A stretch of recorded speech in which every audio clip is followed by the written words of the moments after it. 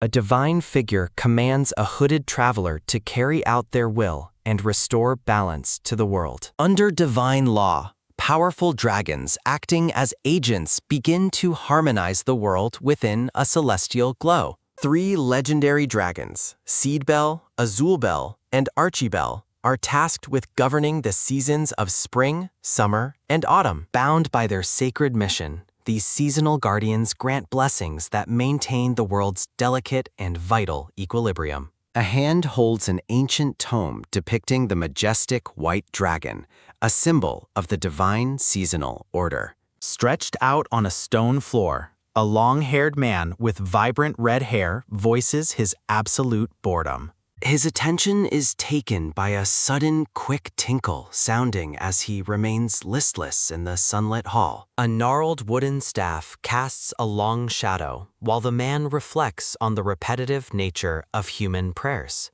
A shadowy figure offers desperate prayers to Winterbell, the dragon of winter, seeking a merciless curse upon enemies. The red-haired man releases a heavy, tired breath, appearing weary of the dark requests directed toward his title. Rolling over in frustration, he declares he has finally had enough of his stagnant and repetitive existence. He sits up with his arms crossed, his expression hardening as a sense of restless defiance takes hold. Lost in somber introspection, he gazes downward, his long red hair cascading around his pale, silent face. While the red-haired man stands among blooming flowers, an elderly gray-haired man named Round enters with a candle. Round playfully notes that the red-haired man is late today, interrupting his quiet moment of solitude. Round chuckles at the man's denial, as the red-haired man stubbornly insists he was never waiting for him. From an overhead view,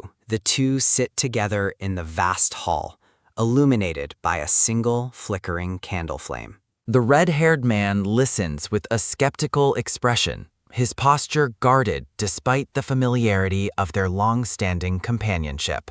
In a memory, a young Round looks up in wonder at the red-haired man who has never aged. The red-haired man appears as a timeless guardian in a white hood, clutching his powerful, gnarled wooden staff. Back in the present, he remains seated with crossed arms, seemingly detached from the rapid passage of time. Round offers a gentle, knowing smile, suggesting that Sahervian's perspective is limited to knowledge inherited rather than experienced.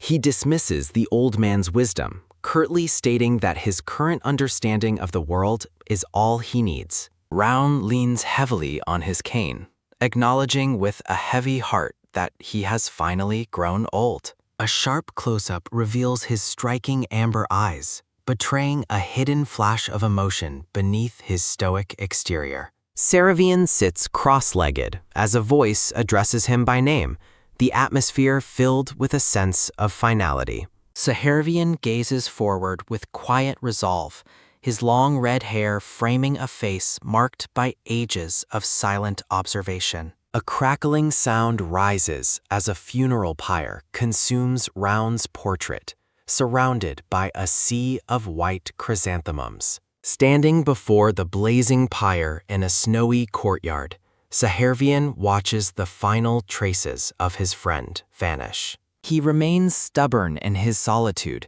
insisting to the empty air that he already knows plenty about life. He compares his existence to an empty portrait and the monochromatic vastness of the frozen Blanconia snowfield.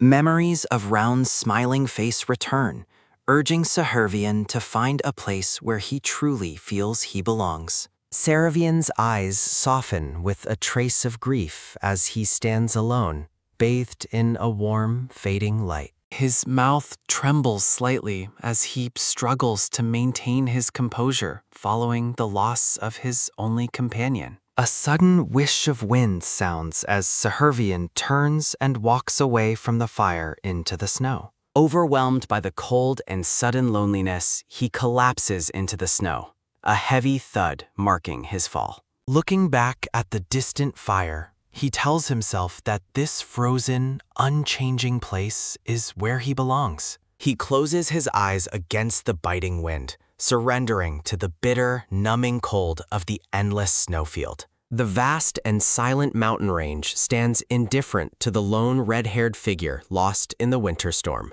From a high aerial view, the grand temple sits isolated and silent in the center of a white abyss. Serhervian lies motionless in the snow as the scene shifts, the winter landscape slowly beginning to swallow him. A voice calls out through the whiteness, commanding Lord Serhervian to finally wake up from his deep slumber. A ghostly silhouette of Roan appears over him, a lingering memory standing guard in the harsh winter wind. With a weary sigh, Serhervian sits up in the snow, his long red hair whipping around his face. A clear ring sounds from his staff as he looks at the ground, reflecting on his long isolation. He looks off into the distance, his expression pensive as he considers the lingering words of his departed friend. Fragmented thoughts of a frozen heart and a difficult breakup drift through the swirling crystalline air around him. Sitting beside his upright staff, Serhervian scoffs at the idea of love being a luxury he cannot afford. He looks down with a somber, lonely expression, his resolve beginning to waver in the face of his solitude. Serhervian reaches out his hand toward the winter sky, as if trying to grasp something lost in the snow. Serhervian lies listless in the snow, his vibrant red hair striking against the pale blue ice. A golden-haired woman in a simple white gown appears within the crystalline and silent winter landscape. Standing amidst blooming white roses, Seedbell offers a warm smile, her long hair glowing with celestial light. An ancient brown dragon is heralded as the wisest of the legendary and powerful seasonal guardians. Seedbell playfully teases Winterbell about his cold demeanor while a gentle breeze stirs the snowy air. Her hair cascades upward as she hovers gracefully, surrounded by the jagged ice of the frozen realm. Seedbell scolds him for ignoring her urgent messages sent through the World Tree's vast and ancient network. Serhervian remains indifferent to her complaints as they sit together in the desolate, snow-covered wasteland.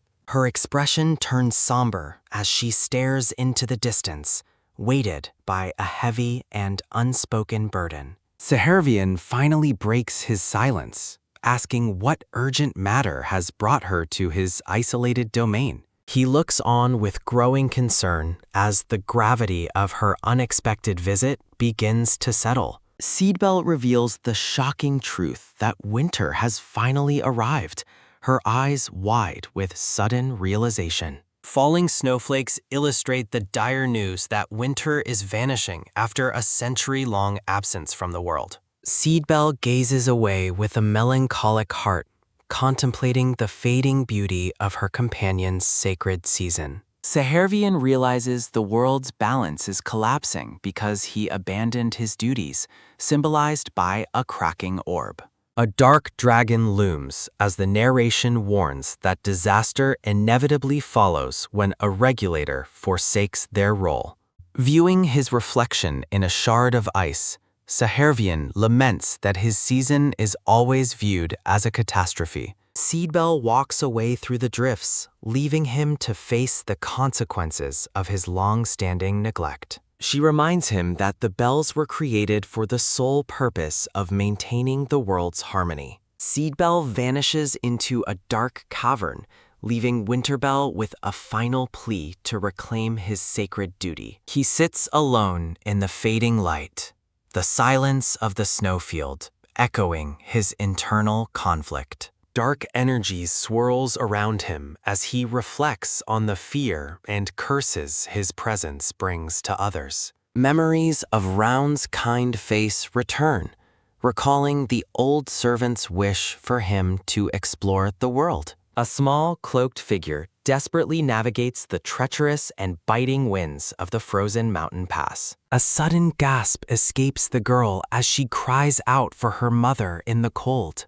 Serhervian's vibrant hair whips in 4 directions, a stark contrast to the monochromatic vastness of the snow. Standing tall with his staff, Sahervian is accompanied by a small white bird perched upon his shoulder. Shifting his attire, he prepares for a new journey within the quiet sanctuary of the Grand Library. He reaches out toward the light, his amber eyes reflecting a newfound sense of purpose and resolve. Liliana, the white bird, flutters down to land gently upon his outstretched finger with a soft rustle. Liliana complains about the long wait, her voice chirping with both gratitude and a hint of annoyance. The bird suddenly tenses, her attention captured by an unexpected disturbance within the silent library halls. Liliana notes that Sahervian is now carrying Round's cherished staff and necklace as he stands ready. A quick tap sounds as he walks past the table,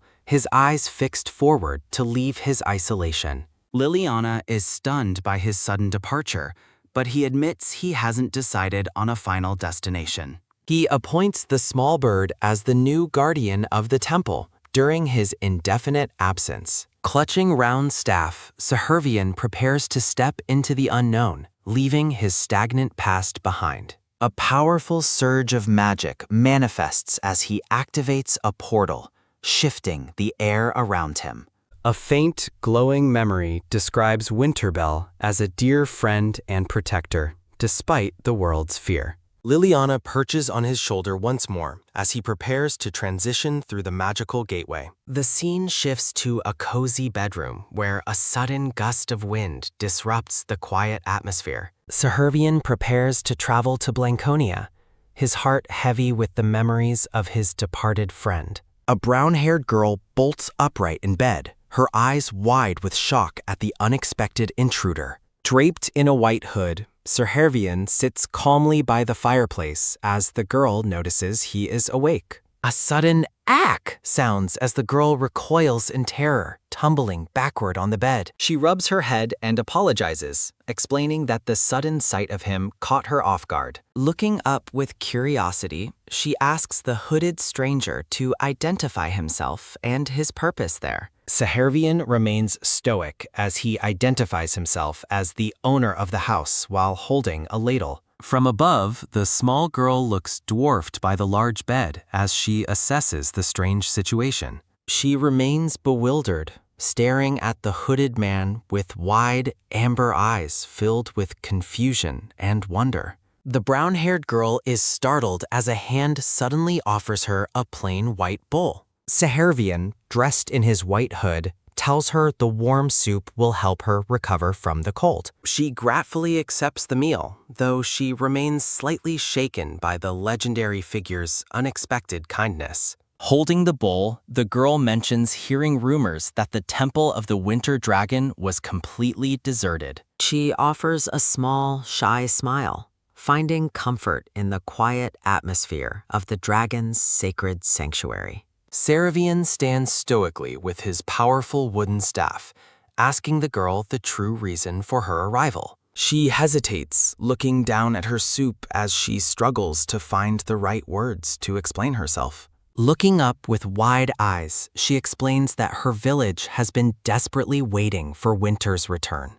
Sahervian remains unmoved as she speaks of the people in Hartney Village and their long, difficult wait. She describes how a terrible illness has plagued her home, and only winter can bring the cure. She reveals that a specific flower must bloom to save them, but it only grows in the snow. Realizing the gravity of her request, the girl's expression fills with a mix of hope and deep sorrow. Sahervian watches her from across the room, his silent presence emphasizing the isolation of his frozen mountain home. She stands up with sudden determination, declaring that she must find the life-saving flower at any cost. Sahervian looks skeptical, questioning her plan to search for a delicate flower in the vast, unforgiving snowfield. She turns to him with a confident smile, insisting that she is certain the flower is hidden here. A sharp gasp sounds as the girl trips and falls face first into the deep, biting snow. Liliana asks if they should intervene, but Sahervian notes the girl's stubborn wish to succeed on her own. Standing before a dead, gnarled tree, Sahervian laments that the sacred winter butterfly trees have all perished. The girl stares at the barren ground in shock, realizing the snowy landscape holds no life at all. A heavy thud sounds as she collapses before the dead tree, her spirit finally breaking under the cold. She reaches out toward the gnarled branches, refusing to accept that her village's final hope has died. A brittle crackling sounds as the dead wood shatters into dust at her touch, leaving nothing behind. Tears stream down her face as she sobs, devastated that her long journey has ended in such failure. Severvine approaches her quietly in the snow, his long red hair whipping around his stoic, hooded face. He asks if she is all right, but she can only think of the dead tree and her family. She manages a weak, tearful smile, promising him that she will try her search again the next morning.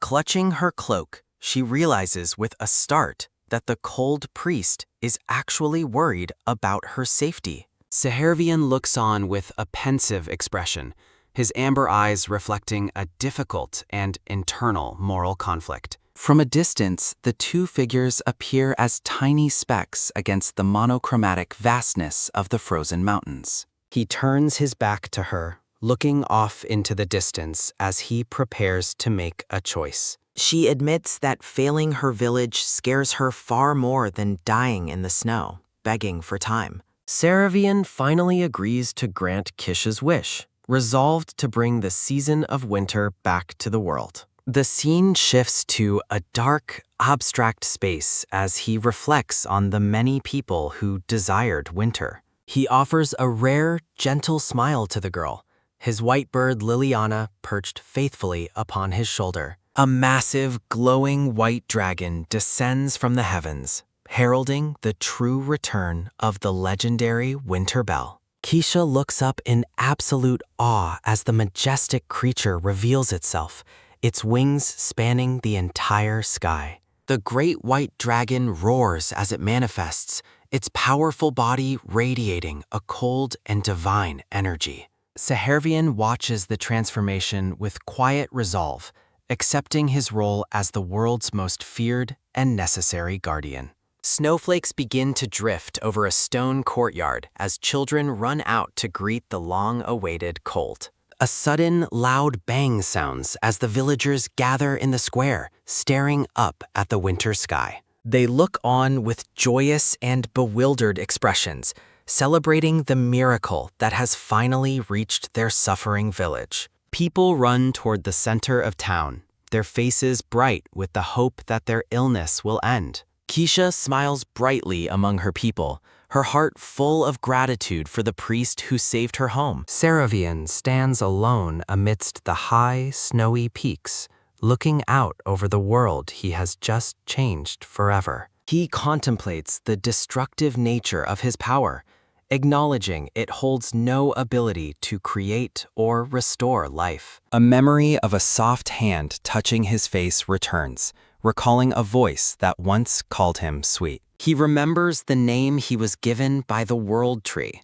a title that defines his lonely existence. Scenes of people huddling in the cold illustrate his belief that no one truly ever wished for him. Exhausted by the massive release of magic, Sahervian collapses onto the floor of his temple in total fatigue. Liliana, the white bird, flutters frantically over the red-haired man, chirping loudly for him to look at her discovery. Sahervian wakes up as Liliana lands on his arm, surprised to see her carrying a small, delicate white flower. Standing tall in the falling snow with his powerful staff, Sahervian looks on peacefully with Liliana on his shoulder. He gazes thoughtfully toward the mountains, his vibrant red hair providing a stark contrast to the pale, wintry landscape. Sahervian instructs Liliana to take the flower to Kisha Hartney immediately, his expression softening as he grants the wish. A glowing blue window manifests, notifying him that 13 new prayers have arrived at the Dragon Temple for review. Sahervian looks genuinely startled, questioning the unusually high number of people reaching out to him through the temple. He stares in disbelief at the magical notification, a bead of sweat betraying his anxiety over the sudden demand. Liliana notes that since he helped Keisha, the number of people calling for his aid has drastically increased. The first prayer is a dark request to cast a curse, casting a purple shadow over Sehervian's stoic face. More malicious requests appear, demanding death and pain, weighing heavily on the Guardian as he stands in the dark. The final prayer asks for others to be made even more miserable, causing Sehervian to look away in disgust. He covers his face in sorrow, realizing that most humans still view his season only as a tool for destruction. Servian asks Mimir, the mechanical entity tied to his staff, if he should truly grant such hateful, selfish prayers. A sudden, sharp sound startles him as he remains deeply conflicted about his sacred role as the world's regulator. He brandishes his staff with a determined shout,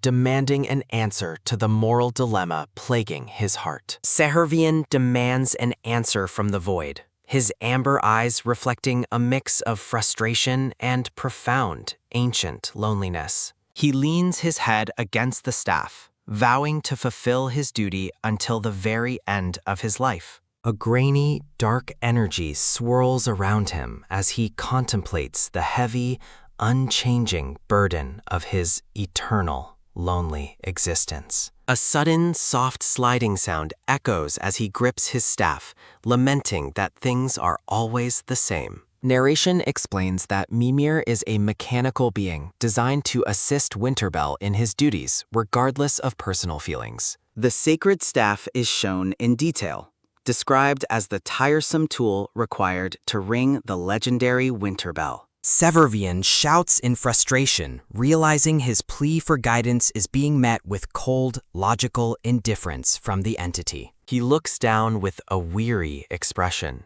his features softened by a sense of resignation and quiet, lingering sorrow. A sudden, quick sound makes him turn his head, his attention captured by a disturbance in the frozen mountain air. Sehervian stares at his staff with wide eyes, seemingly hearing a realization that challenges his long-held beliefs. He watches the staff closely, his stoic expression hiding the complex, shifting emotions swirling within his troubled heart. A soft laugh escapes him as he looks at the staff, finding a sense of grim irony in his circumstances. He thanks Mimir, a powerful booming sound manifesting as he prepares to depart through a swirling, glowing magical gateway. Liliana flutters away as Sehervian turns toward the portal, ready to leave his isolation and face the world. He offers a rare, confident smirk, his amber eyes reflecting a newfound sense of agency over his own destiny. The scene shifts to a village where a silver-haired man in a red vest arrives, looking completely unimpressed. Adjusting his white gloves, the arrogant newcomer assesses the rural surroundings with a disdainful and judgmental gaze. He grimaces at the local environment, clearly finding the small village beneath his station as he prepares his mission. Keisha Hartney stands amidst a crowd of villagers, her eyes closed in a moment of quiet, patient reflection. The silver-haired man approaches Keisha with an air of cold superiority, his posture demanding immediate and total respect. Keisha identifies herself with wide, golden eyes, standing firm before the intimidating and high-ranking visitor from the estate. She looks around the town square, her expression filled with surprise as she addresses the unexpected and unwelcome guest. The silver-haired man crosses his arms dismissively, his skeptical gaze fixed on the young girl standing before him. From above, Keisha explains she is welcoming the guests on behalf of her mother, who is currently bedridden. She offers a polite, shy smile, inviting the man inside for a warm meal to escape the biting cold. The man recoils in disgust, rudely questioning how anyone could eat in a place crawling with the sick. Keisha is taken aback by his blunt cruelty, her eyes wide with shock at his total lack of empathy. A sudden, quick sliding sound accompanies his cold glare as he looks down upon the village with utter contempt. He mentions the rumors of the silver dragon Winterbell awakening, confirming the news has already reached the royal palace. Villagers walk through the snowy streets, unaware of the political maneuvering and danger arriving at their humble doorstep. The man towers over Keisha, explaining that the king has taken a sudden, special interest in their remote village. He gestures grandly while speaking, his arrogance on full display as he delivers the heavy royal message. He reveals a sinister smile, noting the king's plan depends entirely on successfully contracting with the legendary silver dragon. A heavy thud sounds as a fist slams onto a table, punctuated by a frustrated shout of intense anger. Two guards in white and red uniforms look on in concern as a frustrated voice asks how many days have passed. Narration details the legendary importance of forming a sacred contract with a powerful guardian dragon like the elusive Winterbell. A gloved hand slams down in frustration as the text explains that Winterbell remains nowhere to be found in Blanconia. A sudden, soft pouring sound echoes as the silver-haired man in the red vest fills a glass with wine. A villager approaches the nobleman with a hopeful smile, nervously asking if the newcomer is a powerful mage. A heavy thud sounds as the villager drops to his knees, begging for aid against a spreading illness. Flashbacks illustrate the villager's plight, explaining that the trees were planted but the medicinal flowers have not bloomed. Lord Robern remains seated with an air of cold indifference, dismissively questioning why he should care about their struggle. A loud, metallic jingling sounds as the villager pours out a humble bribe of coins and cheap jewelry. The villager weeps as Robern grips his glass, coldly declaring that bribing a royal official is a serious crime. Standing tall, Robern frames the village's request as an attempt to usurp royal authority, intimidating the desperate man. A sudden, sharp sound startles the villager as he stares up in terror at the looming threat before him. Lord Robern waves his hand with clinical detachment, ordering his two guards to immediately execute the criminals in the tavern. One of the guards looks at Lord Robern with a nervous expression, attempting to reason against the extreme punishment. Robern reacts with a terrifying, red-tinted fury, threatening to label his own men as traitors if they hesitate. A sharp, ringing sound echoes as a guard draws his blade, sweat beading on his face from moral conflict. A sudden, heavy clatter sounds as the guards surround the tavern patrons, their swords held at the ready. Keisha Hartney suddenly rushes forward with a desperate shout, spreading her arms to protect her people from the blades. Keisha glares at the guards with fierce determination, demanding to know what they think they are doing to innocents. Lord Robern laughs mockingly, suggesting it would be simpler to just eliminate the infected rather than find a cure. He sneers down at the young girl, patronizingly claiming that a proper leader must make such heartless decisions. Keisha clenches her cloak in a tight, silent grip, lamenting that Robern refuses to treat her with any respect.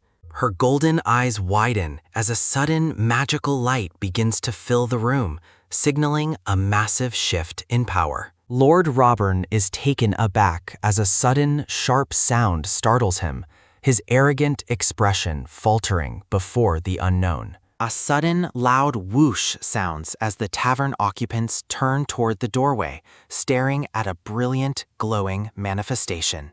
Seravian steps into the tavern with his powerful staff, his long red hair providing a stark contrast to the light. A low, resonating hum sounds as the red-haired priest scans the room with a calm and detached authority. Keisha stares in absolute shock at the priest's sudden arrival, her mouth open as she recognizes her enigmatic savior. A sudden, quick sound escapes Keisha as she nearly blurts out his name, quickly covering her mouth in realization. Seravian stands tall beside the girl, his presence alone commanding the total attention of everyone in the small tavern. Lord Robern notices a glowing pendant on the priest's chest, a sudden, sharp glint capturing his suspicious attention. Robern stares in disbelief as he identifies the jewelry as the unmistakable and sacred symbol of the Dragon Temple. He realizes in a panic that a dragon priest of Winterbell has arrived, his previous arrogance vanishing instantly. Robern forces a nervous, hollow smile, politely asking if the red-haired man is indeed the legendary priest. Ignoring the nobleman entirely, Sahervian turns to Keisha and asks if she is enjoying the return of the winter. Keisha beams with a radiant smile, her joy providing a sharp contrast to Robern's growing and visible frustration. Narration describes the quiet beauty of the changing season as leaves vanish beneath a fresh blanket of white snow. Scenes of the village show a new sense of peace as children play outside in the long-awaited cold air. Villagers gather around a warm hearth, finding comfort in their homes as the winter season finally settles in. Keisha smiles brightly, her heart full of gratitude for the priest who has brought hope back to her home. Sahervian listens with a stoic yet softened expression,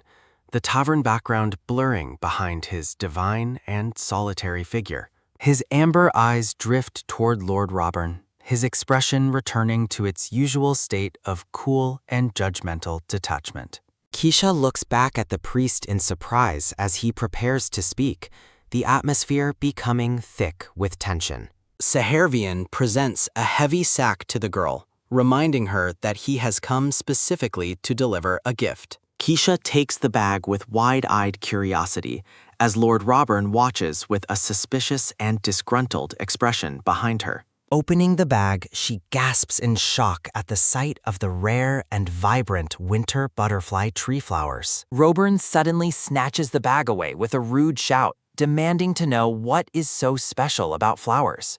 Keisha lunges forward with a desperate cry, demanding he return the precious medicinal ingredients essential for the village's survival. Lord Robern looks down at the sock with a skeptical and unimpressed expression, still refusing to recognize their value.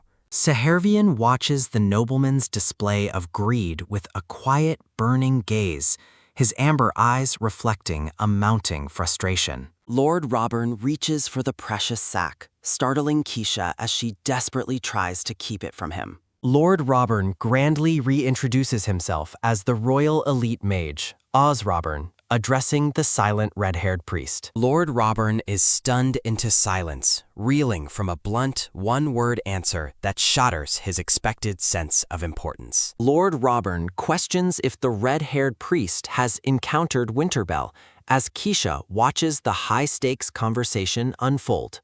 With a calm and indifferent expression, Sahervian simply confirms that he has indeed met the legendary Silver Dragon. Lord Robern grows visibly anxious, nervously inquiring if the priest shares a close personal bond with the elusive Winterbell. Sahervian maintains a stoic silence, his amber eyes offering no hints to the depth of his connection with the dragon. Lord Robern flashes a predatory smile, believing he has finally struck gold by finding a direct link to his goal. Sahervian bluntly rejects an unspoken request, his flat refusal providing a stark contrast to the flowery, upbeat background. Closing his eyes, Sahervian explains that Winterbell possesses a natural distaste for humans, complicating any hope for a contract. A glimpse into the past reveals the Silver Clan's true nature, characterized more by a sense of deep-seated laziness. Lord Robern demands to know how a mere priest managed to find favor with such a selective and reclusive guardian.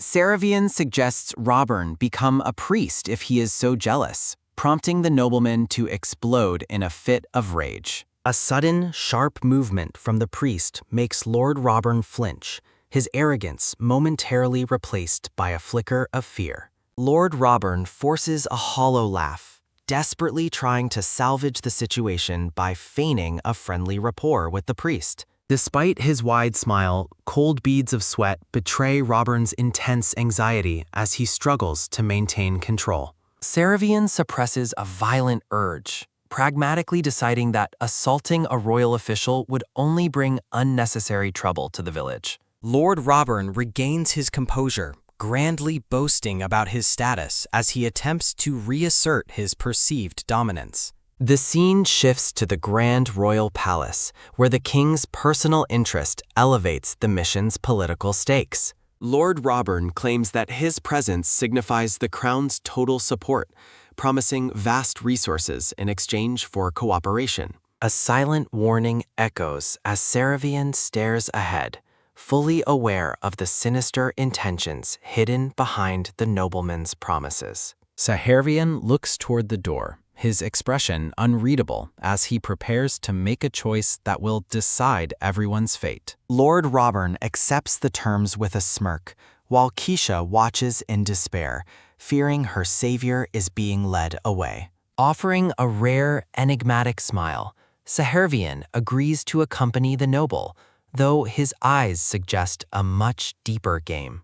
Standing alone in the snowy village square, Keisha feels a heavy sense of abandonment as she watches the priest depart. Desperation fuels Keisha as she pushes through the villagers, a sudden, sharp gasp escaping her as she searches for hope. Keisha calls out in a panic, her voice trembling as she struggles to reconcile the priest's departure with her needs. Tears well in Keisha's eyes as the weight of her helplessness finally begins to crush her fragile spirit. Keisha laments her lack of status, realizing that as a commoner, she has no power to stop a royal mage.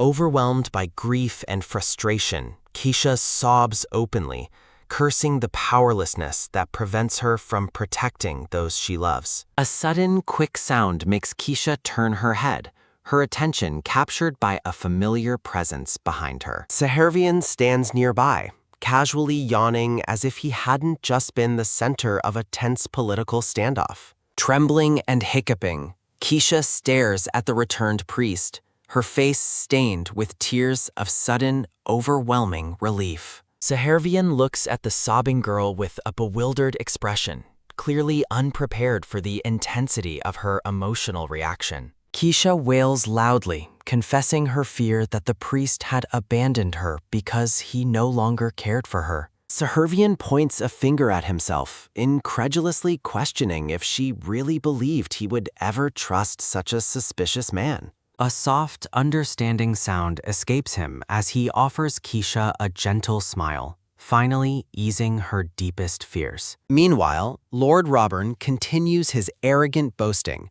completely unaware that his influence over the priest was merely an illusion. Saravian sits in quiet contemplation, his amber eyes fixed on the horizon as he prepares for the next phase. The village returns to a state of quiet normalcy, with residents busily clearing the streets of the fresh snowfall. Within the warmth of a cottage, a villager tends to a recovering child, showing the first signs of healing. Saravian sits alone on a wooden bench, his stoic features reflecting a sense of quiet satisfaction at the village's recovery. Saravian observes the transformed village square, noting how the oppressive atmosphere has finally lifted over the past few days. Formerly bedridden villagers now sit up with newfound strength, their recovery a testament to the effectiveness of the medicinal flowers. Keisha's mother finally rises from her sickbed, taking charge of the village affairs with a steady and renewed hand. Saravian acknowledges the positive news with a quiet nod, his expression softening as he sees the fruit of his labor. Saravian prepares to depart, explaining that he only stayed to ensure everyone was safe and healthy before moving on. A sudden, loud shout makes Saravian pause, his amber eyes widening in surprise as someone calls his name. Saravian turns to face a large gathering of villagers, their collective presence creating a powerful and unexpected moment of gratitude. The villagers approach with bright smiles and joyful expressions, eager to bid their mysterious savior a proper and heartfelt farewell. A green-haired villager enthusiastically offers his help to maintain and clean the sacred temple. Sahervian looks on in stunned silence as the villager's unexpected eagerness to help leaves him completely baffled. The red-haired priest ponders the sudden change in the villagers, his expression full of quiet confusion. Standing before the gathered crowd, Sahervian observes the villagers as they wait expectantly for his response. Two men smile warmly, expressing their sincere desire to repay the priest for his compassionate guidance. Sahervian reflects on his long history of answering prayers, the memory of countless reaching hands filling his mind. His attention turns back to the present as he looks toward Keisha, who watches him with curious eyes. Keisha questions the distinction between his past deeds and the villager's current gratitude with a puzzled expression. Sahervian maintains his cool detachment, though the girl's innocent inquiry seems to give him pause. Wrapped in her patterned cloak, Keisha prepares to explain her perspective on the village's newfound hope. Beaming with a radiant and heartfelt smile, Keisha expresses her joy at the positive atmosphere surrounding them. Sahervian closes his eyes, momentarily overwhelmed by the girl's infectious happiness and the villager's genuine kindness. A sudden realization strikes Keisha, her eyes widening as she considers the magnitude of the priest's impact. The red-haired priest listens intently, his stoic mask softening slightly as he acknowledges the sincerity of her words. A sweeping view of the snowy temple grounds emphasizes the peaceful and revitalized state of the village. Sahervian begins to speak, his voice calm as he starts to share his honest thoughts with the girl. The villagers continue their lively discussions, their collective energy a stark contrast to the previous oppressive cold. Two women chatter excitedly about the opportunity to clean the temple without fear, their faces bright with relief. Sahervian looks slightly dazed by the sheer enthusiasm for a temple makeover as flowers bloom in the background. Walking together through the village, Sahervian and Keisha observe the residents' eager preparations for the coming season. Keisha proudly declares the strength of her people, promising that everyone will do their best to help. Sahervian watches her with a quiet, unreadable gaze, perhaps surprised by the resilience and spirit of the commoners. Raising his powerful white staff, the priest addresses Keisha with a sense of solemnity and purpose. Keisha lets out a joyful cry, her eyes sparkling with wonder as she anticipates another divine miracle. A soft, quick tap sounds as Sahervian touches his staff to Keisha's forehead, a gentle blue glow emanating. A powerful wave of magical energy surges from the staff, captured by the awestruck gaze of the watching villagers. Villagers marvel at the sudden warmth, realizing with shock and delight that the biting cold has finally vanished. Keisha raises her hand in amazement, noting that while winter remains, the life-threatening freeze has been mercifully lifted.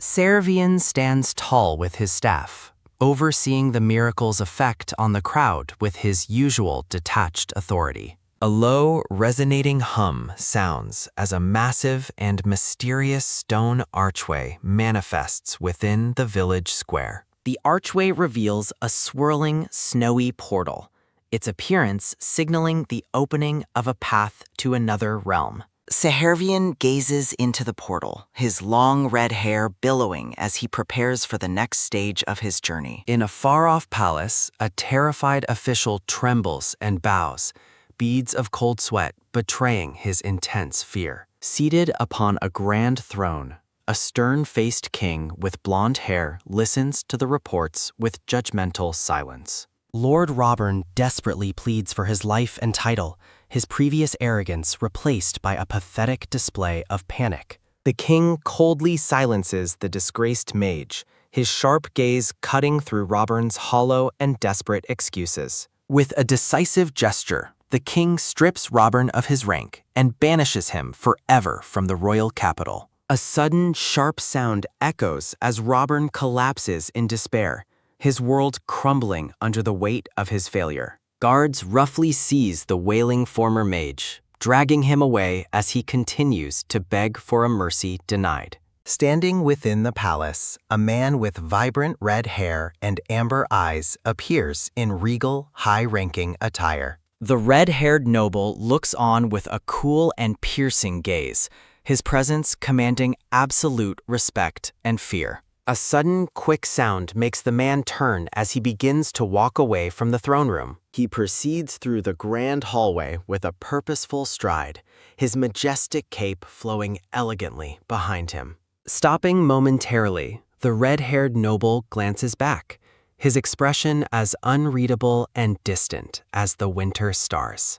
He announces his next destination as Blanconia, his words carrying the weight of an inevitable and powerful fate. Inside the temple, a voice calls out for more hot water to clear the stubborn frost from the walls. The villagers work tirelessly, their collective effort transforming the cold interior into a place of warmth and community. A sudden, quick fluttering sounds as two white doves fly toward Sahervian, calling out to their master. Perched on the priest's staff and shoulders, the birds complain loudly that the humans are ruining their sacred home. Sahervian looks at the busy villagers with a subtle, soft hum, disagreeing with his avian companion's harsh judgment. Looking upon the beautifully renovated temple, Sahervian notes with quiet satisfaction that the villagers are surprisingly skilled workers. Standing together in the sun-drenched hall, Keisha and her mother radiate a sense of peace and newfound hope. Sahervian's amber eyes hold a distant, thoughtful expression as he prepares to finalize his stay in the village. A sudden, quick scratching sound makes him pause as Keisha's mother approaches him with a grateful and gentle smile. With a heartfelt expression, the woman thanks the priest for returning the joy of winter to the village children. Outside, the sounds of laughter fill the air as children chase each other through the soft, sparkling white snow. Peering through the window, young girls giggle as a joyful, high-pitched "aha" rings out, capturing the priest's attention. Sahervian agrees to leave them in peace, provided they keep the secret of his whereabouts as he previously requested. The massive stone portal remains active in the square, ensuring that the villagers will always have access to the temple. A soft, quick hee-hee sounds as the mother and daughter share a moment of pure, unadulterated happiness. From a high vantage point, the priest stands solitary in the courtyard, watching the villagers return to their daily lives. His features remain stoic, yet there is an undeniable softening in his gaze as he reflects on his journey. Keisha looks up at the red-haired priest with wide, curious eyes, questioning the mysterious guardians he previously mentioned. With a grand, sweeping gesture, Sahervian opens his arms toward the window as a bright, blinding flash fills the room. A sudden, quick fluttering sound of wings echoes as a pristine white dove glides gracefully toward its master's outstretched hand. The priest looks down at the bird with a calm expression, though the air around him begins to hum with magic. A sharp, quick whoosh sounds as he tosses the dove into the air, transforming the bird into a surge of light. From the swirling light, a magnificent, silver-haired angel with massive white wings descends into the center of the temple. The angelic woman offers a radiant and playful smile, her presence filling the hall with a divine, warming energy. Stunned into silence, Keisha can only stare in disbelief at the celestial being standing before her in the flesh. A series of quick, rhythmic claps sound as the angel laughs heartily, seemingly amused by the girl's wide-eyed and shocked reaction. Beaming with kindness, the winged guardian introduces herself, her eyes sparkling with an ancient and mischievous sort of wisdom. Standing behind her, Sahervian looks noticeably weary, his expression suggesting that managing this divine spirit is a difficult task. A low, dizzying hum sounds as Keisha's head spins, her mind struggling to process the incredible sight. With a cheerful flourish, the angel formally welcomes Keisha Hartney to Winterbell's temple as Sahervian looks on with exhaustion. Later, Sahervian gazes out at the jagged, snow-capped peaks, his silhouette a lonely figure against the vast and frozen landscape. He informs the angel that he is departing for Blanconia, ignoring her frantic questioning about the suddenness of his decision. Sahervian rubs his forehead with a heavy sigh, his patience clearly reaching its limit as he deals with the angel's persistence. A sudden, quick whoosh of cold wind howls across the desolate snowfield as the priest questions his current frozen predicament. He looks visibly frustrated, his breath hitching as he wonders if he has once again been led into a trap. Leaning heavily upon his white staff, Sahervian stares down at the ground, his mind racing with bitter and ancient memories. His amber eyes narrow with a cold intensity, reflecting the harsh environment as he senses a familiar and dark presence. Crouching in the snow, Sahervian stares at a blue window stating that a dying soul has only 15 minutes left. Desperation flickers across his face as he rejects the inevitable, refusing to let another life slip through his fingers today. A sudden, heavy whoosh and thud sound as a white-haired figure collapses into the snow, their body completely motionless. A sharp, sudden gasp sounds as Sahervian's eyes widen in shock, recognizing the person lying helpless in the biting cold. A brief memory flickers in his mind, showing him standing before a mysterious woman in a dark and somber hall. He recalls a small, white-haired child reaching out toward his glowing staff with a look of pure and innocent wonder. Returning to the present, he watches as the white-haired person closes their eyes, their life force rapidly fading away.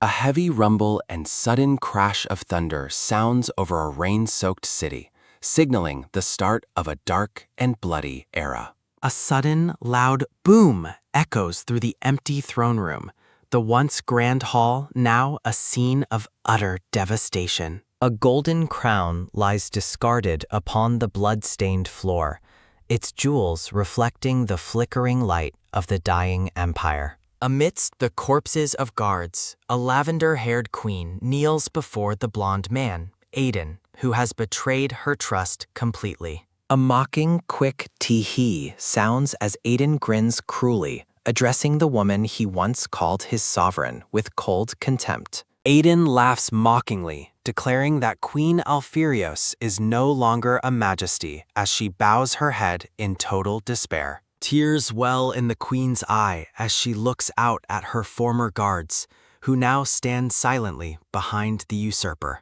A soft metallic swing sounds as Aiden crouches and draws his blade, addressing the broken woman as his own sister. A sudden, bright shine sounds as Aiden demands to know where she has hidden the prince, his gaze piercing and ruthless. A soft, quick shake sounds as the queen's hands tremble, her voice breaking as she desperately pleads for mercy. Bowing low, the queen offers her life in exchange for the child's safety, accepting that her own end is finally near. Queen Alfarios lies broken on the cold floor, her spirit fading alongside the glory of her fallen kingdom. A low, grumbling sound as Aiden's gaze narrows, his cruel eyes demanding absolute submission from the dying queen. Aiden's guards storm the palace halls, their voices echoing with the ruthless command to find the hidden prince.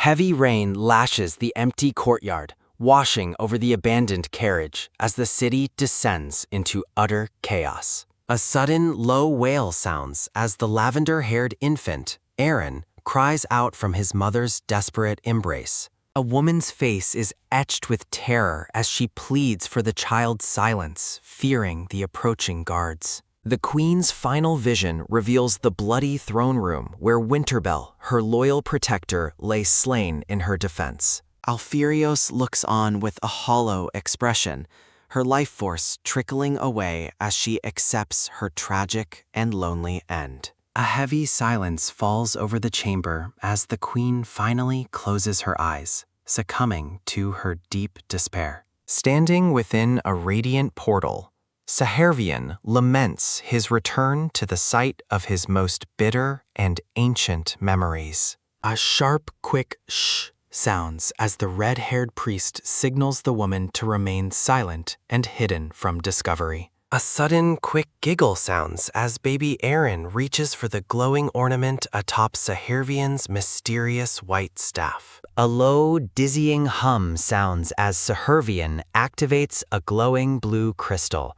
preparing to intervene in the child's fate. A powerful, heavy whoosh sounds as Sahervian unleashes a torrent of magic, fulfilling the saint's final, desperate wish. A sharp, metallic clatter sounds as guards discover the frozen hallway, stunned by the impossible and biting magical chill. Sahervian's spectral presence guides the terrified woman and child through the palace, shielding them from the treacherous search party. Frustrated and shivering, the red-haired guard orders his men to continue their search elsewhere in the frozen ruins. A soft, quick huff sounds as Sahervian's breath mists in the cold, his expression remaining distant and unreadable. A sudden, bright shine sounds from the baby's necklace as Sahervian confirms the child's identity is indeed Prince Aaron. Reflecting on the queen's prayer, the priest wonders if a life of love is truly possible for this child.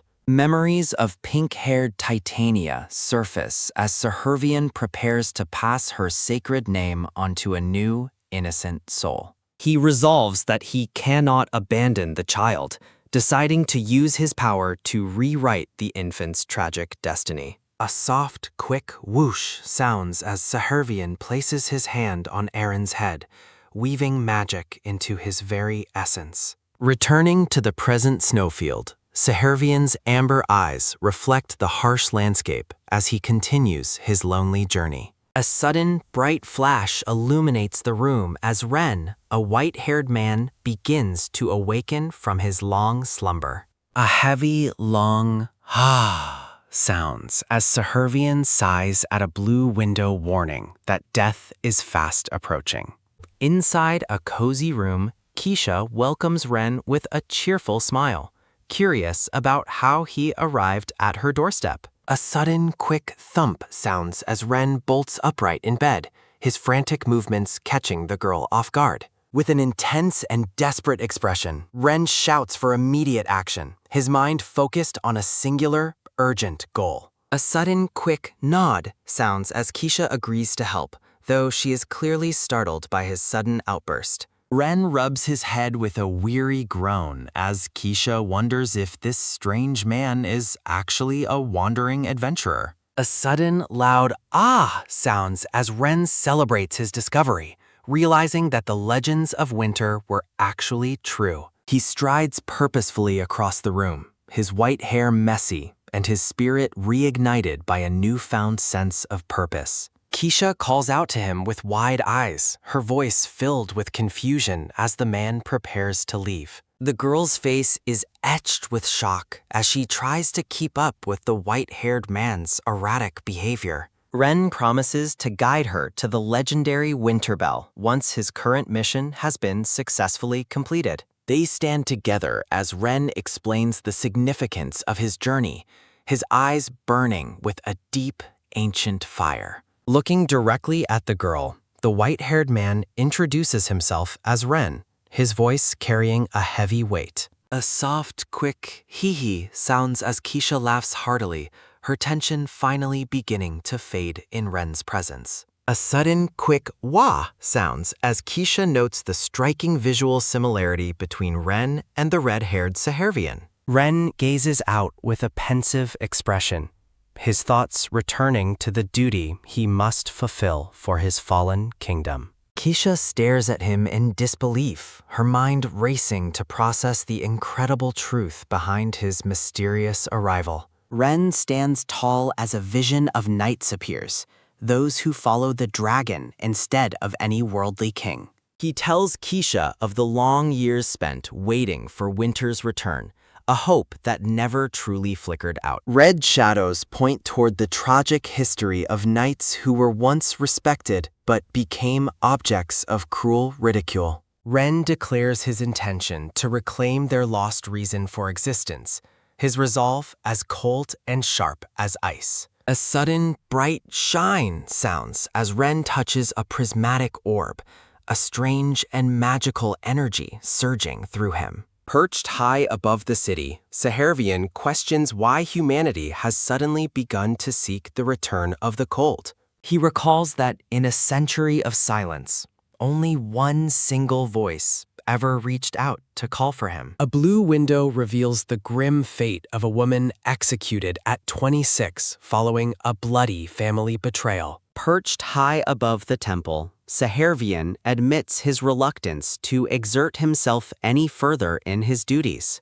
A soft, low sounds as the red-haired priest pauses to reflect on his current weary state. A majestic white bird sweeps past Sahervian as he sits atop the high stone structure overlooking the palace. Sahervian reaches out as the bird approaches, his expression calm while he interacts with the small, winged messenger. Looking down with a heavy gaze, the red-haired priest remains lost in his own complex and ancient thoughts. Below, a quaint village lies blanketed in snow, its central fountain standing frozen amidst the quiet, wintry buildings. Crystals of ice shatter and drift from Sahervian's staff as he prepares to transition back to the world. Nearby, the silver-haired man, Ren, waits patiently as the scene shifts to fulfill a long-awaited and destined wish. Sahervian extends his hand,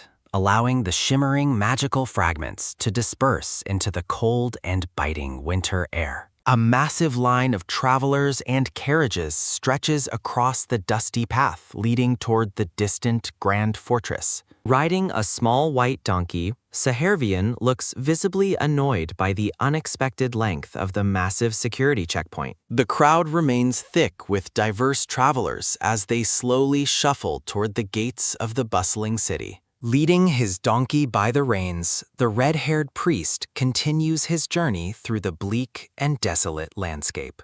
Sahervian looks back with a neutral expression as a voice comments on the exhausting length of the queue. A silver-haired man in a gray hood smiles warmly, greeting Sahervian with an air of genuine friendliness. Ren beams brightly, his expression reflecting a pure and innocent joy that stands in contrast to the environment. Shaking hands, Ren remains blissfully unaware that the red-haired priest has actually been following him this entire time. Ren talks animatedly, his enthusiasm growing as he engages with the stoic and seemingly disinterested priest beside him. Sahervian listens in silence, his sharp gaze fixed on the man who carries a heavy and forgotten royal legacy. Standing tall in his white robes, the red-haired priest maintains a professional yet distant demeanor during their conversation. He looks down thoughtfully, his amber eyes narrowing as he considers the true weight of Ren's current journey. Ren bows low with desperation, pleading for a chance to finally meet the legendary protector known as Winterbell. Sahervian watches the bowing man, his white donkey standing quietly as the silver-haired traveler pours out his heart. Ren explains his refusal to give up, insisting that his desire to meet the dragon is an obsession. With a skeptical and weary expression, Sahervian bluntly asks the silver-haired man why he is so persistent. The red-haired priest points forward, demanding a clear answer regarding the true purpose behind Ren's dangerous quest. Ren confirms his primary goal is to wish for the return of the eternal winter to the world. He adds that there are deeper reasons for his journey, his expression turning more somber and focused than before. Dark memories surface of a quest for revenge and the power required to conquer an entire fractured continent. Sahervian observes him as the conversation shifts toward the potential curse placed upon the kingdom that rejected Ren. Clenching his fist, Ren speaks with renewed vigor about his determination to find his lost reason for living. Sahervian looks incredibly disturbed by Ren's intensity as the silver-haired man's donkey stares with a glowing red eye. Ren relaxes and smiles, placing his hands behind his head as he walks alongside the quiet, red-haired priest. Sahervian thinks to himself that he never truly cared about the fate of kingdoms or the struggles of men. Ren continues to grin, his silver hair catching the light as he maintains a surprisingly cheerful and upbeat attitude. He reflects on the luck of his birth, noting that his silver hair is a mark of his lineage. A beautiful stained glass window depicts a dragon, symbolizing the blessing that the people associate with Winterbell's power. Sahervian internally scoffs, recalling that the blessing was actually his own work, and calls Ren an utter idiot. The two men walk together through the city gates, the white donkey following faithfully behind the red-haired priest. The narrator reflects on the fateful meeting between the Dragon Knight and the holy warrior of the frozen winter. Sahervian holds up a hand, flatly refusing to help Ren since he has already officially departed from the temple. Ren looks discouraged as the priest warns him that the temple's guardians would likely kill him for intruding. Sahervian's gaze remains cold and unwavering, showing no sympathy for the silver-haired man's plight or his dangerous ambitions. A sudden, bright ha-ha sounds as Ren bursts into laughter, seemingly undeterred by the priest's harsh and blunt warnings. Sahervian looks back in confusion as the silver-haired man addresses him formally as a priest of the winter. Ren offers a charming and wide smile, his yellow eyes sparkling with a secret knowledge that catches Sahervian off guard.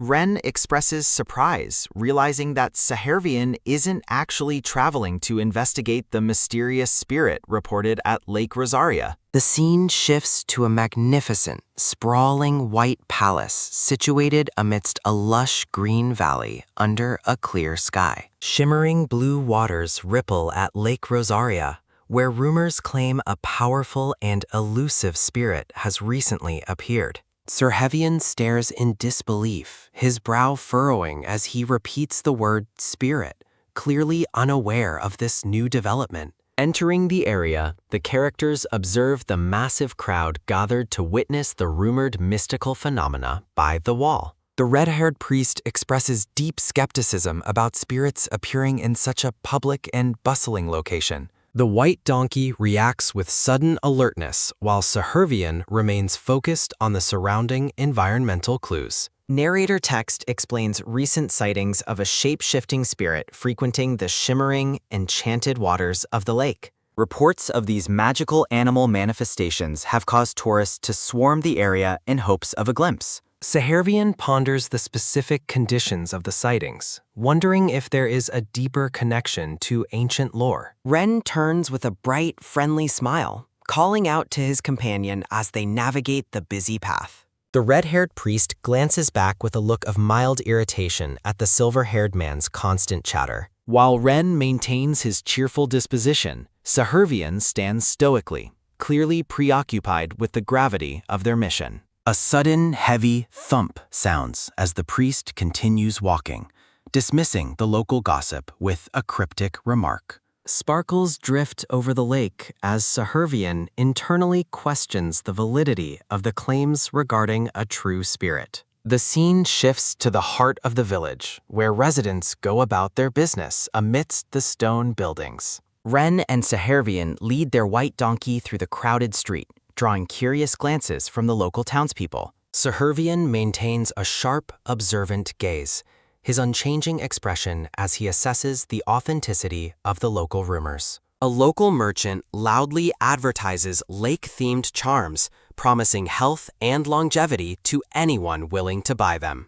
Sahervian scoffs internally, noting that the trinkets lack even a single trace of spirit energy or magical mana. He believes no one would be foolish enough to buy such obvious fakes, only to be immediately proven wrong. To the priest's utter disbelief, Ren joyfully purchases a charm, wishing the merchant success with a wide grin. A sudden, quick "ah" sounds as Ren celebrates his purchase, his yellow eyes bright with pure, innocent joy. Servian rubs his temple in exasperation, concluding that his traveling companion is nothing more than a complete idiot. Text reveals the mystical origins of the local stream, formed by melting eternal snow from the distant land of Blanconia. Leading the donkey across the dry terrain, the red-haired priest continues toward the source of the recent disturbances. They arrive at the grassy banks of the lake, where a large group of onlookers has already gathered. Ren looks on with genuine wonder, while Sahervian remains wary of the crowd's misguided enthusiasm for the spirit. Saravian decides to secure the white donkey to a nearby tree before they approach the water's edge. A sudden soft clink sounds as the donkey worries about being left alone, its master ignoring its visible distress. Ren looks back with a nervous sweat, noticing the priest's clinical detachment as he walks toward the lake. The white donkey's eyes well up with tears as it feels abandoned by the stoic red-haired priest. Crowds line the shore of the glowing blue water, their attention fixed on the mystical energy rippling through it. Sahervian stares into the depths, his own reflection shimmering back at him from the magically charged surface. He looks down with a piercing gaze, his mind calculating the true nature of the energy present in the water. Ren scratches his head in confusion, struggling to understand the priest's intense focus on the silent lake. Sahervian's amber eyes narrow as he detects something hidden beneath the surface of the popular tourist attraction. Divine text details the requirements for sensing spirits, emphasizing the rare lineage of the god-blessed dragonkin. Inside a quiet room, Ren enjoys a simple meal, while the red-haired priest stands nearby in deep thought. A sudden, curious, "huh?" sounds as Ren pauses his eating, noticing a subtle change in the room's atmosphere. Sahervian looks at his companion with a weary and somber expression, his patience seemingly worn thin. Ren holds up a glowing magical stone, its golden light illuminating the small room with a soft brilliance. A sudden loud poof sounds as a magical cat-like spirit manifests, startling the occupants of the room. Ren notes with surprise that the priest isn't as shocked as expected by the spirit's sudden appearance. The silver-haired man asks if the legendary dragon shrine also houses such elusive and mischievous spirits. Sahervian remains silent, his stoic face a mask of indifference toward Ren's constant and eager questioning. A majestic unicorn made of water leaps through the air, demonstrating the fluid power of the spirit realm. A sudden, quick chisk sounds as the priest observes the display, his skepticism still clearly visible. Sahervian closes his eyes, sighing as he reflects on the burden of his sacred and ancient duties. A sudden, cold whoosh sounds as the priest mentions the spirit of Rosaria, his voice dropping an octave. He warns Ren not to be deceived, claiming that these spirits are often nothing more than empty illusions. Ren looks bewildered, questioning how a priest can speak so disparagingly about the wonders he serves. A sudden, heavy thump sounds as Sahervian turns to leave the room, his mind already set on his next move. Looking back one last time, the red-haired priest's expression remains grim and filled with unspoken, heavy warnings. Ren stands frozen in the middle of the street as a sudden, sharp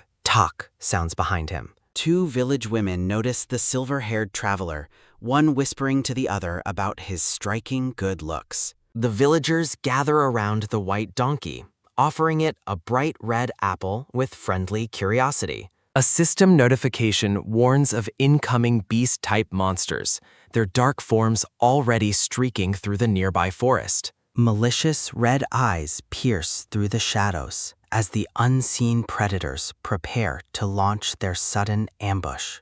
The white donkey stands its ground, suddenly enveloped in a swirling aura of bright, mystical blue energy. Sahervian lets out a long, weary ha as he closes his eyes, bracing for the inevitable conflict. The red-haired priest's amber eyes narrow with a mixture of fatigue and sharp, calculated focus. Chaos erupts as a villager named Rachel falls to the ground, the others panicking as danger closes in.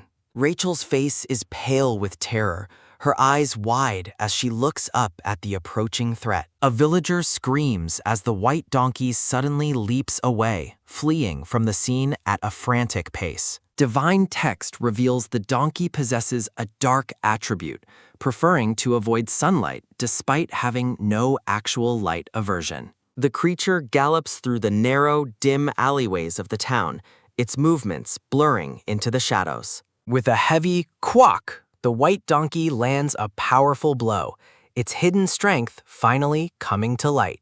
System analysis confirms the creature utilizes a shadow attribute for feeding and high-speed movement as shadow wolves appear. The donkey's leg strikes the ground with precision, kicking up dust as it maneuvers through the hostile pack. A sudden, dull puck sounds as the donkey delivers a devastating kick to a lunging shadow wolf. Sahervian's hand begins to glow with a brilliant blue light, manifesting his dormant spiritual power into the air. Raising a glowing white branch, the priest commends a spirit named Mimir, while a golden cat-like entity manifests. Sahervian stands ready in the stone courtyard, his staff pulsing with energy as he prepares a holy intervention. His expression remains stoic and unwavering, his red hair framing a face hardened by years of sacred duty. Surrounded by snarling shadow wolves, the priest's golden eye flashes with a sudden, intense surge of divine power.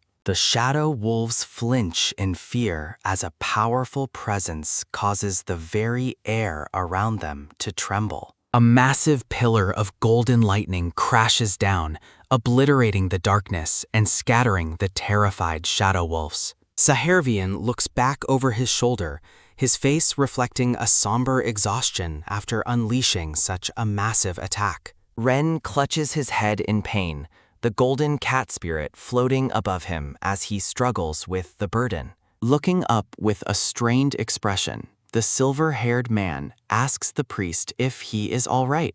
A notification warns that borrowing a spirit's power takes a massive toll on the user's mental strength. A sudden, sharp clang sounds as Ren draws his sword, the cat spirit hovering protectively by his side. Ren's blade begins to crackle with golden electricity, the raw energy of the spirit flowing through the steel. Despite the strain, Ren offers a joyful smile, his glowing sword reflecting his renewed determination to fight. Sahervian watches from the side, his gaze cold and contemplative as he observes the silver-haired man's strange power. The street is filled with the low, menacing growls of the shadow wolves as they regroup for another attack. Narrative text identifies the pack as the shadow wolf, Hati, as the two warriors prepare for a final stand. Under the pale light of the full moon, the wolves let out a chorus of haunting, rhythmic growls. Ren leaps high into the air, his blade trailing golden sparks as he descends upon his shadowy foes. His yellow eyes are locked onto his target, his focus absolute as he enters the heat of battle. With a sudden metallic clang, Ren blocks a wolf's bite, the impact sending sparks flying into the night.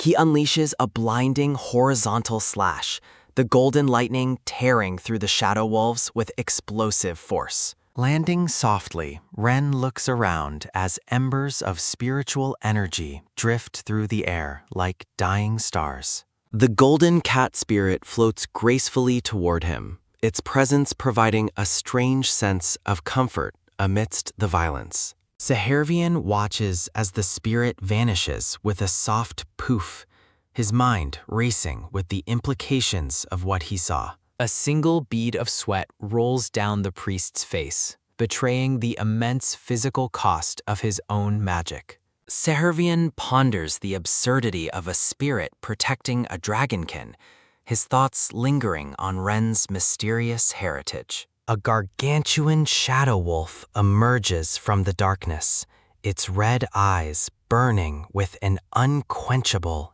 ancient hunger. Ren strikes another wolf mid-air, his movements fluid and precise as he continues his desperate defense. The creatures move with supernatural speed, their black forms flickering like glitching shadows against the stone walls. With a final roaring swing, Ren cleaves through the remaining enemies, his glowing sword leaving a trail of light. Saravian stands silently with his staff, his eyes reflecting the fading glow of the battle as he observes his companion. Ren stands amidst the silence of the aftermath, his sword held low as the weight of the fight settles in. Saravian stands with his eyes closed, clutching his white branch staff while mentally preparing for the next phase. Ren notices the unusually high number of haughty wolves, his silver hair damp with sweat from the mounting pressure. A single, haunting howl sounds as a shadow wolf points its snout toward the bright, full moon above. Low, guttural growls echo through the street as the pack's movements become increasingly aggressive and unpredictable. Ren realizes he must eliminate the pack leader to disperse the remaining shadow wolves, closing in from all sides.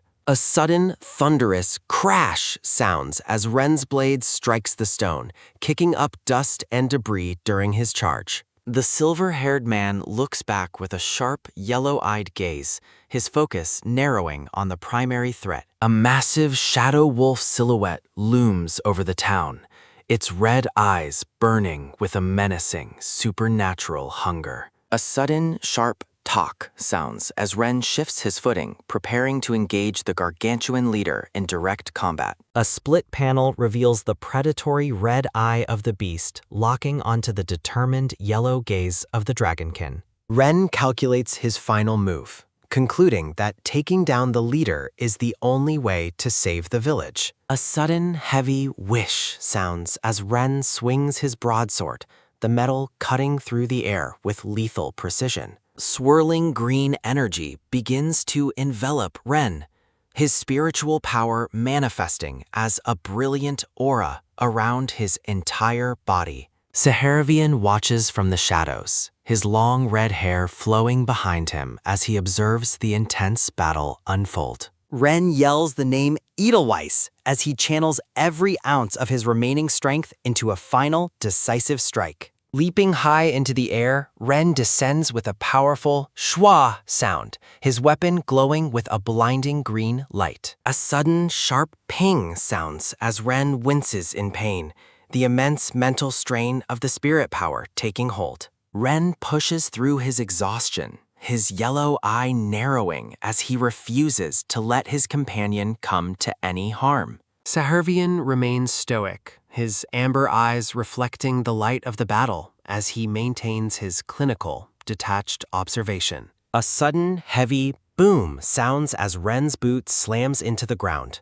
anchoring him for the final impact. Despite the pain, Ren offers a fierce smile, calling upon the spirit Edelweiss once more to finish the fight. The massive shadow wolf stands tall against the moonlight, oblivious to the divine retribution about to strike from above. A sudden roaring qua sounds as a massive pillar of green spiritual light obliterates the darkness in an instant. The pack leader screams as the overwhelming power of Ren's attack tears through its shadowy form, ending the threat. A sudden crackling tak-tak sounds as the dust begins to settle, revealing a mysterious blue-haired woman watching the scene. The woman looks back with a cold, piercing gaze, her presence adding a new layer of mystery to the aftermath. In the distance, villagers sit by a campfire, their faces illuminated by the warm glow of the dying embers.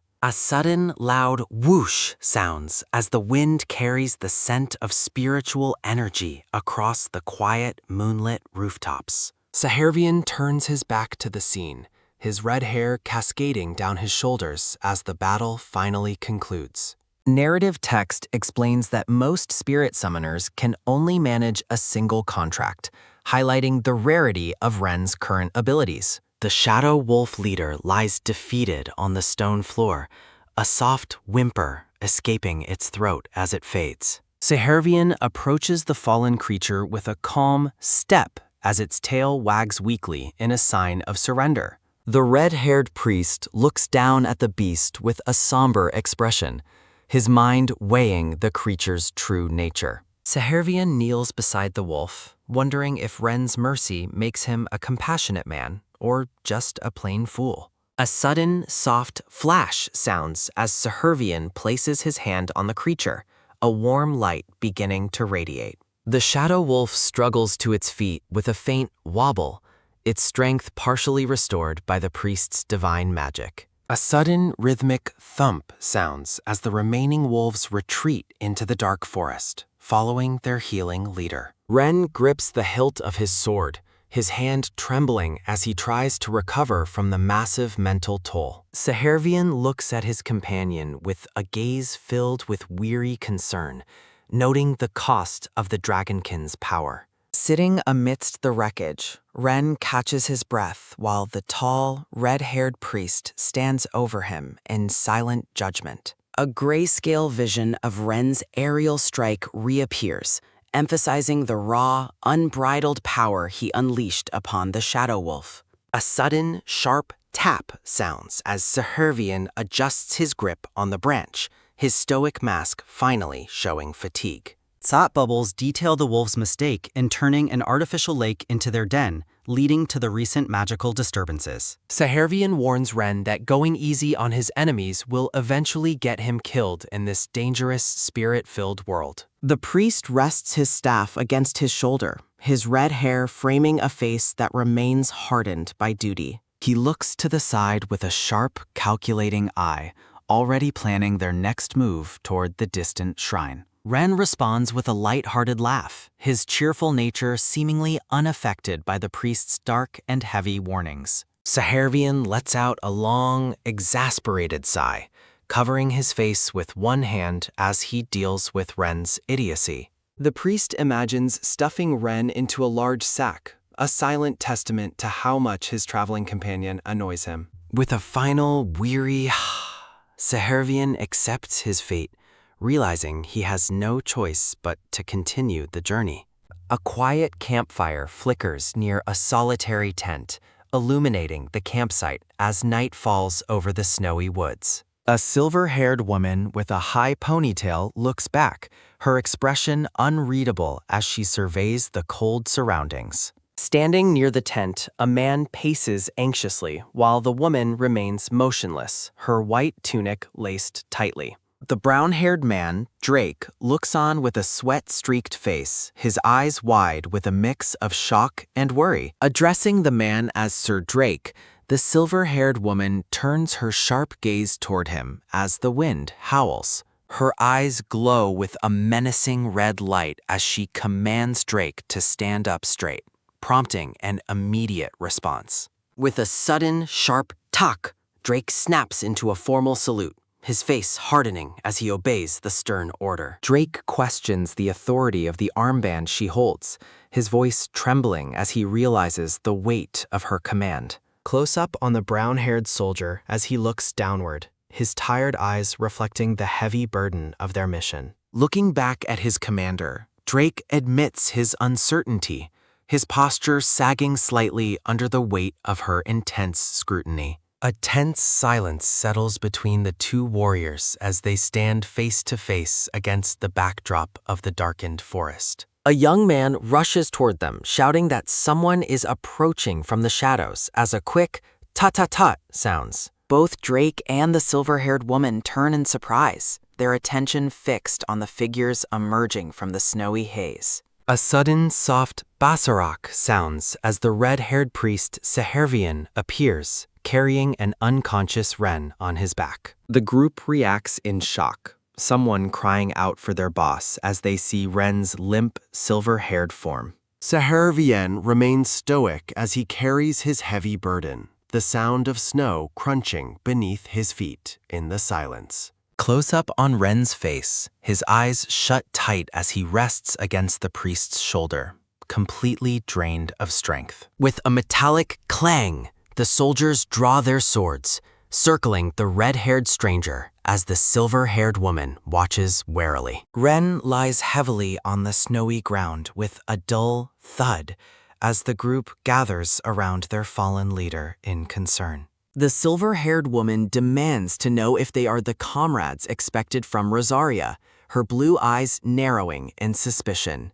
Seravian offers a dismissive wave, his expression cool and detached as he ignores the hostile stares of the surrounding men. With a weary Drake begins wrapping bandages around Ren's muscular chest, while another soldier looks on from behind. Sahervian watches the scene with a bored, indifferent gaze, his long red hair framing a face unmoved by the chaos. Two soldiers whisper amongst themselves, wondering if it is truly wise to trust the mysterious red-haired priest they found.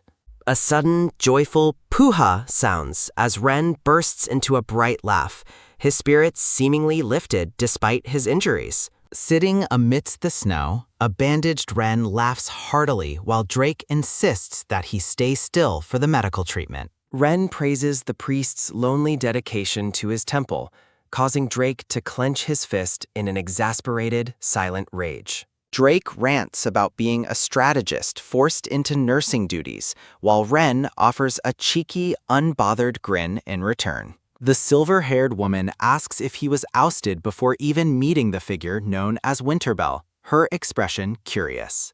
She leans in closer, questioning how he managed to survive the long, perilous journey to Blanconia all by himself. Startled, Ren frantically denies her assumptions with a sharp pat sound, his face sweating under her relentless interrogation. The woman continues her lecture with an authoritative hand gesture while Ren looks away, his yellow eyes filled with guilt. Sahervian sits quietly in the background, his hand supporting his chin as he listens to the group's loud, chaotic bickering.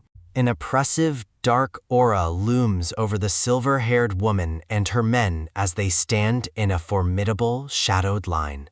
She mockingly asks if getting hopelessly lost is what he considers progress, her blue eyes burning with a cold skepticism. Ren beams with pride as he introduces Sahervian as the priest of Winterbell, leaving the red-haired man looking utterly confused. The soldiers exchange stunned glances, their mouths agape as they process the news of a surviving priest from Winterbell. With a sudden, heavy bwok, the woman punches Drake aside while demanding confirmation about the priest's true identity. Standing tall despite his bandages, Ren approaches Sahervian, who remains seated on a log, clutching his white branch staff. Ren offers a warm, sincere smile, his yellow eyes glowing with a newfound respect for his quiet, red-haired companion. Sahervian looks back with a calm, analytical gaze, his features softening slightly as he observes the dragonkin's infectious optimism. Ren reaches out a hand toward the priest, his voice filled with curiosity as he asks about the priest of winter. The silver-haired woman and Drake stare in disbelief, their eyes wide as they witness the strange bond forming between them. Narrative text explains that clerics do not fight for mere ideology, showing a shadowed figure in a white hooded robe. A golden-haired goddess stands before a celestial seal, representing the divine path that all true clerics must follow. The silver-haired woman calls out to her commander, her voice full of urgency as she watches Ren's bold interactions. Turning back with a radiant smile, Ren radiates a sense of peace that contrasts sharply with the group's lingering tension. Sahervian lowers his head and offers a resigned "yes, sir," finally accepting his role within the silver-haired man's journey. The red-haired priest settles into a pensive silence, his gaze fixed on the ground as he contemplates the path ahead. In the background, the soldiers celebrate with a cheerful fist bump, their spirits renewed by the presence of the legendary priest. Narrative text defines Iron Barzian as a fundamentally good person as he gazes forward with a calm, soft expression. A vision of a woman with long, flowing pink hair appears, her radiant smile and outstretched hand offering comfort. The warmth fades into a somber memory of a figure tied to a cross amidst a raging, infernal blaze. Returning to reality, a bandaged Ren stands in the snow while Severvian observes him from a short distance away. Clutching his white branch staff, the red-haired priest offers a simple confirmation, his stoic mask remaining perfectly in place. Ren offers a cheerful, slightly sheepish smile as he prepares to move forward despite his lingering physical exhaustion. A sudden, bewildered, "Huh?" sounds as Ren's eyes widen in shock at an unexpected realization or sudden event. Sehervian lets out a weary sigh, resting his staff against his shoulder while he watches his companion's chaotic antics. Ren beams with an exaggerated, sparkling joy, his yellow eyes glowing with renewed vigor and a bright, infectious optimism. With a joyful ooh-ha, Ren leaps into the air before collapsing back down, his energy still far from fully recovered. Drake's tiny, frustrated figure yells for Ren to stay still while Severvian watches the scene with an indifferent, bored gaze. Narrative text describes Ren as a man who sacrifices himself for others, while Drake supports his recovering silver-haired leader. Severvian stands tall against the snowy backdrop, his presence exuding a quiet, divine grace as light sparkles around him. The priest's features soften slightly as he looks on, his orange eyes reflecting a moment of calm, contemplative peace. The journey continues as a small group on horseback and a covered wagon travel across a vast, sun-drenched landscape.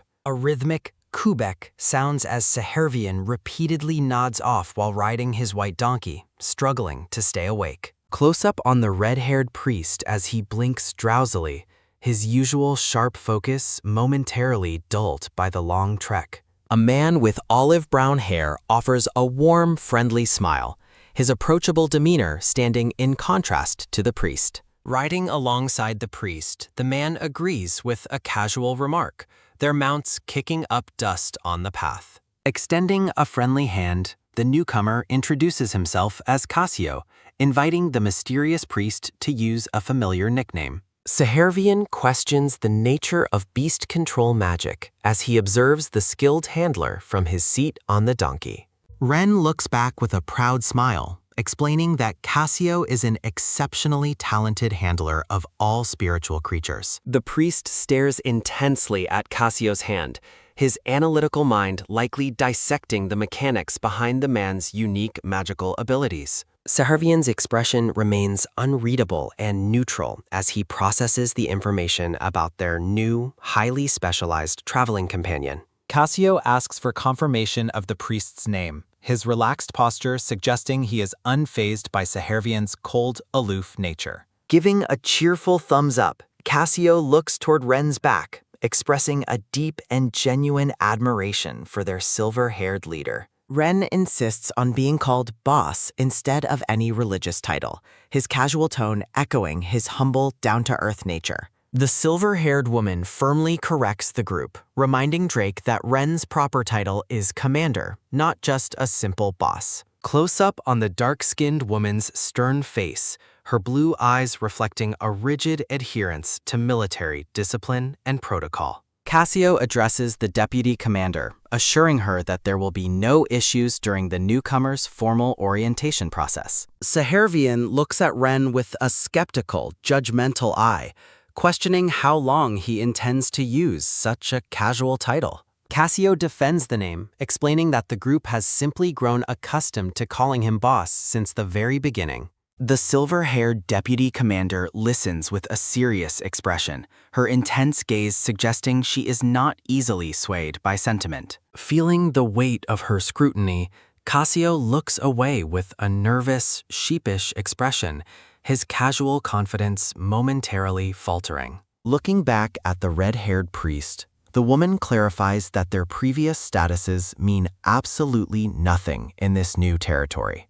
She sternly reminds Sehervian that he is no longer a priest or noble, a fact he accepts with a resigned gaze. With a swift, sharp hui, The deputy commander turns her horse away, leaving the priest to contemplate her heavy words. Sahervian gently pats his white donkey, the rhythmic sound offering a moment of quiet comfort amidst the group's lingering tension. The priest's gaze lingers on the distance, his eyes filled with a deep, silent focus as he considers their uncertain future. The silver-haired woman looks ahead with a fixed, determined expression, her mind clearly already focused on the challenges awaiting them. A chibi-style Sahervian sits atop his donkey with a fiery determination, his small form radiating a comically intense focus. Narrative text reflects the priest's internal thoughts about the homework ahead of them as he rides toward the distant destination. The group reaches a gate, and Ren questions the sudden restriction of access as they face a line of armed soldiers. Looking down at the blocked road, Cassio notes that this path is the only viable route leading toward the capital.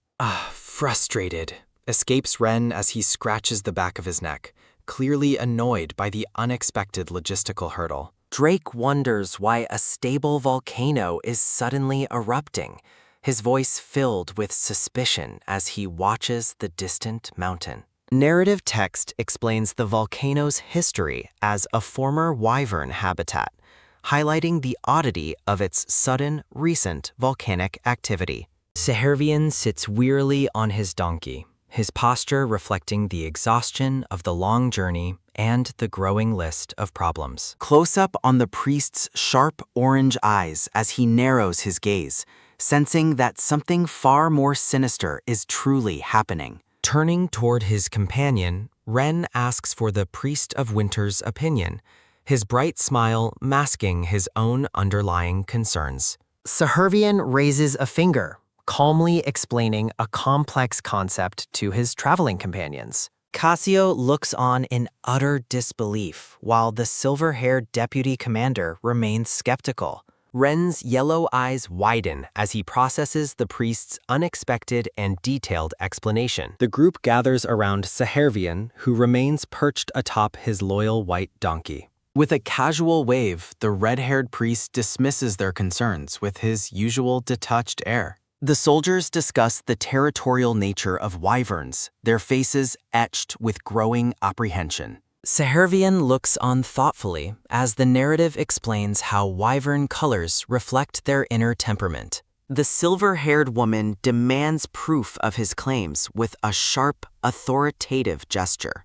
Her blue eyes narrow as she maintains a stern, focused gaze on the mysterious priest.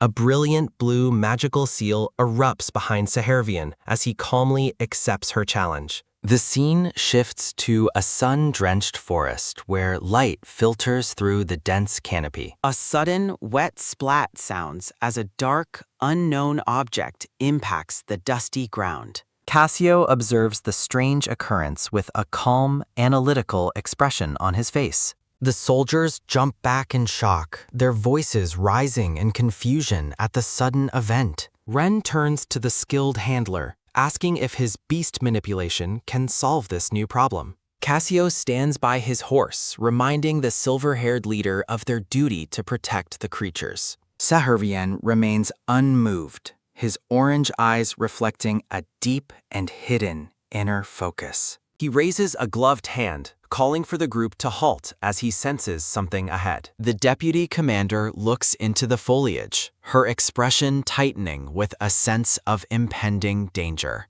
A soft, quick rustle sounds from the bushes as something small begins to emerge. Tension mounts as the group reacts to the strange sounds coming from the dense forest undergrowth. Ren swallows nervously, his golden eyes fixed on the trembling leaves before him. A sudden, swift blur streaks across the frame, catching the travelers completely off guard. A small green creature appears with a happy chirp, landing right in the middle of the path. The group stares in silent bewilderment at the tiny, winged visitor standing before them. Stuttering in shock, Ren struggles to find words as he identifies the strange little creature. Sehervian looks down with a neutral gaze, confirming that the tiny creature is a baby wyvern. The red-haired priest crouches down, his hand glowing as he pets the singing baby wyvern. The little creature chirps with joy, closing its eyes while enjoying the priest's gentle touch.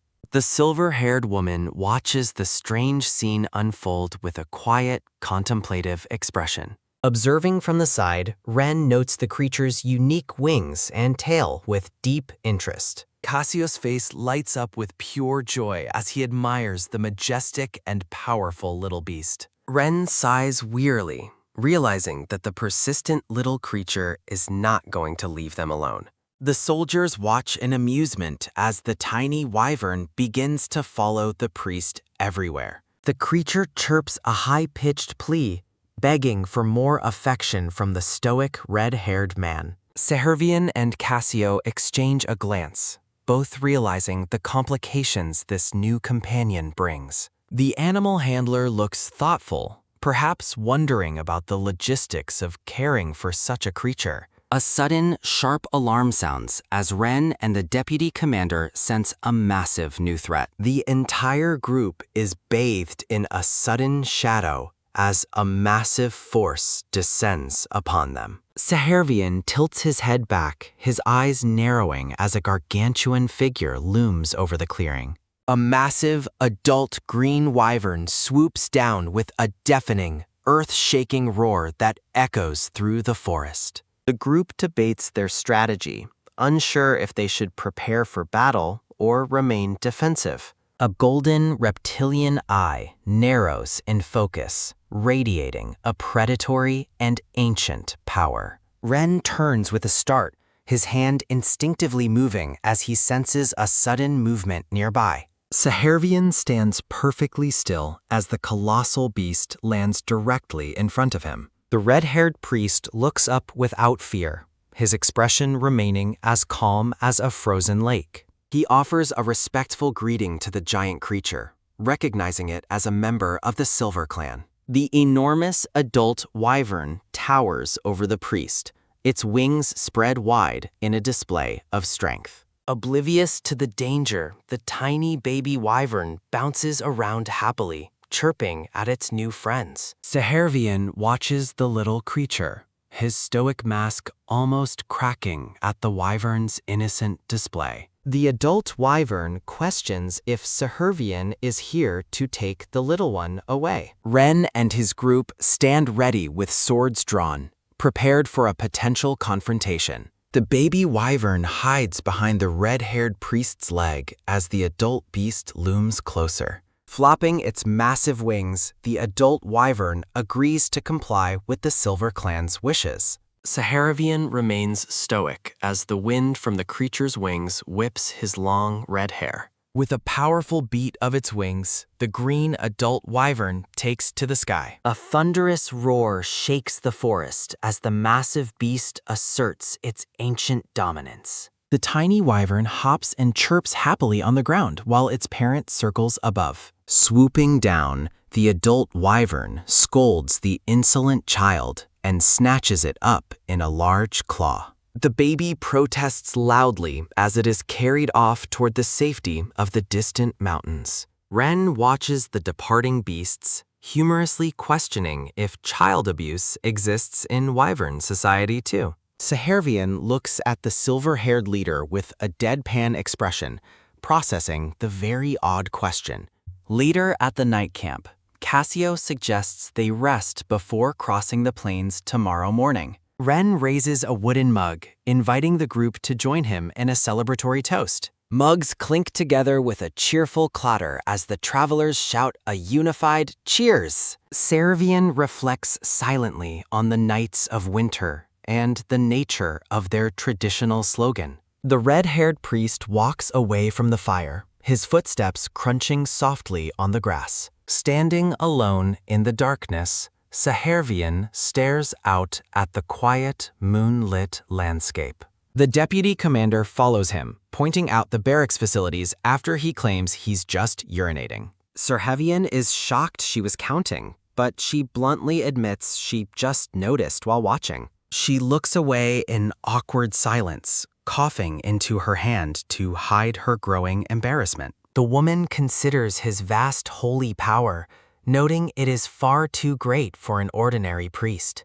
She suspects that the red-haired man might actually be a knight who received specialized sacred training. Her suspicions grow as she recalls him climbing the treacherous mountain path without receiving a single scratch. A memory surfaces of the massive wyverns following him, a feat no normal human could possibly achieve. Confronting him from behind, she notes that his previous actions were utterly incomprehensible for a mortal man.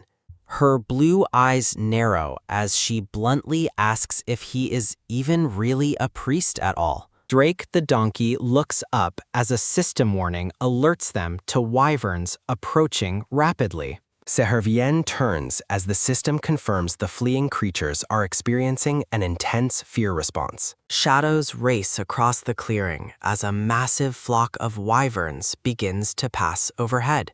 Sehervien pulls the deputy commander down, shouting for her to get down as the stampede begins. Hundreds of green wyverns fill the night sky, their distressed screeches echoing through the trees. The two huddle on the dark ground as the massive force of beasts continues to swarm above. Sehervien watches the chaotic flight, realizing the mountain is in turmoil and wondering why. A sudden, violent boom sounds as the distant volcano erupts, spewing fire into the sky.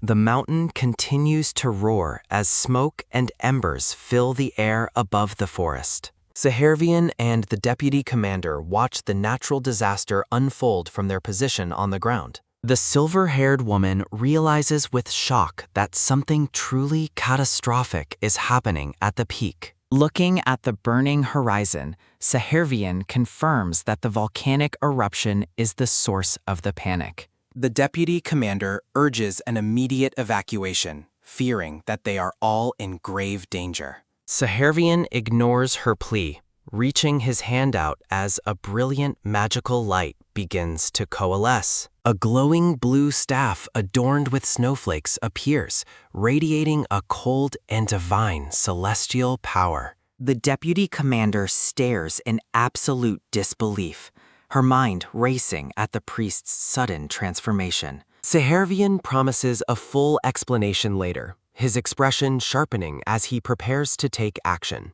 Massive, dragon-like wings sprout from the priest's back as he takes flight toward the erupting volcano. He soars high into the night air, leaving the stunned woman behind on the forest floor. She watches him go, realizing that Sehervien is far more than just a simple guardian. Another massive explosion of fire and molten rock bursts from the top of the mountain. Sehervien flies toward the inferno, noting that the situation would be quite troublesome if left as is. Hovering before the eruption, he decides to offer a gift to those who kept their promises well. Cassio credits their successful mountain crossing to the priest's negotiations, noting the group faced no discomfort from the creatures. Unleashing a divine torrent of energy, the winged red-haired priest projects a blindingly powerful blast into the sky. Soaring through a hail of crystalline shards, the winged man maintains his course amidst the chaotic magical storm.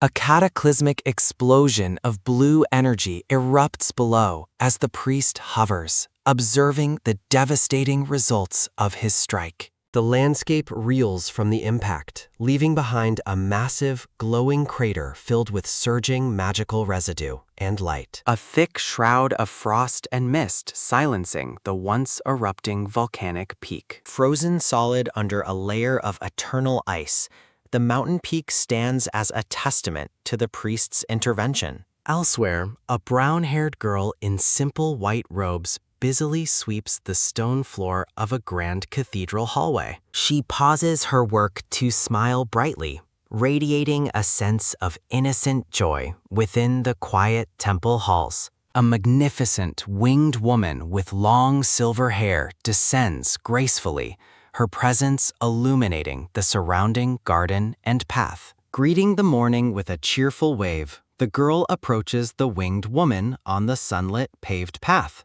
The winged lady scolds her young companion, insisting that sweeping the persistent snow is a completely unnecessary and futile task. A sudden rhythmic tap sounds as the girl continues her work, ignoring the well-meaning advice from the winged figure.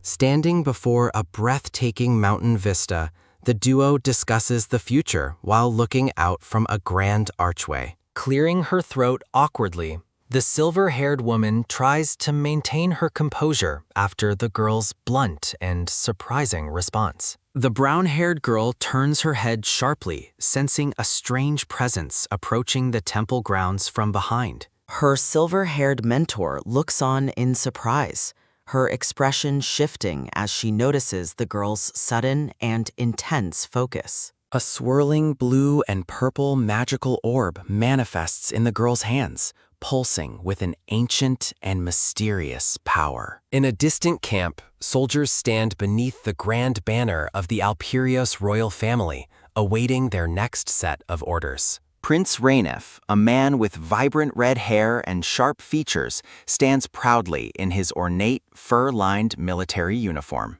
Overlooking the snowy peaks, the prince and his retinue prepare to march toward their next objective across the mountain. With a stern and unwavering gaze, the red-haired prince contemplates the difficult path lying ahead of his expedition. A confident smile plays on his lips as he prepares to lead his men through the frozen wasteland. High above the valley, the prince declares that Winterbell will no longer be able to ignore their presence. The royal expedition continues its arduous trek through the deep snow, banners fluttering in the freezing mountain wind. Back at the shrine, the winged woman emphasized the gravity of preventing any intruders from entering the sacred grounds. Slumped over his donkey, the red-haired priest struggles to stay awake as their journey continues under the bright sun. The silver-haired deputy commander looks completely drained, her dark-skinned face showing heavy exhaustion from the previous night's events. She jumps in surprise as a sudden thought occurs to her, snapping her back to attention with a start. Riding alongside her, Cassio notes her strange behavior and asks if something occurred during the night at camp. Quickly hiding her inner turmoil, she insists that nothing happened while looking away with a stiff and embarrassed expression. Internally, she grapples with the priest's true identity, wondering if the man before her is the legendary Winterbell. Staring at the priest's back, she recalls his incredible feats and wonders about his true nature and origin. She expresses her desire to keep their discovery a secret, fearing the consequences of revealing the priest's true power. Sehervien turns back calmly, reaffirming that he is simply Priest Serby and there is no need for suspicion. His orange eye glows with an otherworldly light, as he suggests she view his actions as mere amusement. A loud hiss sounds as a massive, steam-powered train pulls into the bustling station, billowing thick, gray smoke.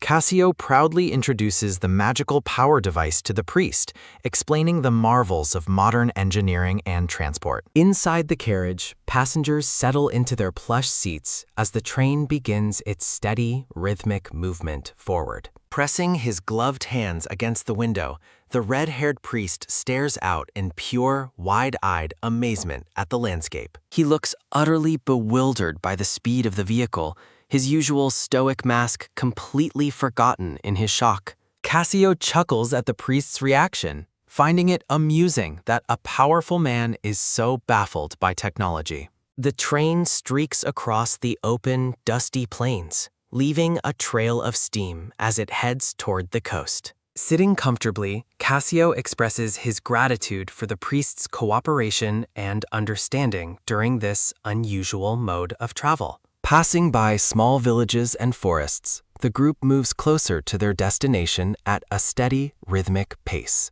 Sehervien reflects that leaving the mountain was a wise choice, finally finding some enjoyment in the world's wonders. The sprawling port city of Barzi comes into view, its docks filled with large sailing vessels and fortified walls. Now dressed in a hooded white robe, the red-haired priest walks through the paved streets of the coastal city. A sharp tap sounds as a hand reaches out and grabs the priest's shoulder, catching him by surprise. A local guide welcomes the group to Barzi Camp, his cheerful face contrasting with the deputy commander's stern gaze. The townspeople erupt in cheers, welcoming back Commander Aaron as he returns to the bustling settlement. Young children beam with joy, greeting the returning heroes with bright smiles and open hearts. From a distance, the hooded, red-haired priest watches the heartwarming reunion with his usual stoic intensity. A group of villagers shares a moment of communal happiness, their faces lit with relief and warmth.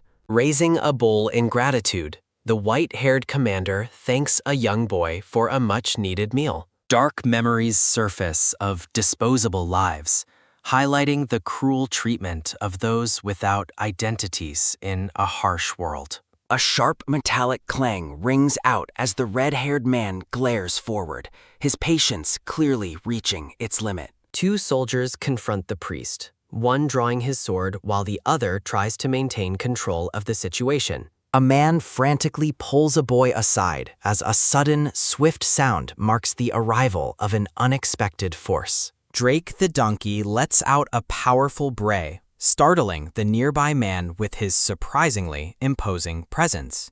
The man collapses in shock, utterly baffled by the overwhelming aura emanating from a mere pack animal. The white donkey snorts contentedly as the red-haired priest calms him with a gentle, soothing touch. A crowd of stunned onlookers watches in silence as the fallen man struggles to process the donkey's power. Smiling softly, the red-haired priest stands proudly beside his donkey as his long hair flows in the breeze. The commander and the priest begin their ascent up a winding stone staircase, leaving the town square behind. Gripping his ornate white staff, the priest enters the grand hall with a calm and focused expression. Walking through the lavish temple corridors, the white-haired commander maintains a cheerful conversation with his quiet companion. The commander bids a friendly goodnight, waving as he encourages the exhausted priest to rest until morning. A soft chime echoes through the quiet room as the priest stands alone, contemplating his next move.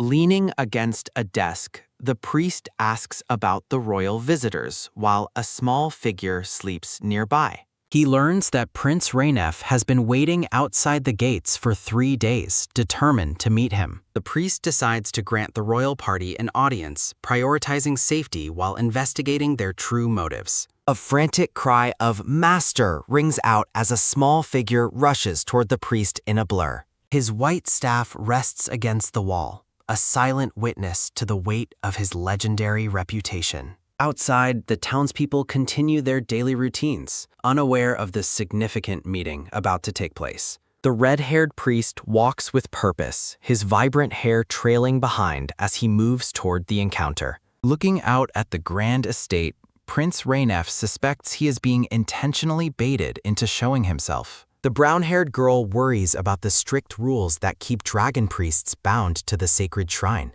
Clad in his regal military coat, the red-haired Prince Rainef awaits his host with a calm, practiced composure. The silver-haired winged woman scolds the young girl, her frustration evident as they navigate the temple halls. From their high vantage point, the duo looks down upon the patient prince waiting in the courtyard. Prince Rainef glances upward, a small, confident smile playing on his lips as he senses their presence. A loud shout of annoyance erupts from the winged woman as she glares down at the persistent royal.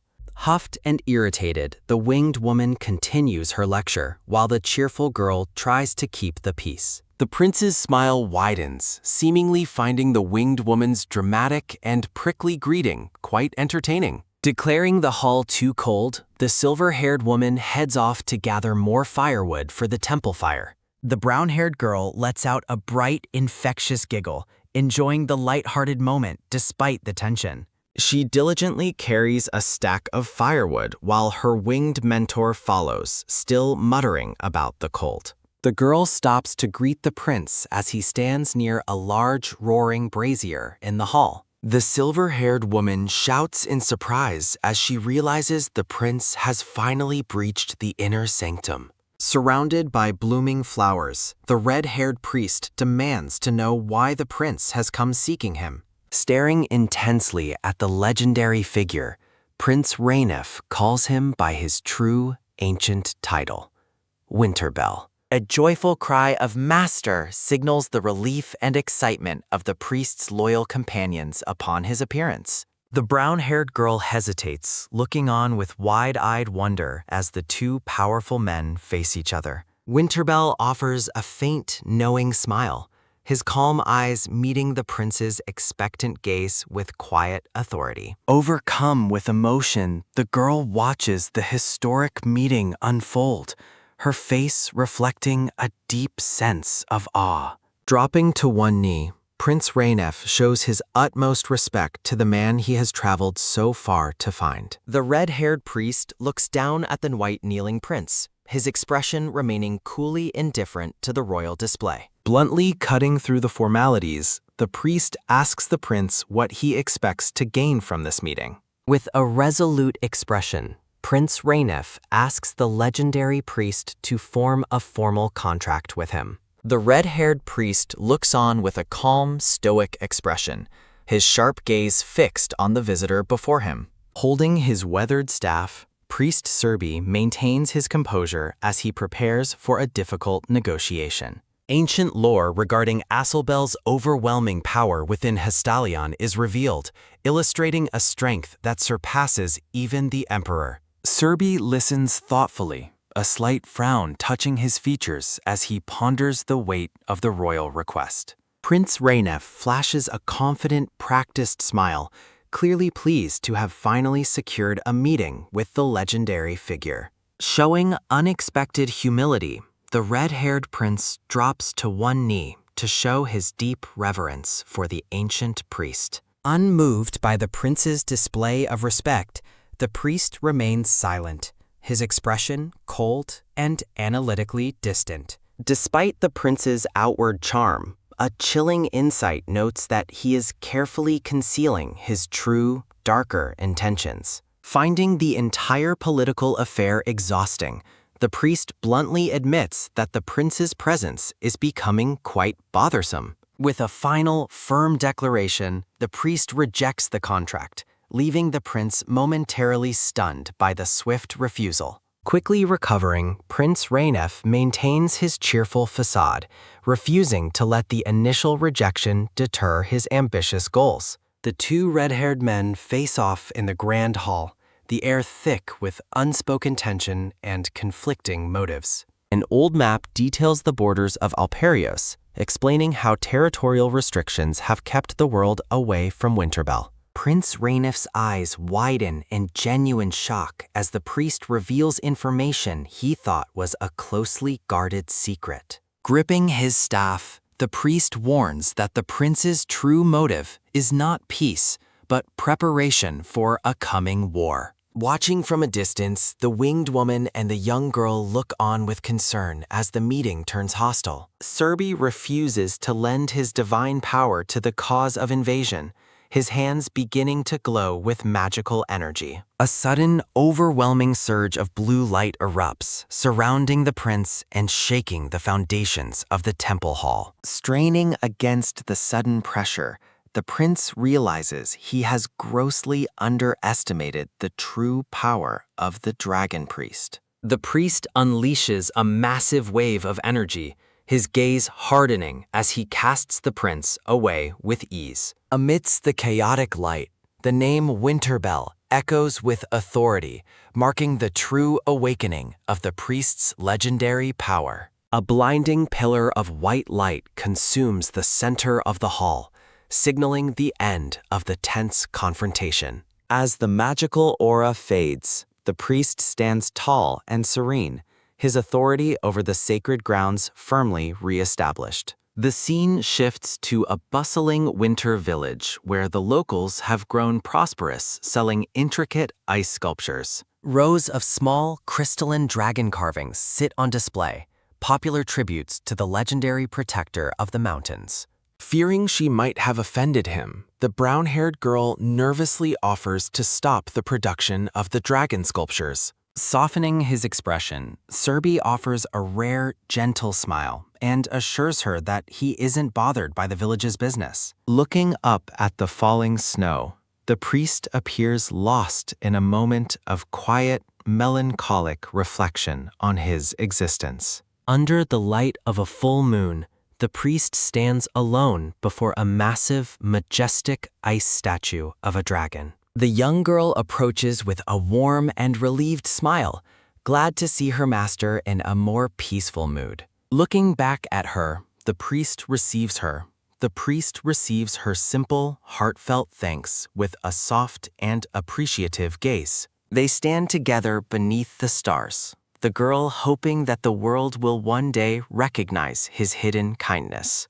Deep within the temple, the priest rests under a blanket until a sudden, urgent demand shatters the silence. A sudden, violent smash rings out as the thick wooden doors are kicked open with incredible force. A tiny, frantic, bat-like creature screeches as it flies into the room, followed by a noisy and uninvited guest. A brown-haired man bursts through the wreckage, shouting for Priest Serby with a mixture of excitement and desperation. A shadow looms as a dark, menacing figure with glowing red eyes appears behind the intruder in a flash. With a sharp metallic clang, the deputy commander pins the man to the floor, her blade held threateningly at his neck. Looking down at the chaos, the red-haired priest watches the failed intrusion with his usual sense of detached curiosity. The intruder groans in pain on the floor, while the priest humorously notes that losing a door isn't a problem. Dropping to one knee, the silver-haired deputy commander apologizes for her failure to properly manage the temple's security. Looking up from the floor, the man asks if the priest has seen the latest official bulletin regarding recent events.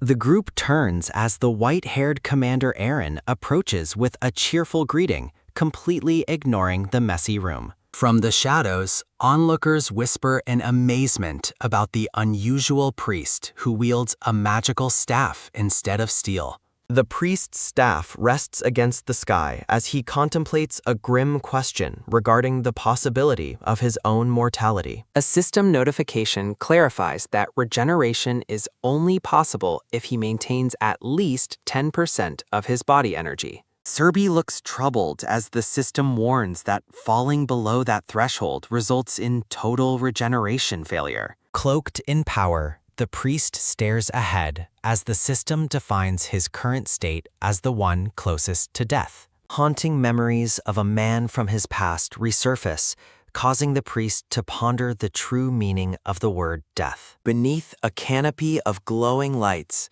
an abandoned baby sleeps in a basket, protected by a final, lingering promise. A woman with flowing, wavy pink hair offers a warm, inviting smile as she reaches out her hand. Priest Serby looks down with a somber, reflective expression, his vibrant red hair framing his pale features. A heavy boot stomps onto the floor with a loud thud as a startled shout rings through the hall. Wiz and his companion stare in disbelief, stunned to find themselves standing before a legendary priest of Winterbell. Wiz grows incredibly excited, shouting that this is only the second time he has ever seen a priest. Commander Aaron steps forward with a relaxed, friendly smile, joining the stoic red-haired priest in the grand hall. Radiating a bright and cheerful energy, Aaron clasps his hands together as he addresses the gathered group. Aaron lightheartedly notes that the priest's popularity makes it quite difficult for the common folk to remain calm. Ancient scrolls revealed the divine burden of the dragon,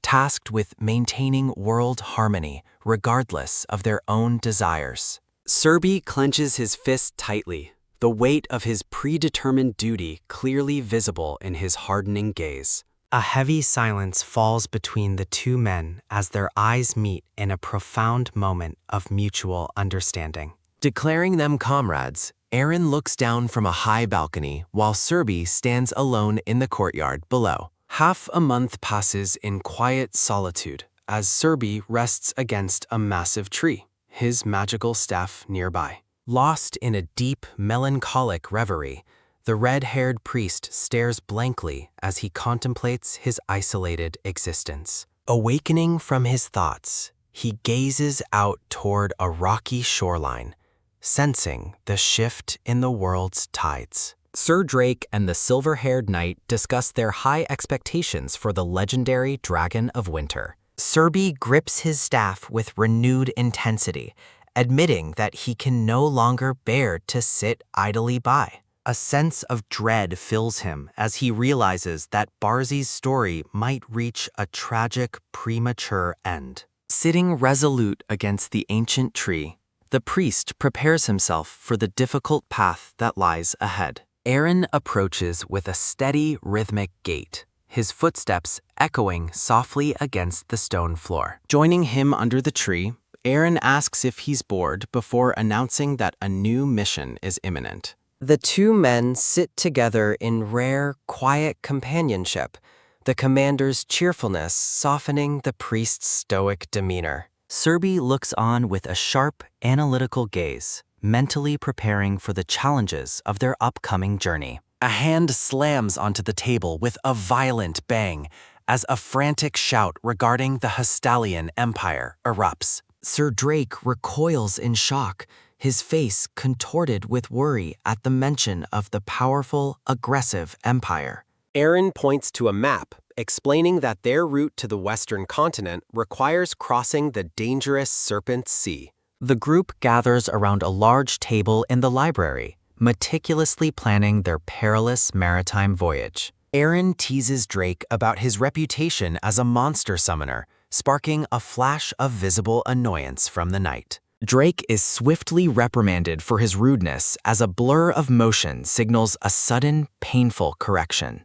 Doubled over and groaning in pain, Drake clutches his side while his companions continue the briefing. Aaron stuns the room with an offer to meet the summer dragon, Azulbel, causing the air to grow thick. The knights are left completely speechless, their wide eyes and gaping mouths reflecting their utter shock. Leaning over the map with a grim expression, Aaron observes that their enemies have been anything but idle. Serby stands up with a firm clack of his boots, decisively stating that the serpent is no mere monster. Drake gestures wildly in confusion, arguing that ancient lore clearly classifies the creature as a high-level threat. A detailed sketch of the massive sea serpent illustrates the terrifying scale of the beast they must face. Facing Aaron directly, the red-haired priest maintains his quiet authority, his staff a constant, silent threat. The scene shifts to the bustling docks where a majestic sailing ship prepares for departure with a loud honk.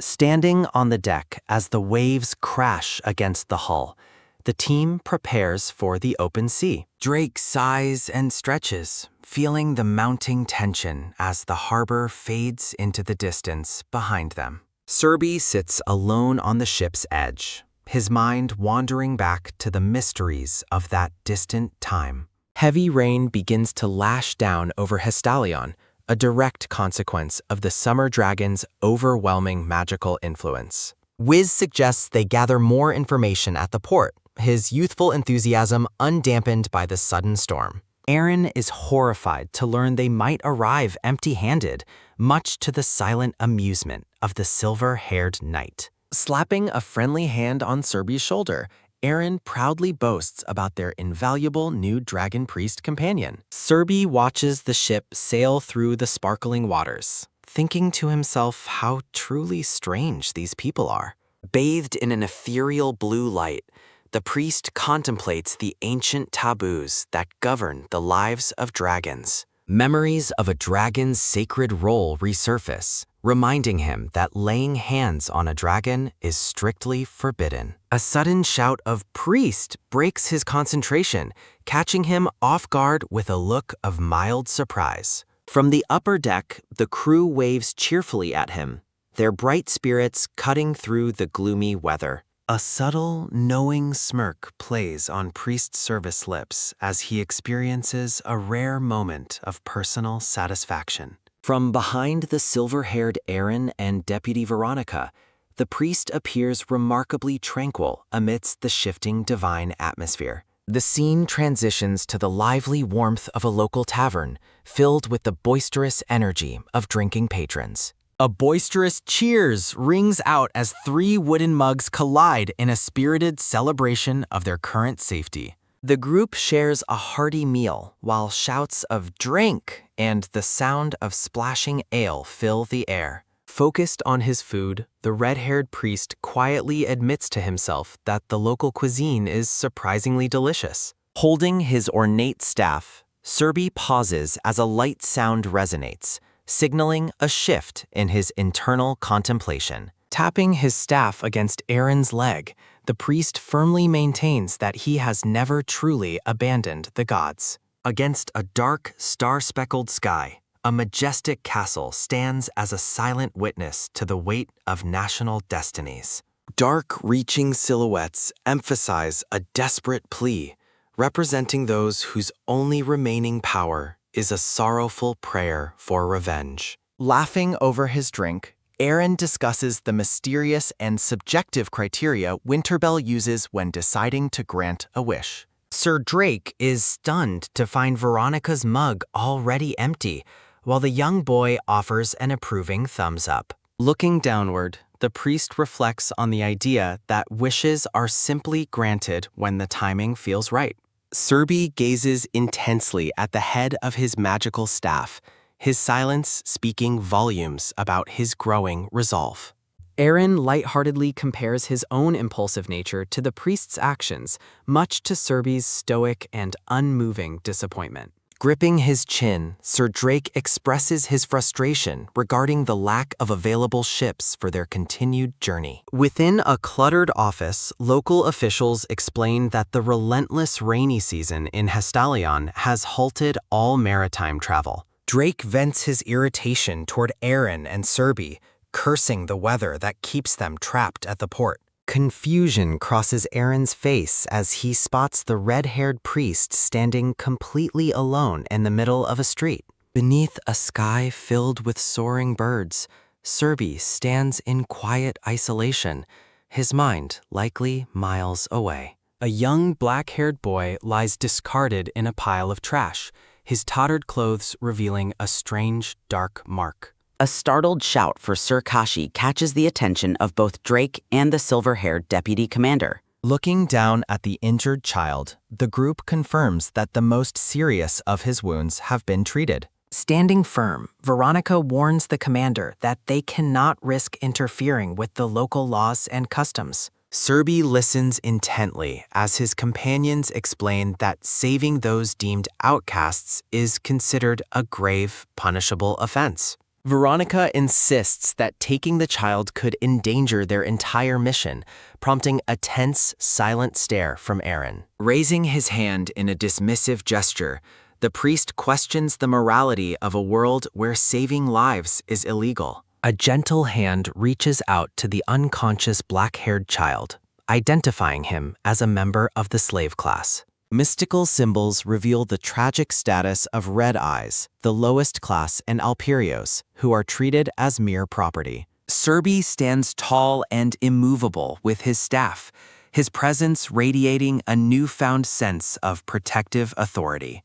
Aaron reminds his deputy that they are not bound by the cruel military codes of the Alperios kingdom. Refusing to leave the child in the garbage, Aaron vows to act differently than the heartless soldiers they oppose. Watching Aaron's defiance, Serby contemplates the warning that the commander's fall would mean the collapse of their home. Clenching his fist, Aaron accepts full responsibility, telling Veronica she can blame him later for his choice. Veronica flinches as the priest looks toward her, his silent gaze carrying a heavy, undeniable weight. Standing before the group, Serby remains a pillar of calm, though his thoughts on justice are clearly evolving. Looking from the boy to the horizon, the priest ponders whether all people truly possess the will to survive. Aaron looks down with a somber expression, acknowledging that he has known many who lost their desire to live. A soft, genuine smile crosses Service's face as he stands amidst a field of blooming blue flowers.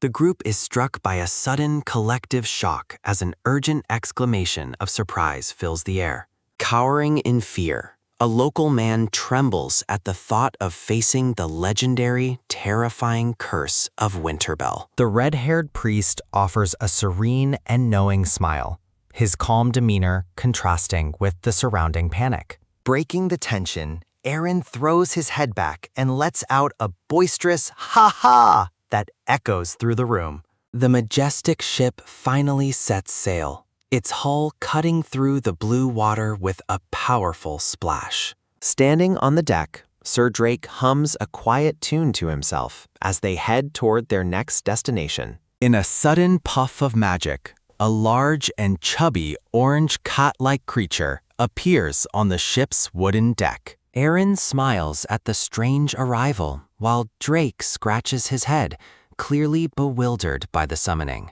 Turning back to his crew, the commander begins to outline the future schedule for their perilous voyage ahead. The black-haired boy suddenly bolts across the deck, his expression one of pure, frantic desperation. Without hesitation, the child leaps over the railing, disappearing into the vast ocean with a final splash. Someone jumped into the sea. A massive splash erupts as the crew watches the water in absolute horror. Damn it! Aaron strips off his shirt, his face contorted with frustration at the sudden, desperate crisis. Handing his clothes to Sir Kashi, Aaron prepares to dive after the boy despite the mounting danger ahead. In a blur of frantic motion, the silver-haired commander sprints across the deck and leaps from the railing. A frantic shout of "Boss!" follows Aaron as he plummets toward the churning waves of the Serpent's Sea. Bubbles trail in the wake of his descent, the sunlight fading as the deep blue water swallows him whole. Drifting in the depths, the black-haired boy is haunted by memories of shackles and cruel commands to obey. I'm scared. Despair pulls the boy deeper into the dark abyss as his will to live begins to falter. Reaching for a fading light, the boy's thoughts turn toward a desperate, final desire to go back home. Above the surface, the majestic ship continues its journey, its sails billowing as the crew remains in suspense. Veronica watches the water with wide eyes, her expression reflecting her shock and intense worry for their commander. Panicked, a crew member grabs the deputy to prevent her from following Aaron into the dangerous open water. Let go of this! Veronica struggles against her savior, her desperation to help Aaron and the child evident. A heavy sense of ominous dread settles over the dark, rippling surface of the water as time passes. With a sudden splash, Aaron breaks the surface, gasping for air while holding the unconscious black-haired boy securely. "Hey man, snap out of it!" Aaron shouts as they bob together in the vast, unforgiving expanse of ocean. The distant ship sails on, leaving the commander and the child isolated against the backdrop of the sky. Holding the boy close, Aaron observes his condition, his own exhaustion beginning to show in his yellow eyes. A mysterious, swirling green magical energy begins to radiate from beneath the waves, surrounding Aaron and the child. Startled, the silver-haired commander looks toward the horizon as he senses a sudden change in the surrounding atmosphere. Terror erupts on the ship as crew members point toward a massive sea serpent emerging from the water. Looking upward, Aaron calls out for Daisy, as his expression shifts from surprise to a fierce, knowing determination. The terrifying silhouette of a colossal sea serpent looms over Aaron, its massive size dwarfing the floating commander. Aaron offers a faint, wry smirk, musing to himself that he probably shouldn't have looked at the beast. Rising high above the waves, the gray, scaled neck of the serpent emphasizes the overwhelming scale of their foe. Shouts for Lord Aaron ring out from the ship as the crew watches the monster converge on their leader. With a thunderous roar, the massive serpent lunges downward, its fangs bared and ready to devour its prey. Aaron's legs remain steady as the green magical energy intensifies, manifesting a powerful aura that defies gravity itself. Defying the laws of nature, Aaron takes flight with a sudden burst of speed, clutching the boy as they soar.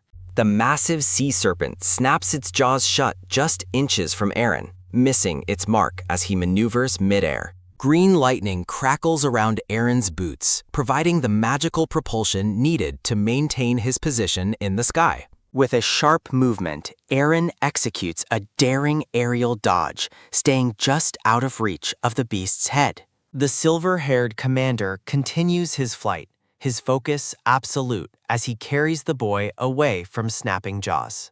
Enough, Aaron declares, his confidence returning as he prepares to face the monsters on his own terms. Surrounded by 4 towering sea serpents, the commander finds himself at the center of a terrifying aquatic blockade. Glancing at the dazed boy, Aaron lightheartedly notes that the child is likely going to be very angry later. The boy looks on with a hollow, shell-shocked expression, his dark eyes staring blankly at the chaos surrounding them. Raising a finger, Aaron confidently asserts that they are currently taking the most efficient path to their goal. A devious grin crosses Aaron's face, his yellow eyes shining with the thrill of the upcoming, impossible battle. The black-haired boy remains silent and motionless, his mind seemingly miles away, despite the deadly situation at hand. So we'll break through somehow, Aaron vows, his magical aura flaring as he prepares to charge through the serpents. Suddenly, Aaron's gaze is caught by an unexpected sight in the sky, his expression shifting to one of shock. No way! The serpents turn their attention toward the ship, threatening the safety of Aaron's entire crew. Aaron reacts instantly, his green energy swirling as he prepares to unleash a desperate counterattack to save his companions. Calling for Daisy once more, Aaron watches as a massive golden bolt of lightning strikes from the heavens. A sea serpent roars in pain as the lightning illuminates the sky, a direct intervention from a powerful ally. I'm your opponent, Aaron shouts, drawing the monsters back to him while lightning continues to crackle in the air. Aaron looks up in wonder as a flock of white ravens descends, their pure feathers contrasting with the gloom. The scene shifts to reveal a figure with long red hair, their presence radiating a quiet, dangerous authority. Sitting regally atop the head of a massive sea serpent, the red-haired priest gazes down with calm, stoic eyes. Serby stands tall against the bright sky, his long red hair catching the wind as he holds his staff. Caught in the shimmering green energy, the silver-haired Aaron looks up at the priest with a dazed expression. Perched regally atop a massive sea serpent, the red-haired priest gazes down at Aaron, who floats within a magical aura. Pointing a finger in protest, Aaron argues that the sea monsters were the ones who initiated the sudden attack. Raising a finger, Serby counters that Aaron was actually the one who began toying with the beasts first. Serby remains seated on the scaled head of the serpent, his calm demeanor contrasting with the chaotic ocean below. Multiple sea serpents rise from the churning water, their long necks swaying as they surround the isolated commander. The red-haired priest looks away with a somber, detached expression, his thoughts hidden behind his still, orange eyes. Back near the safety of the ship, Aaron clings to the scales of a serpent as he observes the horizon. Inside the cabin, Veronica scolds Aaron for his recklessness, questioning if the commander has truly lost his mind. Aaron sits slumped in a wooden chair, his head bowed as the silver-haired deputy commander continues her stern lecture. Standing with absolute authority, Veronica declares that their mission cannot survive under any other leader but the commander. Images of Drake and the other crew members flash by as Veronica reminds Aaron of his duty to them. Looming over the seated commander, the silver-haired woman demands that he finally shows a proper sense of responsibility. A heavy silence fills the room as Aaron offers a quiet, sincere apology to his assembled, worried crew. The commander's yellow eyes reflect a moment of deep introspection as he absorbs the weight of his deputy's words. Aaron stares downward, his expression clouded by the realization of the grave danger his choices have caused for everyone. A sudden, sharp splash sounds against the side of the hull, drawing attention back to the dangerous waters outside. A massive sea serpent looms over the deck, its yellow eye fixed on the humans as a low rumble echoes. Serby watches the beast with a stoic face, unmoved by the proximity of the terrifying, gray-scaled monster. From high above, the ship appears tiny and vulnerable, surrounded by a swarm of serpents drifting in the water. On the deck, the priest stands face to face with the serpent, which lowers its head in a gesture of submission. The ocean erupts in a violent spray as the massive creatures move,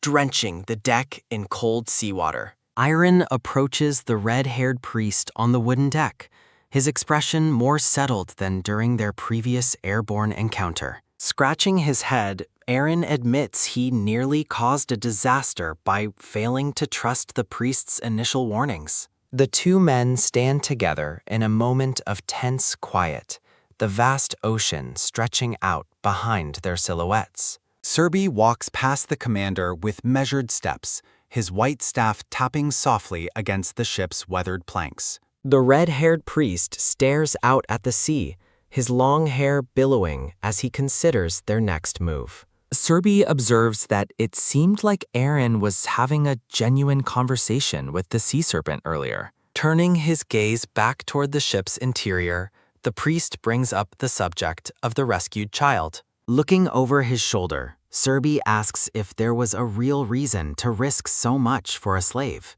Startled by the question, Aaron shouts out in surprise and quickly moves to check on the unconscious boy. The priest watches with a cool, analytical stare, his expression devoid of the warmth Aaron shows the child. The black-haired boy remains still and pale, his eyes closed as he rests against the wooden wall of the cabin.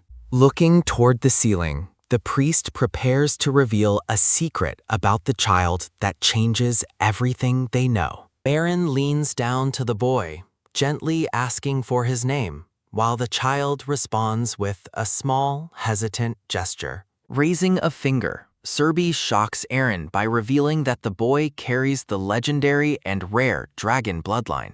Aaron's eyes widen in disbelief as he looks from the priest to the small, unassuming boy on the floor. Narrations explain that while dragon blood offers immortality and power, in mixed bloods, the blessing, shatter, becomes a curse. The commander and the priest stand over the boy, the atmosphere in the small room turning increasingly heavy and grim. Serby leans down toward the black-haired child, the tip of his staff glowing with a faint, mysterious energy. Calling the child a useful A sudden, powerful bang of blue light erupts as Serby releases a shockwave that forces the commander backward.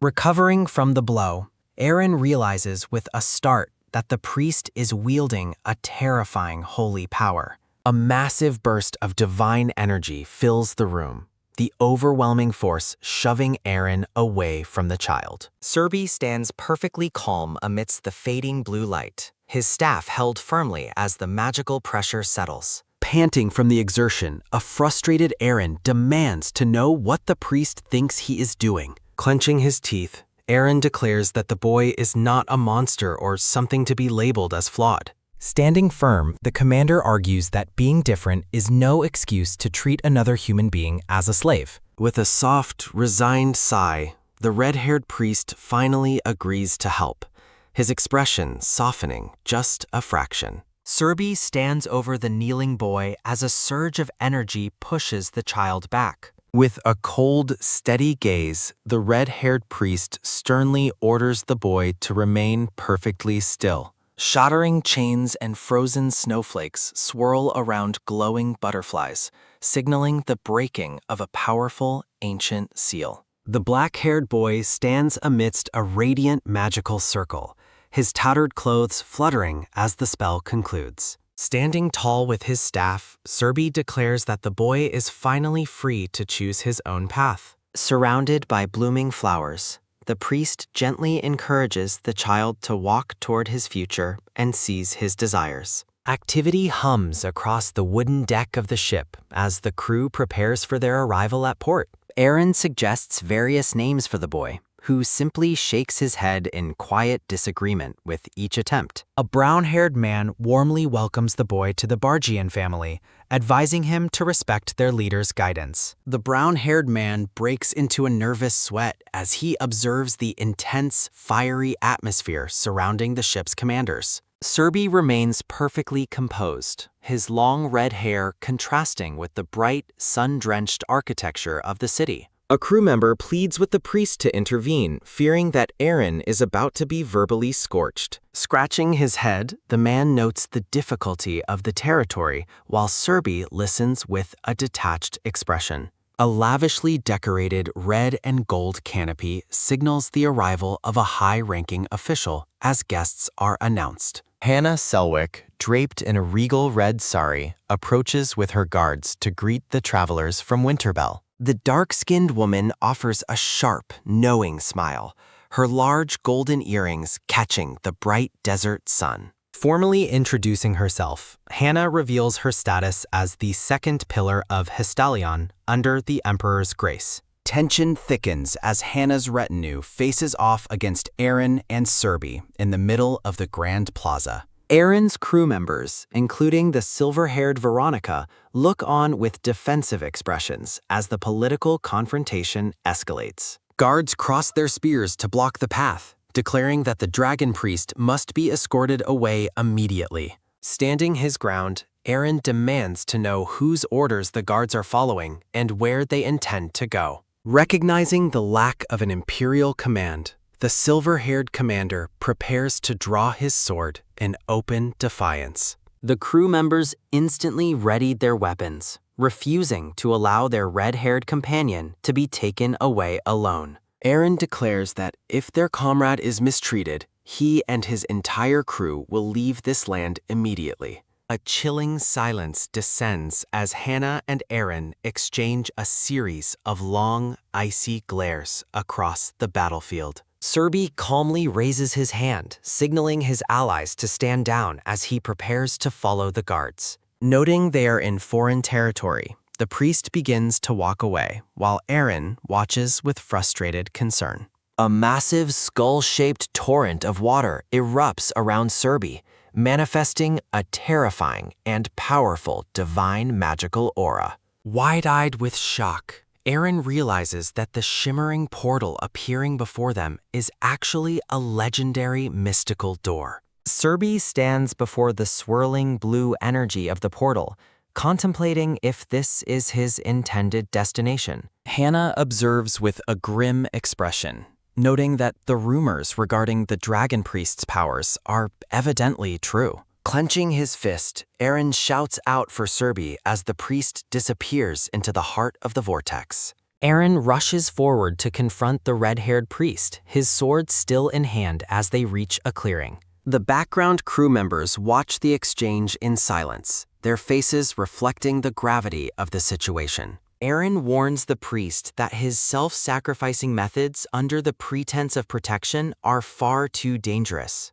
Looking over his shoulder, Serby calmly states that he is already quite familiar with the dangers of the other side. The scene shifts as the priest descends through a swirling, high-speed tunnel of deep blue magical water. A flashback reveals a cheerful pink-haired woman holding a bouquet of flowers next to a glowing blue spirit. Service's orange eyes narrow in deep thought as he recalls a memory that seems to trouble him. The priest turns his head slightly, his stoic mask faltering for a brief moment as the past resurfaces. A figure named Adrian, with long light blue hair and ornate white robes, appears in a radiant, sunlit memory. Looking down from above, Serby and Adrian sit together on a terrace, sharing a quiet moment of reflection. Adrian's blue eyes are filled with a somber, melancholic light as he looks away during their conversation. A memory from years ago shows a younger Serby watching Adrian walk through the halls of a palace. The young, blue-haired boy stares back with wide, innocent eyes, a scene Serby still remembers very vividly. Serby recalls seeing eyes that had endured the isolation of a snowstorm, even in the youngest of children. Figures huddle in the shadows of a frozen, ruined city, highlighting the harsh conditions they once faced together. Back in the present, Adrian speaks with a calm authority, reminding Serby of the day they first met. Snowflakes fall gently around the younger Serby as he looks down at the child who would become Adrian. Closing his eyes, the red-haired priest dismisses his previous words as merely a cliched piece of seniorly advice. Looking toward the back of his light blue hair, Adrian begins a deep and personal reflection. Adrian contemplates the changing nature of the world, noting how once familiar colors have suddenly become unrecognizable. A hand clenches tightly against white fabric as a suffocating darkness looms in the background. A joyful pink-haired woman carries yellow flowers past a window where Adrian and Serby watch from within. Sitting at a tea table, Adrian reveals that a person named Ruji was once his devoted student.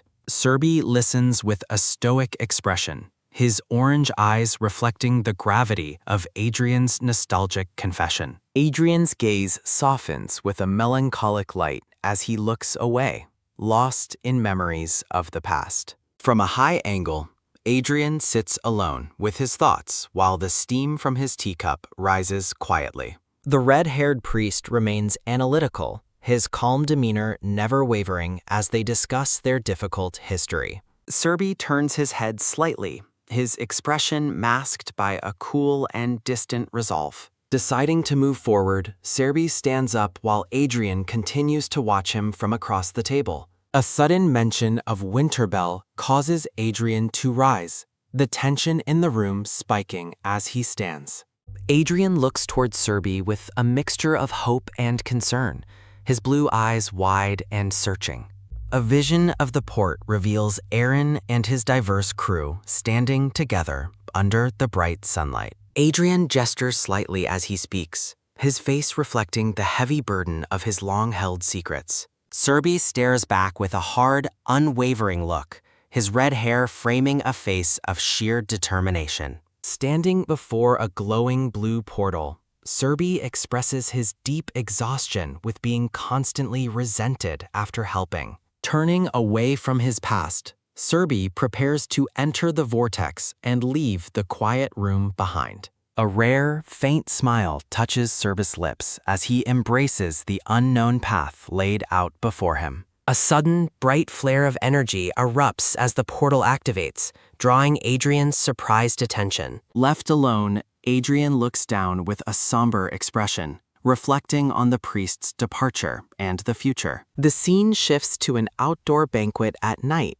where glowing lanterns illuminate a gathering of silhouettes. Guests huddle in the darkness, whispering rumors about Winterbell's curse and the night's lack of dragon blessings. Sir Cassius' temper flares as he shouts in indignation, his brown hair reflecting the warm torchlight. Disgusted by their situation, Kashi complains about being put on display like animals while waiting for Serby. Squalling at the surrounding nobles, the brown-haired man expresses his utter disdain for their constant need for spectacle. Veronica laughs at Cassius' hypocrisy, reminding him with a playful smirk that he is also a noble. Hannah Selwick approaches the group with a formal bow, offering her sincerest apologies to the Dragon Knights. Shrugging off the tension, the silver-haired Aaron admits he previously mistook the local guards for hostile enemies. Hannah maintains a mysterious smile, stating that the final decision regarding their status has not yet been made.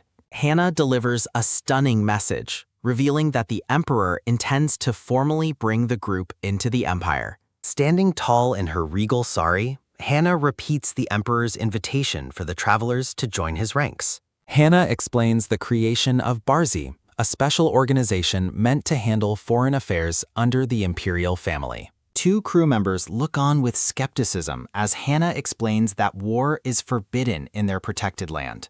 Reaching out a hand, Hannah claims that their dragon desires peace above all else, inviting their cooperation. The announcement of a potential Dragon Knight order sparks shock among the listeners as blue light flares around. Startled by the implications, Sir Kashi demands to know if they are being asked to fight in place of others. Hannah clarifies her intent, explaining that they only wish to borrow the knight's strength for rare diplomatic missions. Turning her back, the dark-skinned woman questions if this isn't exactly the kind of purpose they have always sought.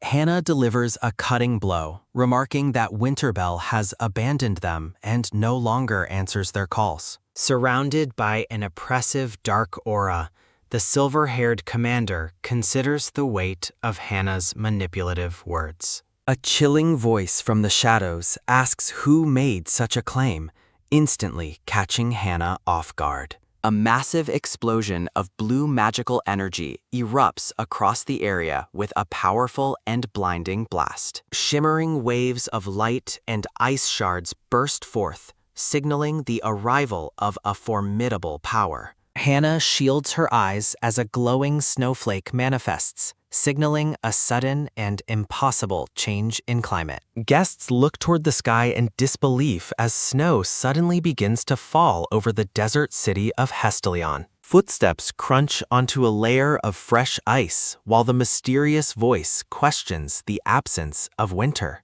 Priest Serby emerges from the swirling blizzard, his red hair vivid against the backdrop of white snow. The priest stands firmly between Hannah and his allies, his presence commandingly reclaiming the center of attention. Gripping his staff, Serby rejects the offer and tells Hannah to clean up her own imperial mess. Under a luminous full moon, the silver-haired Aaron and the red-haired priest Serby stand in quiet, tense reflection. Serby turns to leave, coldly informing Aaron that he will be going if there is nothing left to discuss. A sudden, sharp shout sounds as Aaron demands to know why the priest is only showing himself now. Looking back over his shoulder, Serby's orange eyes remain stoic as he listens to the silver-haired commander's frustrated outburst. In a memory, Adrian speaks of an impending massive territorial war that will soon center around the Alfarios family.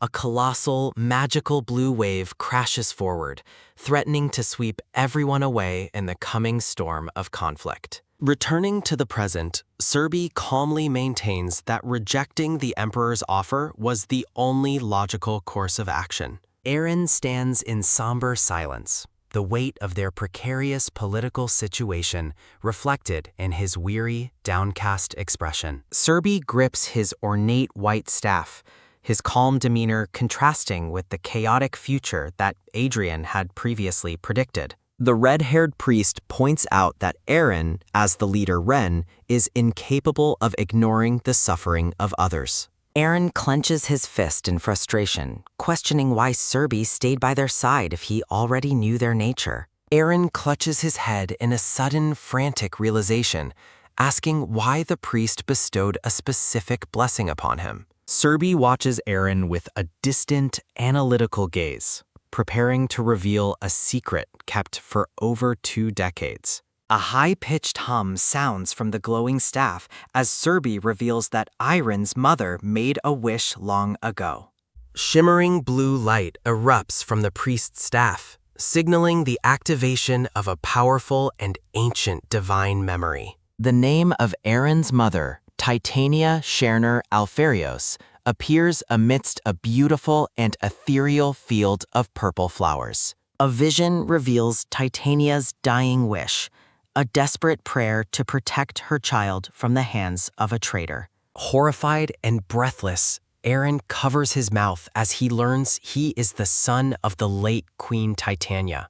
Serby watches the silver-haired man's world shatter, his own expression remaining a mask of cool, unwavering professional detachment. A low, shaky mumble escapes Aaron as he repeats the goal of bringing winter back to the desolate land.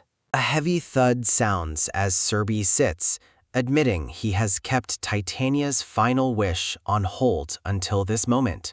Serby looks at Aaron with a subtle, knowing smirk, his orange eyes glowing with an ancient and terrifying power. Looking into Serby's eyes, Aaron feels a tremendous power as the priest recalls his vow to find Winterbell. A sudden, sharp startle sounds as Aaron jumps back, caught off guard by the priest's sudden, intimidating movement. Serby looks on with a bored, half-lidded expression as Aaron stumbles over his words in a fit of confusion. Aaron looks up with a questioning glance, still struggling to process the revelation regarding the wish about winter. Serby formally addresses him by his full title, Aaron Sain Le Alferios, confirming his royal lineage and destiny. A quick, soft gasp sounds as Aaron prepares to speak, his lips parting to utter a formal, binding vow. Shimmering with divine light, Aaron wishes for Winterbell's blessing to officially become the legendary Winter Dragon Knight. Serby lets out a soft, amused huff, reflecting on how he treated Aaron like a prince only for this. The spectral image of Queen Titania looms behind Aaron, highlighting the heavy mantle of legacy he now carries. Serby admits to himself that he would have granted a wish for revenge or power just as easily. Aaron stares into the distance with newfound resolve, his green eyes reflecting a determination to fulfill his mother's wish. Serby turns away, confessing that he has never protected anyone and honestly has no idea how to start. A low, quiet murmur sounds as the red-haired priest admits his ignorance regarding the true nature of protection. The priest's stoic face remains close to the screen, his orange eyes betraying a hint of rare internal uncertainty. Floating in a cosmic void, Serby contemplates the promise of protection and the faith required to uphold it. Aaron smiles brightly, telling the priest that the very act of wanting to protect is what a blessing is. A soft, surprised sound escapes Serby as he looks back, seemingly struck by Iron's simple and honest perspective. A soft rustle of footsteps sounds as Serby decides to move forward, looking forward to this brand new chapter. Serby declares that he doesn't want to see Barzy fall, much to the surprise of the silver-haired Aaron. Looking toward the horizon, Serby decides he will watch over Barzy before determining if winter should truly return. A quick, bright flash sounds as Serby looks back with a faint smile,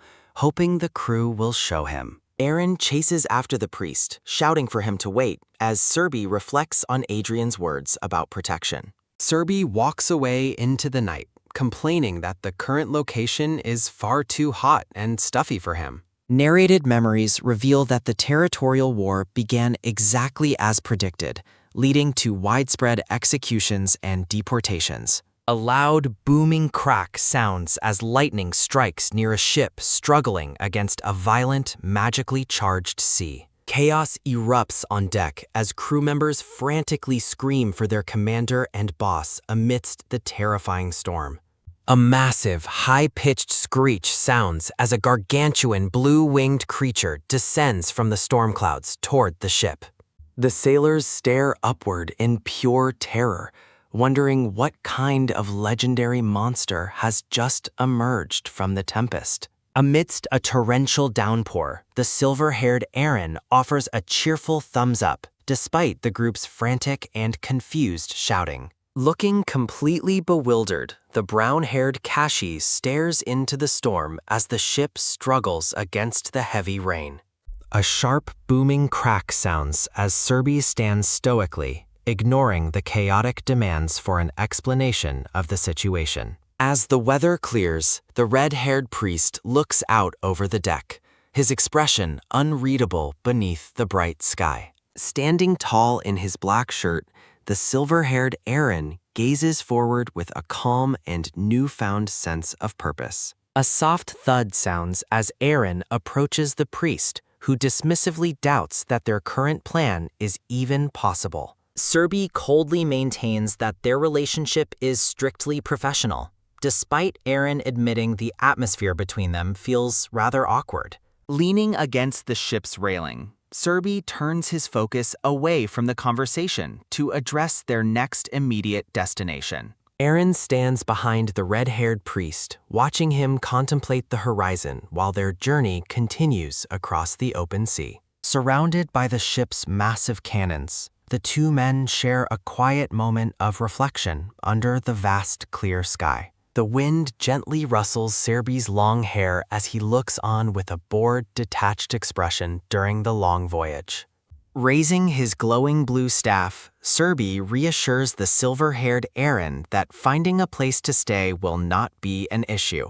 A low, rumbling hum sounds as Serby calls for Liliana, causing a massive explosion of blue light to fill the clouds. A high-pitched ring sounds as white feathers drift past Aaron, whose green eye reflects the image of a soaring bird. A booming crash sounds as lightning strikes behind Serby, who formally invites the commander into his realm of eternal winter.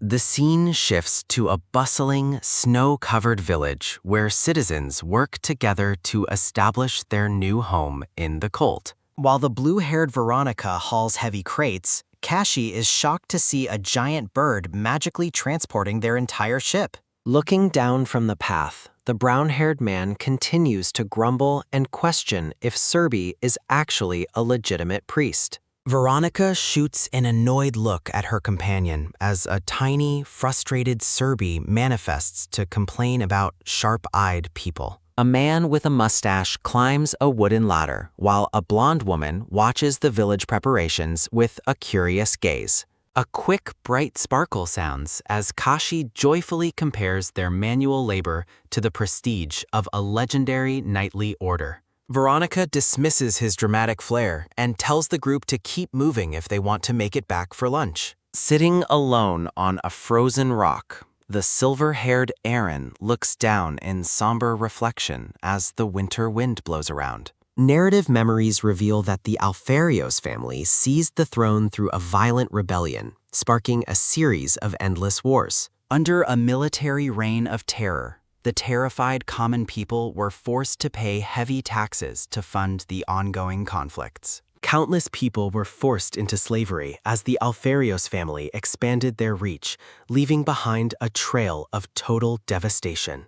Aaron stares at his own hand, grappling with the heavy burden of the atrocities committed in his family's royal name. Serby approaches from the distance, finding the silver-haired man still lost in thought amidst the serene and snowy landscape. A heavy thud sounds as Serby sits in the snow, his calm presence providing a silent anchor for the troubled commander. The two sit side by side in the snow, Aaron's soft smile suggesting a momentary relief from the weight of his thoughts. Looking at his companion, the red-haired priest notes that Aaron's perspective on the world has clearly evolved during their journey. Standing together in the village, Veronica and her ally look toward the future with expressions of hope and quiet resolve. Aaron's expression hardens with determination as he prepares to accept the responsibility of the royal legacy he once tried to escape. Floating in a void,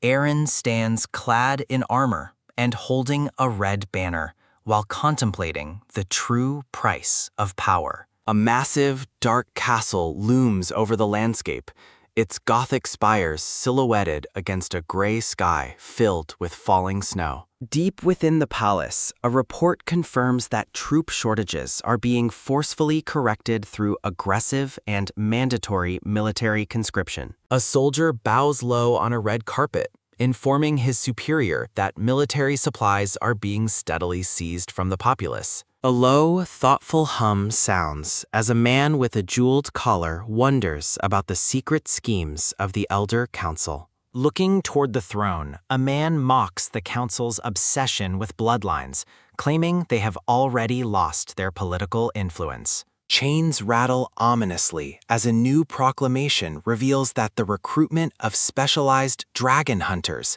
has officially begun across the land. A wicked smirk spreads across a man's face as he realizes the growing unrest among the people is a perfect distraction. A quick, dismissive snap sounds as the man gestures toward the horizon, pleased that his plans are proceeding exactly as intended. A booming thud sounds as the blond man laughs from his throne, declaring his intent to seize absolute power for himself.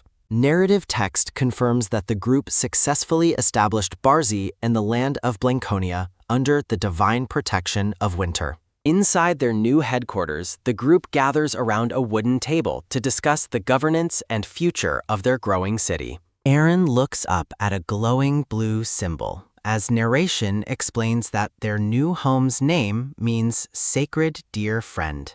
A loud, straining shout sounds as several men struggle to carry a massive wooden tub into the heart of the village. A joyful, distant cheer sounds as the villagers celebrate their new lives, watched over by Aaron and his loyal allies. Two of the crew members laugh together, finding genuine satisfaction in the task of teaching and protecting the local people. Looking down from a high ridge, Aaron watches the thriving community of Barzi, finally finding a place where he truly belongs. High above the snowy peaks, the group looks down at the newly established village thriving in the winter. Despite the cold, the villagers work the soil, finding hope as the first green sprouts break through the snow. Clutching his staff, Serby notes that simply changing the weather was enough to spark the people's resilience. A soft, genuine smile touches the red-haired priest's face as he watches the village flourish under his protection. A sudden, quick rustle sounds as the white bird, Lily, frantically alerts Serby that something is terribly wrong. Serby is stunned to learn that the dark-haired boy, once a slave, is now on the verge of death. Inside the infirmary, Aaron kneels by the bed while Serby looms over the dying child with a heavy heart. Aaron realizes with horror that the boy's critical state wasn't just exhaustion, but a deeper, magical affliction. Looking up at the priest, the silver-haired commander desperately asks if Serby's divine power can save a half-dragon. A low, thoughtful hum sounds as Serby praises Aaron's judgment, admitting that asking him first was the correct move. The red-haired priest's expression remains stoic as he delivers the tragic news that the child will die soon. Serby explains that half-dragons often perish before maturity because their physical vessels cannot contain the potent dragon blood. Wrapped in a dark, swirling aura, the young boy struggles against the overwhelming power tearing his small body apart. Aaron is devastated by the revelation, mourning the fact that the boy had only just begun to truly smile. A warm memory flashes by, showing the dark-haired boy finally experiencing the kindness of a gentle, caring touch. Serby stares in silence, his orange eyes reflecting the internal conflict of witnessing the commander's profound grief. Springing to his feet, Aaron urgently demands to know if there is any possible way to save the child. Serby reveals a singular, dangerous method to save him. Someone must step forward to become the dragon's guardian. Billowing blue energy surrounds Serby as he prepares to explain the intricate requirements of the ancient life-saving bond. The priest notes that becoming a guardian will quiet the rampaging energy within the child's incomplete physical vessel. Surrounded by magical remnants, Serby warns Aaron that the boy's life is once again resting entirely in his hands. A loud, sharp woof sounds as a white dog barks toward the sky, signaling an arrival at the lair. A young girl in a black skirt approaches the dog as dry leaves dance through the sunlit air. Standing amidst a swirling breeze, the black-haired girl looks on with an unreadable expression as the group approaches. Floating in a peaceful void, Aaron finds the surrounding energy surprisingly cozy and quiet rather than dark and murky. Startled by a sudden realization, the silver-haired man gasps as he feels a powerful presence nearby. Carrying the sick boy on his back, Aaron follows Serby into the magnificent, light-filled realm of the Black Dragon. The group stands before a sprawling, majestic complex of white stone and blue banners hidden deep within the mountains. Two quick, joyful woofs sound as the white dog greets the newcomers at the entrance of the sanctuary. A sudden, energetic dash sounds as the dog playfully runs across the stone courtyard toward the arriving group. Moving with lightning speed, the white pup barks excitedly while leading the way into the grand, open-air hall. A young, dark-haired girl named Roran stands waiting, cradling a small white plushie against her blue and black outfit. The two men stand before the girl as the dog pants happily, the atmosphere shifting from urgent to curious. Aaron stares in shock, processing the unexpected reception at the legendary lair while the girl gazes back silently. Roran casually reveals that she can hear Aaron's thoughts clearly, much to the silver-haired commander's total disbelief. The girl's eyes glow with a dark intensity as she mockingly asks Aaron if he is actually scared of her. A booming call for daddy sounds as a tall, imposing man with short black hair appears behind the girl. The man identifies Serby as the Silver Clan's Winter Dragon, noting Aaron's role as his chosen human contractor. Introducing himself as Tyrio of the Black Clan, the man offers a friendly welcome despite his intimidating appearance. A high-pitched, joyful laugh sounds as a blue-haired woman finds Tyrio's blunt and awkward introduction absolutely hilarious. Stepping forward, the woman scolds Tyrio for failing to introduce himself properly before the guests had even arrived. While pouring steaming tea, the woman asks Aaron if he is truly the contractor for their little Serby. Serby looks on with a detached expression as the woman fondly reminisces about how much he has grown. Formally introducing herself as Ives of the Blue Clan, she urges the nervous Aaron to relax and feel welcome. Tyrio stands alongside Ives in the Grand Library, welcoming the weary travelers to the sanctuary of the Dragon Clans. Ives apologizes for Roran's behavior, explaining that the young girl often reads minds without even thinking about it. A spectral image of Roran looms behind Aaron as Ives explains that the Black Clan is born with telepathy. A quick, sharp snap sounds as Ives grips her fan, her gaze turning serious as the conversation shifts. Looking toward the sick child, Ives notes with surprise that they have brought a half-blood child into their sanctuary. Aaron gasps as he realizes the significance of water in this realm, sensing a new power beginning to stir. Ives' icy gaze follows Aaron as he drifts through a watery void, questioning the weight of his choices. Gasping for air, Aaron struggles while Ives challenges his decision to let the child suffer an incomplete existence. A sudden clatter sounds as glass shatters around Serby, whose stern presence brings a halt to the mental trial. A heavy thud sounds as Aaron collapses, coughing violently while his body finally returns to the physical realm. Tyrio steps in to end the ordeal, noting that Ives has tested the silver-haired commander's resolve enough. Ives fans herself with a playful smile, seemingly delighted by the intensity of the human's convictions. Serby's expression hardens as he reminds the blue-haired woman that this is the second time she's interfered. Kneeling by his contractor, the red-haired priest dryly notes that humans require air to provide the answers Ives seeks. Serby declares his commitment, refusing to be so immature as to let his own chosen contractor perish. The group stands in a tense circle as Serby reaffirms that his bond with Aaron is not easily broken. An unspoken understanding passes between the two ancient dragons as they weigh the consequences of the humans' actions. Ives claps her hands joyfully, her mood shifting instantly into a sparkling display of cheerful agreement.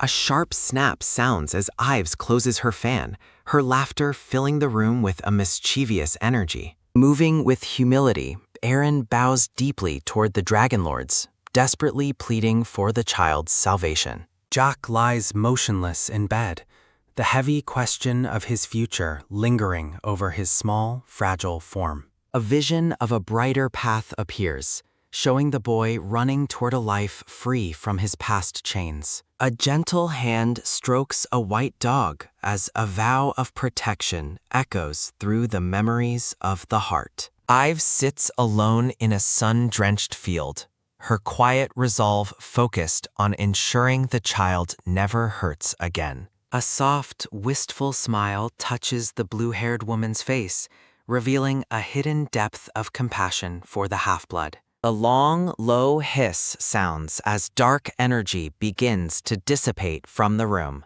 signaling a transformation. Looking at the boy, Aaron expresses his unwavering belief in those who fight for a second chance at life. Tendrils of black smoke rise from Tyrio as the dragon blood within Jack finally begins to stabilize.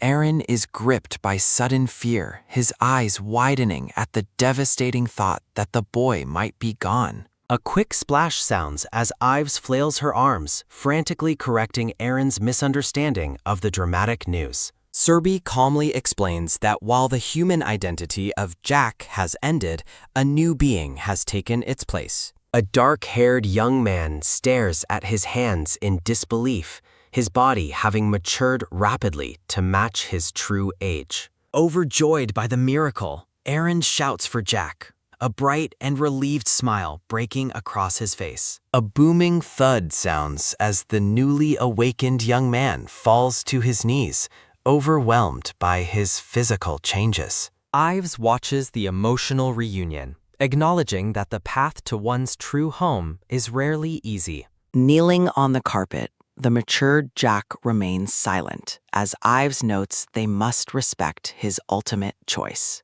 Ives gazes thoughtfully at Aaron, wondering if his protective nature is a direct result of being Winterbell's contractor. Sunlight filters through the lush forest canopy as birds chirp peacefully, signaling the start of a new journey. A rhythmic crunch sounds as Serby walks through the woods, his staff clicking against the dirt path. Serby pauses as several sharp rustles sound from the nearby bushes, his senses alerting him to an intruder. A low thud sounds as someone clumsily stalks the red-haired priest through the thick forest undergrowth. A sudden rustle sounds as Roran leaps from the brush, holding saplings and indignantly claiming she isn't a child.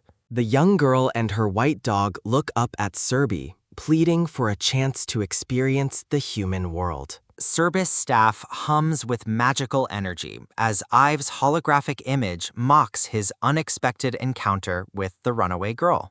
Roran listens intently as her mother's voice explains the girl's desire to see the world beyond the dragon sanctuary. A joyful shout sounds as Roran and the dog race ahead, leaving a weary Serby to follow. A soft sigh sounds as the red-haired priest covers his face, already feeling the burden of his new responsibility. Clad in travel gear, Serby and Roran approach a foggy town as the girl asks about their immediate plans. Serby gestures for quiet, instructing the girl to use his name only to avoid drawing unwanted attention to themselves. A gentle pot sounds as Serby adjusts Roran's hood, reminding her that her name is now simply Rhea. A low whistle sounds as the wind sweeps through Mirgard, a lawless nation where the pair will pose as merchants. A quick rustle sounds as Serby pulls his hood low, preparing to enter the shadows of the northern border. Narrative text identifies the wasteland north of Alperios as Mirgard, a realm where no king holds dominion. In the brutal streets of Mirgard, a young boy asserts dominance over a fallen man, showcasing the land's cruel loss. Rhea gazes around the marketplace in wide-eyed wonder, her excitement contrasting with the town's grim reputation. Serby reveals that they have come to sell useless gems at an illegal auction to fund Eli's urgent needs. Contemplating a hypothetical button, the black-haired girl smiles at the idea of making disliked people lose money. A loud "ah" sounding erupts as the girl and a man in white witness a scene of total destruction. A cold ha ha ha and pained sounding follow as the masked manager brutally chokes a servant. The servant is thrown to the floor while a subordinate enthusiastically pledges his loyalty to the manager. Turning his attention away, the masked manager looks towards Suburbian and the young girl standing in the distance. With a predatory grin, the masked man acknowledges Suburbian's formidable strength as dark energy radiates from him. In a quiet room, the black-haired girl mentions the peaceful negotiations she read about in her books. Suburbian explains the nature of power, noting that people become docile when they have more to lose. Resting his hand firmly on the table, Suburbian declares that he has no need for the offered goods. Suburbian reviews the documents provided, his calm demeanor contrasting with the gravity of the trade deal. Suburbian reflects on the bizarre nature of human business while thinking about the fate of the silver-haired man, Winterbell. Bowing slightly, Suburbian informs the masked manager that his current stock is insufficient for the trade quantity. A document filled with mysterious and dense script details the dark inner workings of the organization's trade. The dark-skinned woman with silver hair reports the operation of a large organization specializing in slave hunting. Winterbell sits silently at his desk, his expression one of deep and troubled contemplation over the recent news. The brown-haired man urges for a strike against those suppressing freedom, eager to take decisive action. Winterbell remains lost in thought while his subordinates question his uncharacteristic worry and lack of direct orders. Both the silver-haired woman and the brown-haired man look toward their boss, awaiting a final decision. Narrative text over a snowy scene emphasizes the urgent need to sever the slave system and end human tragedies. Thoughts of Bargian's safety and future home are shown alongside villagers working peacefully in a vibrant field. Snapping his fingers to emphasize his point, the brown-haired man suggests seeking the counsel of the guardian, Suburbian. Suburbian appears in a pillar of light, letting out a long, tired yawn as he enters the office. Standing before the startled Winterbell, Suburbian prepares to address the urgent situation facing their territory. Taking a seat, Suburbian calmly informs Winterbell that there is a specific question he needs to ask. In a dark, purple, misty void, Winterbell struggles with the difficulty of choosing between two impossible paths. Suburbian watches with a quiet, analytical expression, waiting for the silver-haired man to find his resolve. Suburbian tells Winterbell that at least now he won't be as disappointing as he had initially expected. Suburbian maintains a firm and serious gaze, his presence commanding the room as they discuss their next move. Suburbian and Winterbell lock eyes in a tense moment of shared understanding and mounting pressure. Winterbell acknowledges the truth of Suburbian's words, admitting that he must prove the validity of his own path. Narrative text reveals Winterbell's plan to decide on Winter's return after watching the people of Bargian. Winterbell questions whether his cautious approach is simply an act of cowardice in the face of violence. Clenching his fist, Winterbell reflects on the hollow tranquility gained by turning a blind eye to oppression. Pain and internal conflict etch across Winterbell's face as he struggles with the weight of his leadership. Apologizing for his outburst, Winterbell asks Suburbian to ignore what he just said as he regains his composure. Winterbell suddenly beams with a bright, determined smile, his spirits lifted by a new sense of purpose. Suburbian asks Winterbell to reveal what he has finally decided to do regarding the slave hunting organization. Winterbell stands tall, ready to lead as the scene shifts back to the negotiation with the masked manager. A light ting sounding accompanies the manager flipping a coin while recalling their previous meeting on the street. Suburbian stands with the black-haired girl, stating that he never forgets the faces of those he encounters. The masked manager waves casually while reclining on the sofa, unbothered by Suburbian's cold and serious demeanor. The scene shifts abruptly toward the dark, hidden depths of the manager's warehouse facility. Caged beast folk are shown huddling in the shadows, victims of the organization's premium goods slave trade. The black-haired girl confronts the manager, questioning why he cages members of his own beastfolk race. Leaning in with curiosity, the masked man asks how the clever child managed to figure out his identity. Bags of shimmering fairy diamonds are shown, revealing the source of the manager's immense and illegal wealth. A sinister light gleams in the manager's eyes as he reveals the true depth of his dark nature. Serherbian proposes an exclusive trade agreement, demanding that all current and future slaves be sold only to them.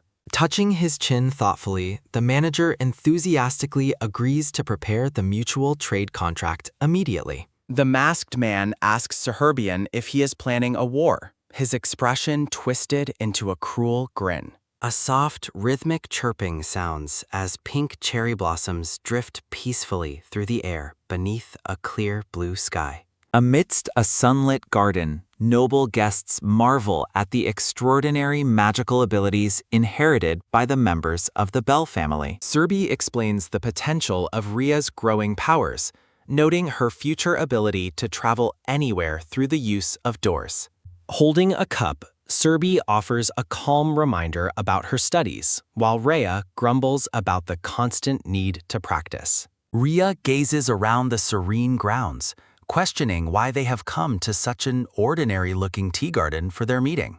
Serbus's expression turns serious as he prepares to reveal the true purpose of their visit to this seemingly tranquil location. Within a private room, the silver-haired Aaron stands before Serbi as they prepare to confront heavy political burdens. Serbi contemplates his strategic use of a blizzard to effectively halt the operations of competing trading companies across the region. Waiting patiently at the table, Serbi and Ria remain alert for their contact while birds continue to sing nearby. A pink-haired woman appears with a shimmering magical flourish, carrying a small harp as she approaches the seated pair. Serbi politely offers a seat to the newcomer, while Ria looks on in wide-eyed wonder at the woman's sparkling appearance. Taking her place at the table, the harpist smiles warmly, preparing to divulge the most significant news from the continent. Her gaze turns icy as she reveals that dragon hunters are being recruited in massive numbers everywhere across the lands. Serbus' breath hitches as he absorbs the shocking information, his eyes narrowing in response to the growing threat to dragons. Utterly stunned, Serbi questions the audacity of humans attempting to hunt the powerful and ancient dragon race for their own gain. The trio sits in a tense silence, the gravity of the informant's news weighing heavily on the group in the garden. With a graceful smile, the pink-haired woman begins to play a soft melody on her harp to underscore her tale. Narrative visions show helpless dragon hatchlings trapped in nets, illustrating the cruel methods used by the emerging human dragon hunters. A gentle melody flows from the strings as the informant continues to explain the dragon's sacred duty toward humanity's protection.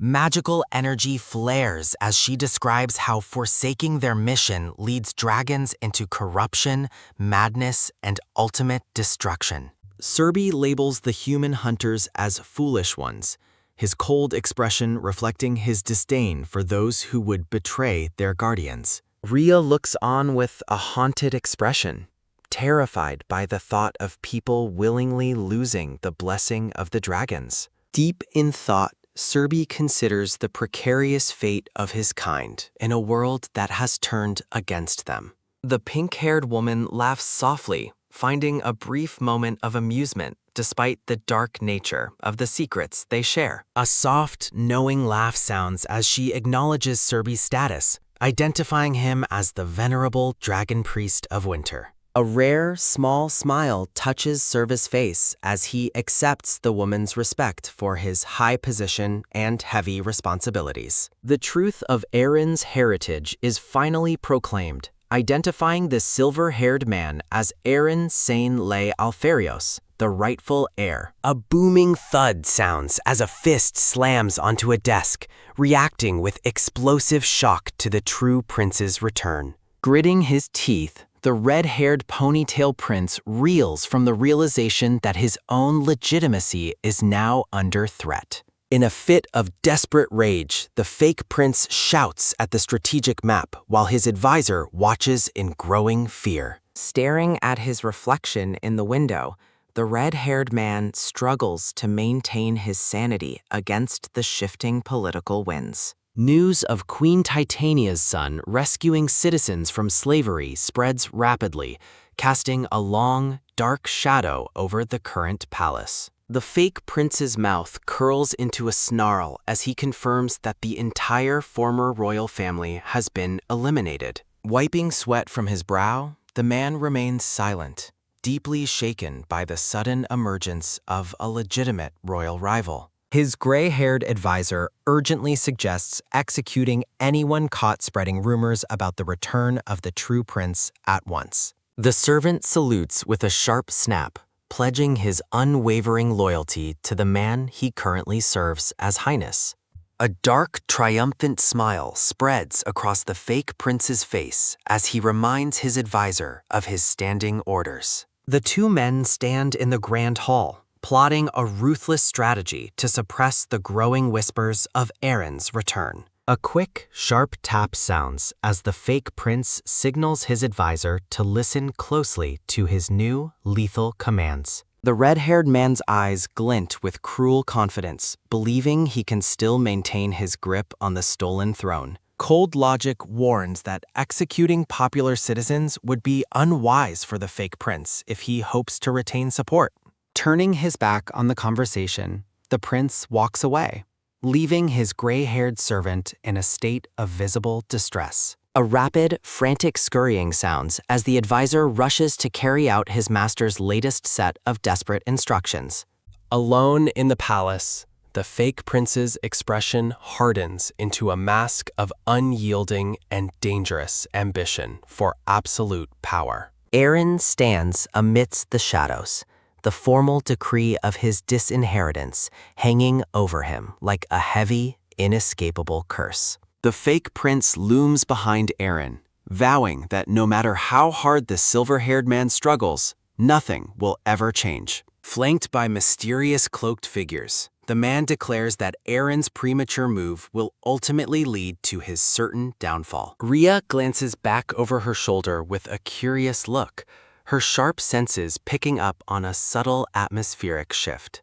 Serby pauses, a flicker of surprise crossing his face as he reacts to an unexpected and deep personal realization. Rhea notes with a hint of genuine shock that she has never seen Serby show such an emotional expression before. A bright, playful laugh sounds as the black-haired girl leans back with a joyful, carefree expression. A vision of a smiling, pink-haired woman asks if the figure before her is the venerable Lord Winterbell. Rhea points out that Serby once said the same thing to her mother, her expression playfully skeptical. A cheerful giggle sounds as the young girl walks alongside Serby, whose gaze remains calm and steady.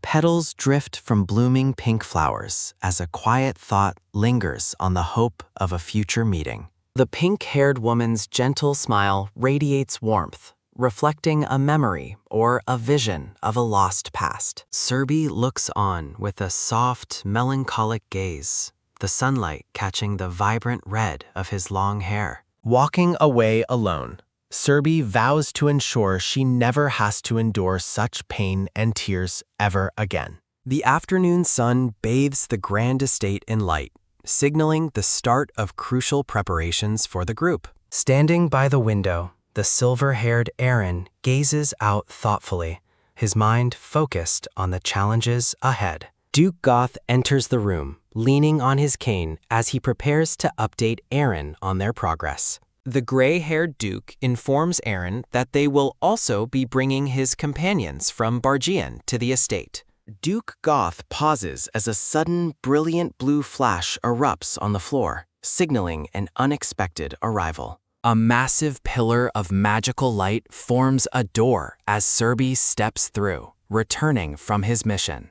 Stepping into the room, Cerbis's expression is one of cool determination as he finally rejoins his allies. A celebratory cheer sounds as Aaron leads his companions in a toast during a lavish, well-earned banquet. Cassio Drake laughs heartily, raising his glass and dismissing the hardships they have faced as mere trifles. Standing up from the table, Aaron addresses his friends, his presence commanding the full attention of the room.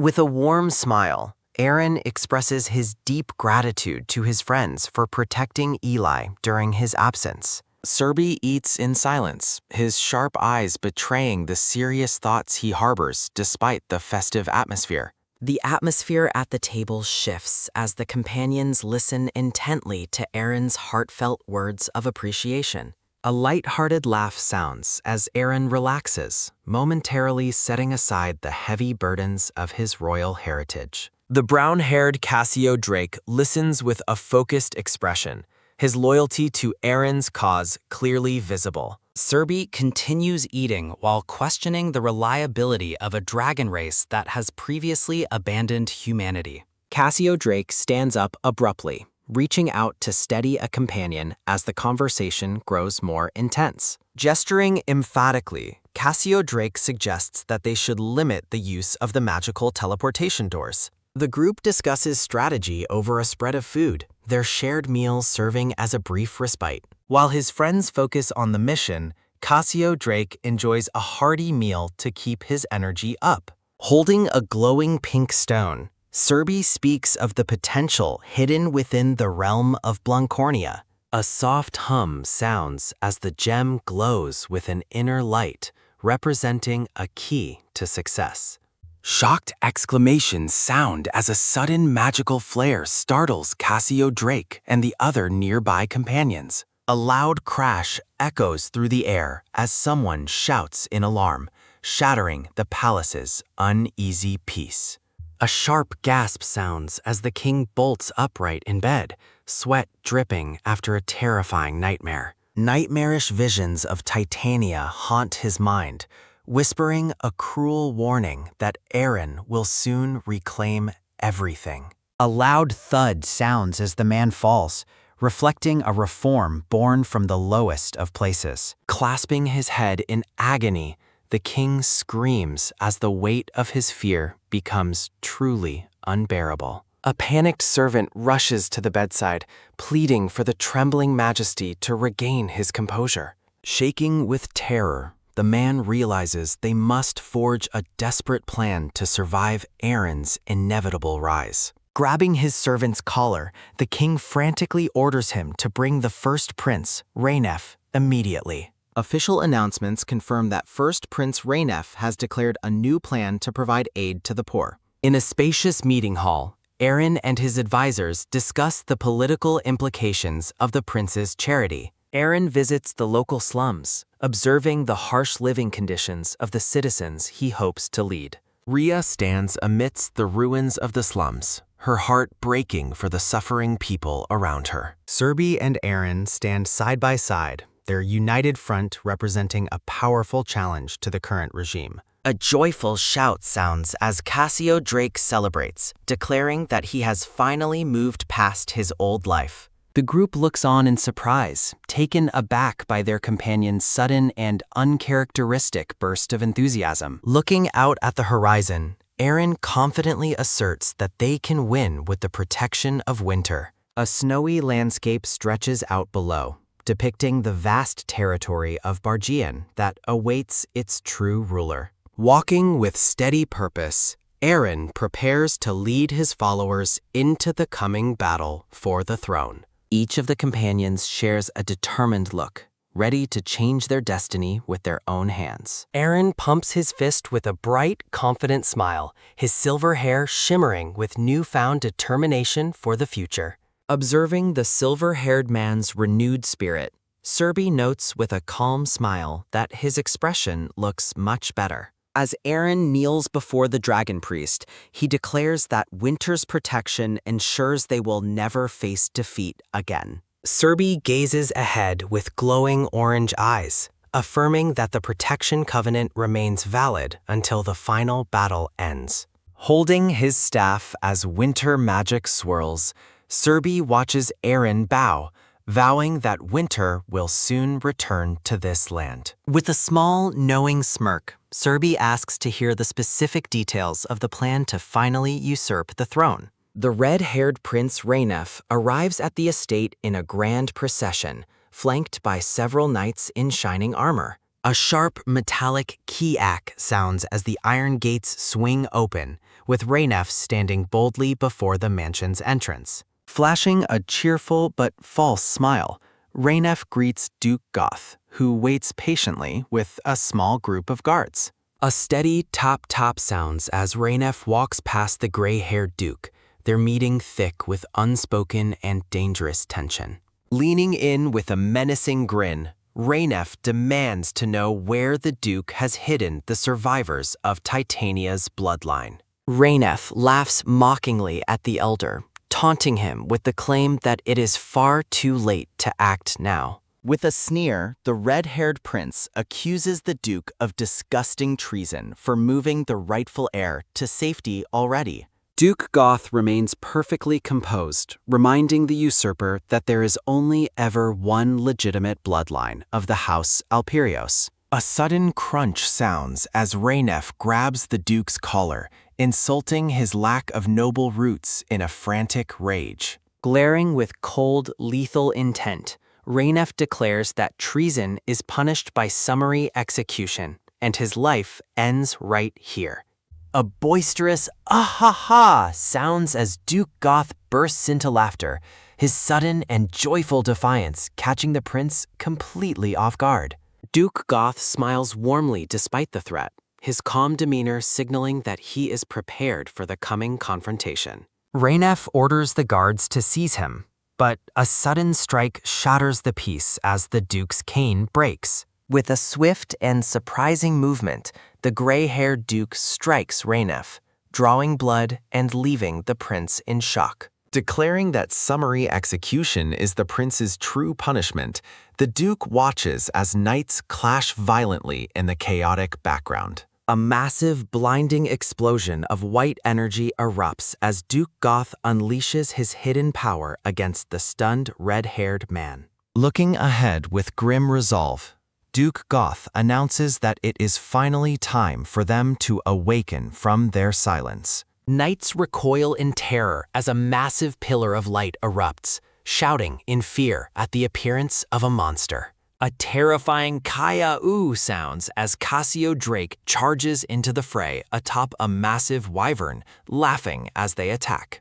A companion yells for Cassio Drake to follow the plan while the wyvern snaps its jaws at a terrified knight. Watching from the shadows, the blue-haired woman confirms that their leak worked, and Rainef has been lured to the mansion. Aaron leads a strategic meeting, planning to infiltrate the palace through Lord Winterbell's magical doors, while the Duke handles Rainef. The scene shifts to the fierce battle outside, where Aaron's allies clash violently against the palace's defending knights in armor. A dark-haired man directs the magic squadron to maintain their defensive shields and coordinate through their communication devices during combat. Chaos reigns as magical explosions and the sound of clashing steel fill the air during the intense palace courtyard assault. A crackling zap sounds as orange lightning strikes the palace door, signaling the arrival of the true heir's magical forces. A violent explosion shatters the palace gates,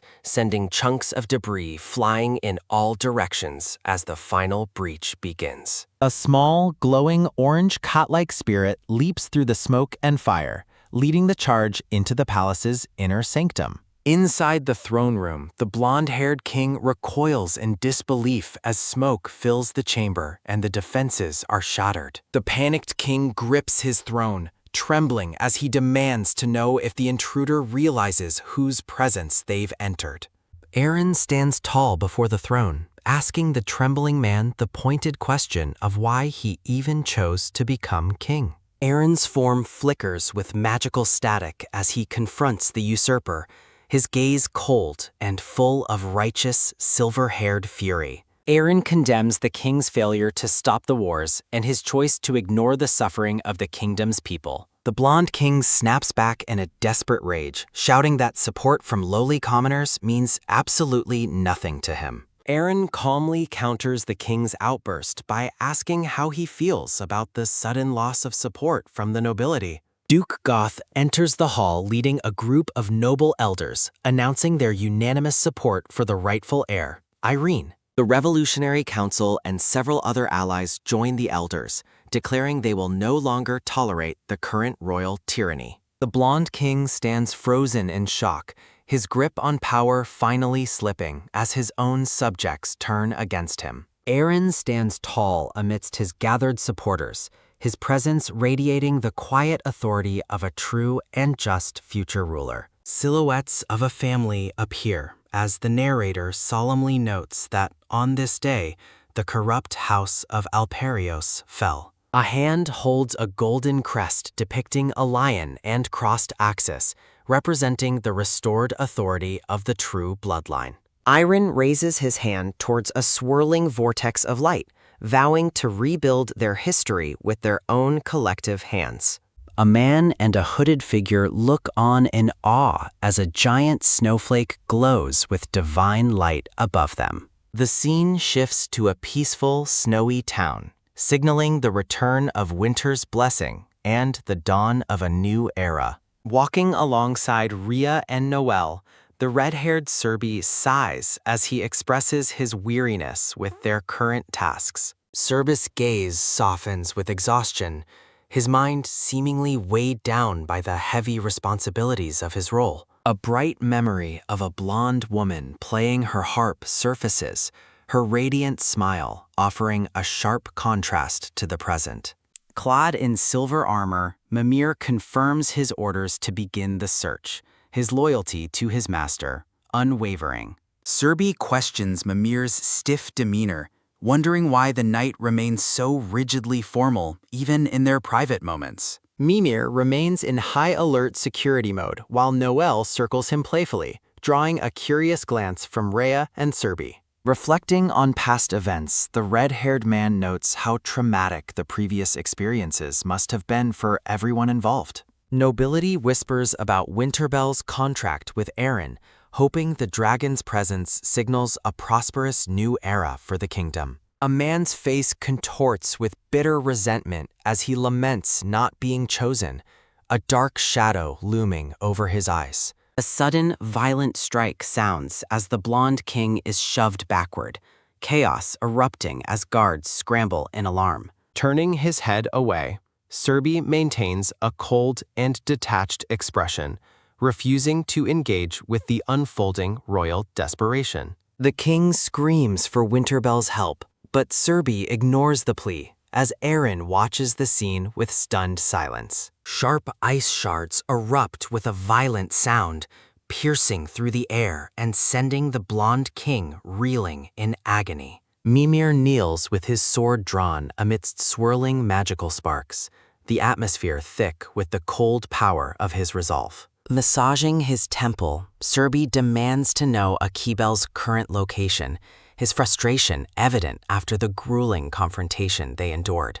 A soft hum sounds as Mimir's eyes glow with blue energy, his magical senses scanning the vast landscape for clues. Serbi's eyes widen in confusion as he repeats the word desert, clearly baffled by the unexpected destination his knight discovered. Standing in the courtyard, Serbi asks why a forest dweller would move to the desert while Noel tugs at Mimir's cape. The scene shifts to the scorching expanse of the Turk Desert, where endless sand dunes stretch under a hazy sky. Arriving in the desert, Serbi covers his face and complains about the sand, while Rhea and Mimir follow close behind. Deep within the dunes, a magnificent palace oasis appears, its golden structures shimmering like a mirage in the heat. Serbi looks toward the horizon with a focused gaze, his expression tightening as he senses the presence they are seeking.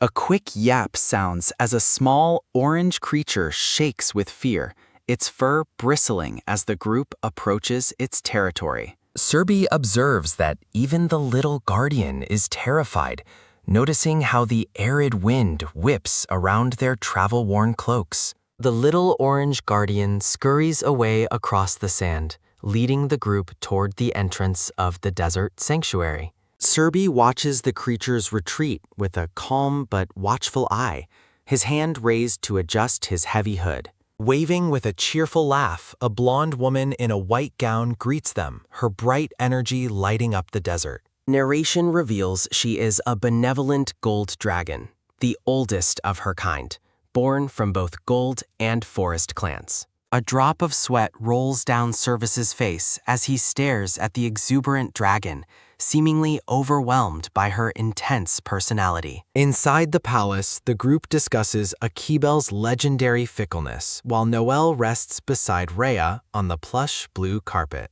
Laughing joyfully, Akibel holds up a bottle and glass, insisting that they all share a cup of nectar together. Serbi chides the blonde dragon for drinking during the day, reminding her that they have a sacred mission to uphold. Watching her from behind, the red-haired man remains silent as the dragon woman continues her lively and carefree chatter. Rhea excitedly asks if she can call Akibel her big sister, prompting a blunt remark from Serbi about the dragon's drunkenness. Akibel dismisses her own behavior as silly, complaining about the boring little boy she has to look after at home. Standing silently behind his mother, the dark-skinned boy with blonde hair stares ahead with a stoic and unimpressed expression. A sharp talk sounds as the boy brings out a tray, earning a scolding from the dragon woman for his seriousness. With a formal bow, the boy introduces himself as Shuhanin of the Gold Clan, extending a respectful greeting to Serbi. Akibel pleads for Rhea to be her son's friend, noting that his stiff personality has left him completely alone until now. Shuhanin shouts in protest about needing friends while Rhea beams with excitement as Serbi quietly drinks in the background. The golden-haired dragon beams with a wide, satisfied smile, her eyes closed in delight at the sight of her guests. Serbi stares into his golden glass with a troubled look, his red hair catching the dim light of the palace hall. Under the desert night, Rhea asks why they came here, sensing there is a deeper reason for their sudden visit. Her smile fading into sadness, Akibel confesses that she no longer wishes to protect the humans who inhabit this world. Serbi gazes into the starry sky, his profile silhouetted against the deep blue night as he ponders the dragon's heavy words. Akibel's voice rings out as she spots her son, teasingly asking if he intended to leave without saying goodbye. Walking through the dunes, Shuhanin explains to Rhea that shortening names is a common human custom he has finally adopted. Serbi stands alone on a rocky outcrop,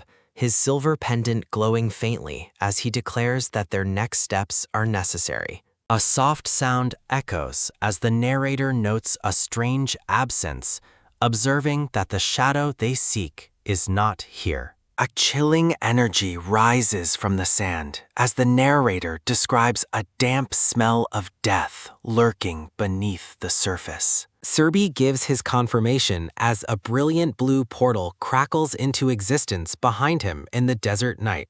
With a deafening boom, the magical gateway erupts with blinding energy, signaling the start of the fierce confrontation. Serbi orders Mimir to handle the threat once his analysis of the situation is finally complete. The glowing blue portal stabilizes on the desert floor, pulsing with raw and ancient magical power. Mimir charges forward with incredible speed, his white cloak fluttering as he closes in on the enemy. A massive impact shakes the ground as Mimir strikes, sending a shockwave through the shifting desert sands. Mimir descends upon the dragon hunters with overwhelming force, his blade carving through the air with glowing energy. Shuhanin watches the brutal combat with wide, frightened eyes, his face pale with sudden and mounting terror. Shuhanan shouts in defiance while Serbi instructs Rhea to protect the child and never let go. Serbi warns the children to stay back while his eyes remain fixed on the dangerous path ahead.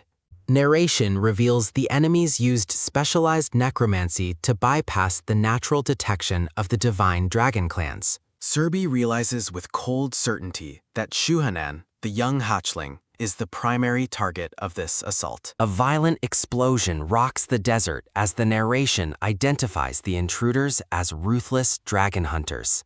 A hunter gloats about their undetectable magic while his companion trembles under the weight of the battle.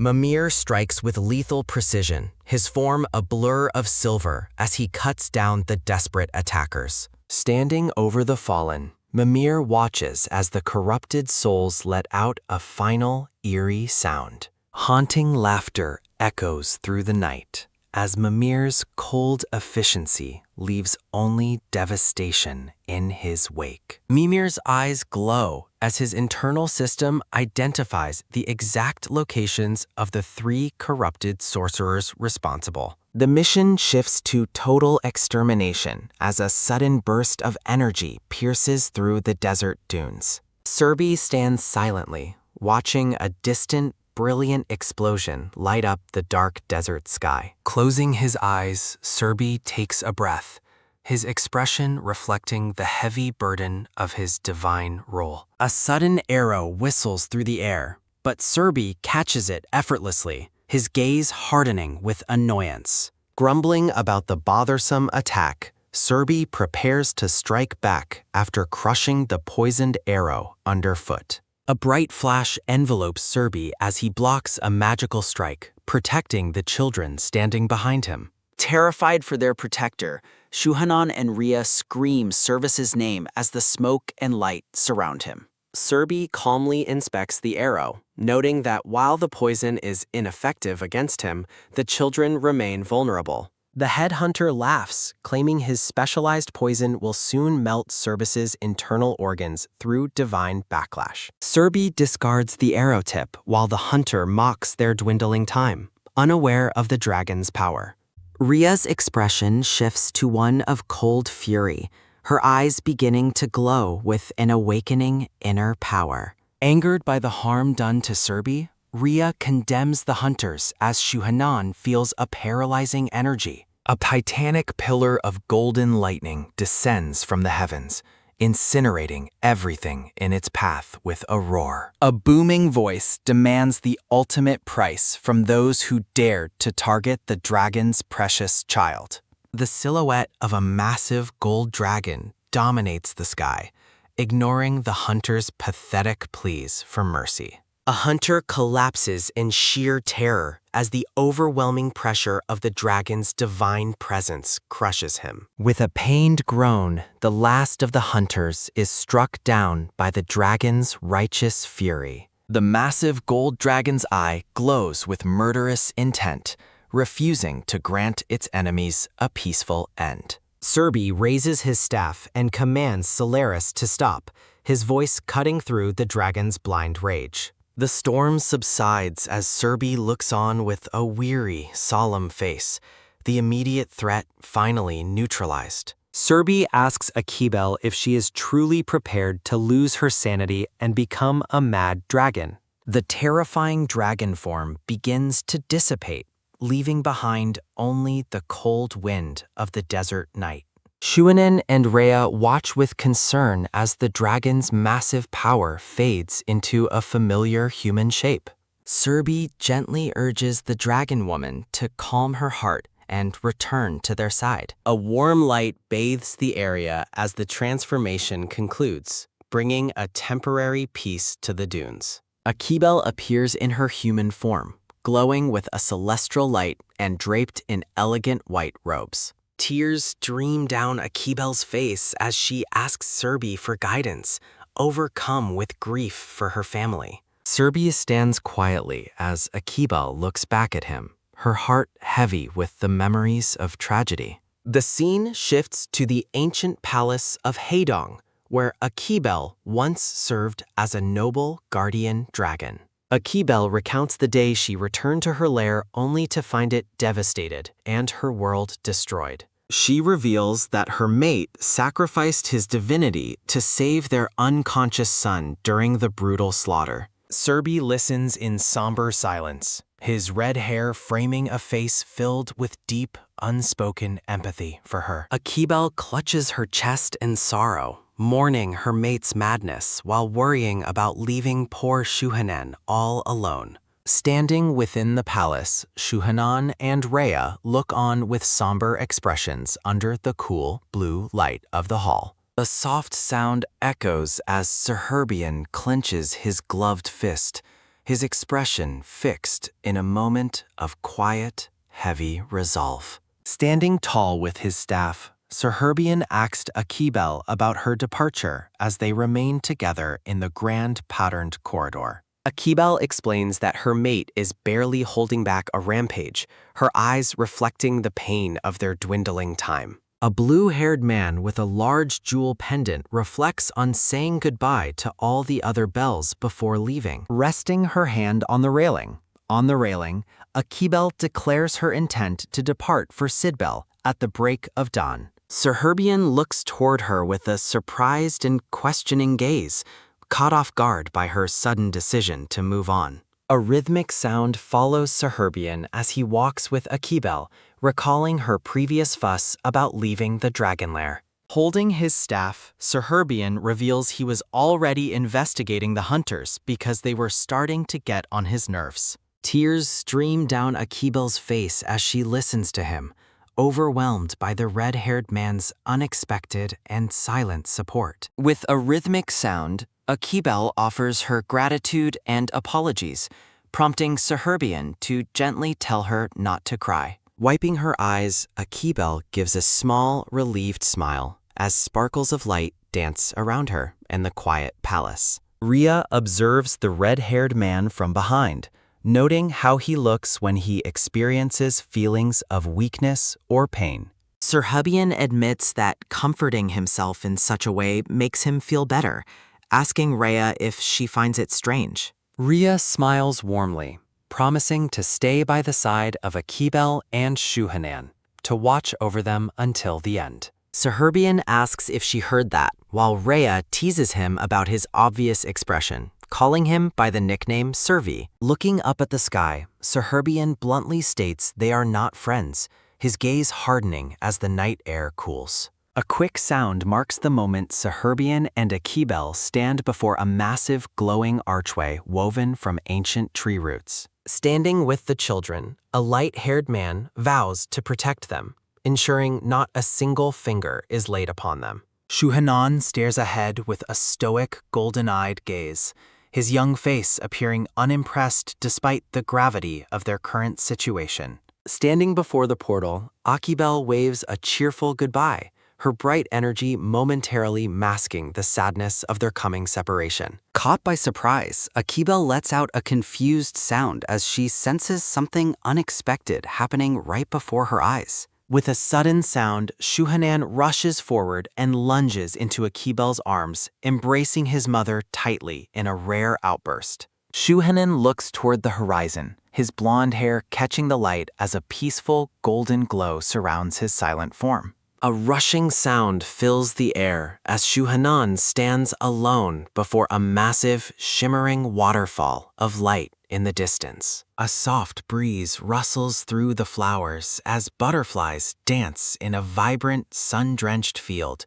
creating a serene, magical atmosphere. Standing in the blooming meadow, Serherbian and Akibel casually discuss the beauty of the landscape, despite the lingering troubles. Serherbian gazes into the distance with a calm, thoughtful look, his red hair vibrant against the bright, sunny backdrop. A winged girl with purple hair appears amidst a flash of light, her youthful presence signaling a new arrival's entrance. Serherbian and Akibel greet Daisha and Shasha as a soft sound marks their meeting in the middle of the field. Laughing joyfully, Shasha enjoys the sunlight, her energetic personality shining as brightly as the blooming flowers all around her. Akibel explains that while she loved humans most, the colors of the fading season still linger upon her heavy heart.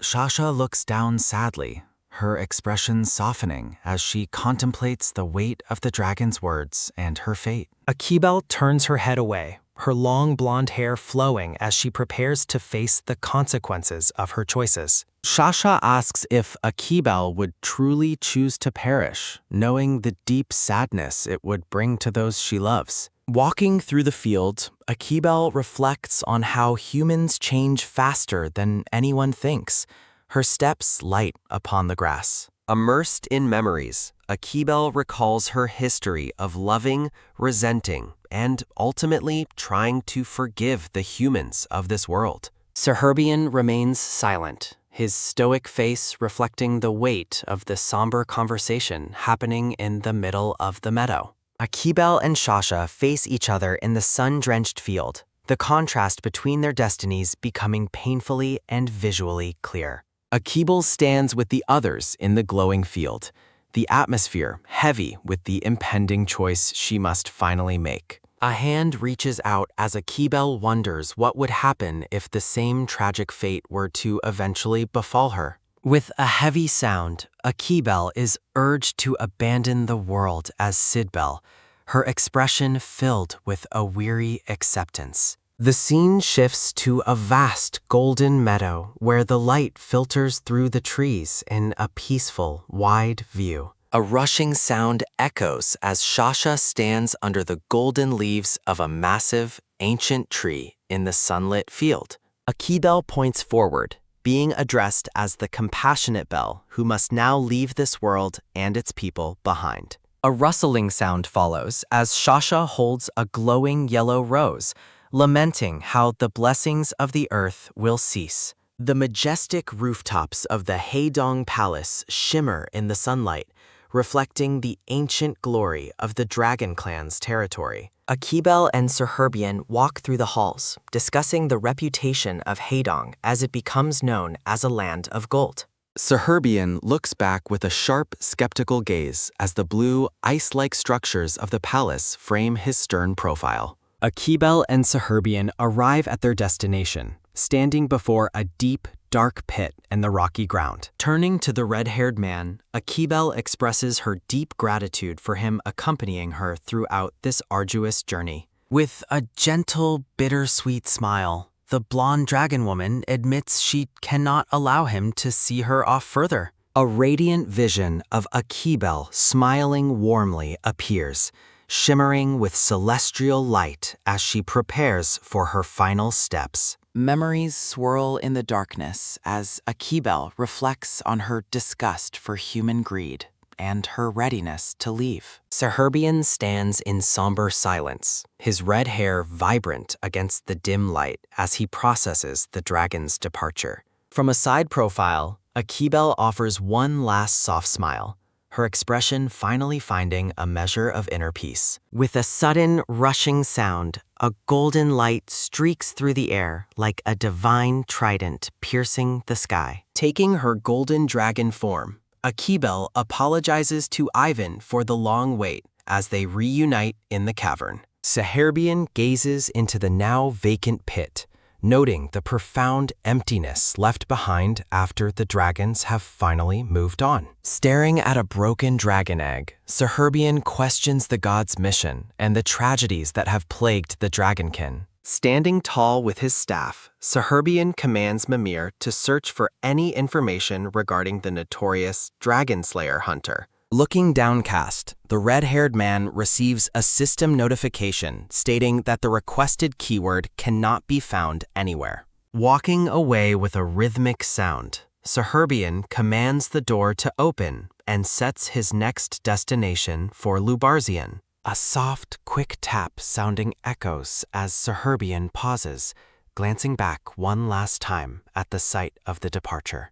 In a warm flashback, Akibel looks at a golden egg held between two hands, wondering if it belongs to her. A young girl with long purple hair and pointed ears stares curiously at the mysterious glowing golden egg. Smiling thoughtfully, Akibel realizes that the gift from the past will be essential for her in the coming future. Back in the present, an orange sphere falls from Saherbian's staff, reminding him of the orb Seedbell previously gifted him. With a chirping sound, a tiny orange bird hatches from the sphere, having absorbed the magical energy from Akibel's transition. Squatting down to inspect the cute creature, Saherbian wonders why the new spirit is unable to speak to him. The scene shifts to a sun-drenched, opulent palace garden where the sound of cicadas buzzes through the warm afternoon air. A white-haired man in regal blue robes cools himself with a fan,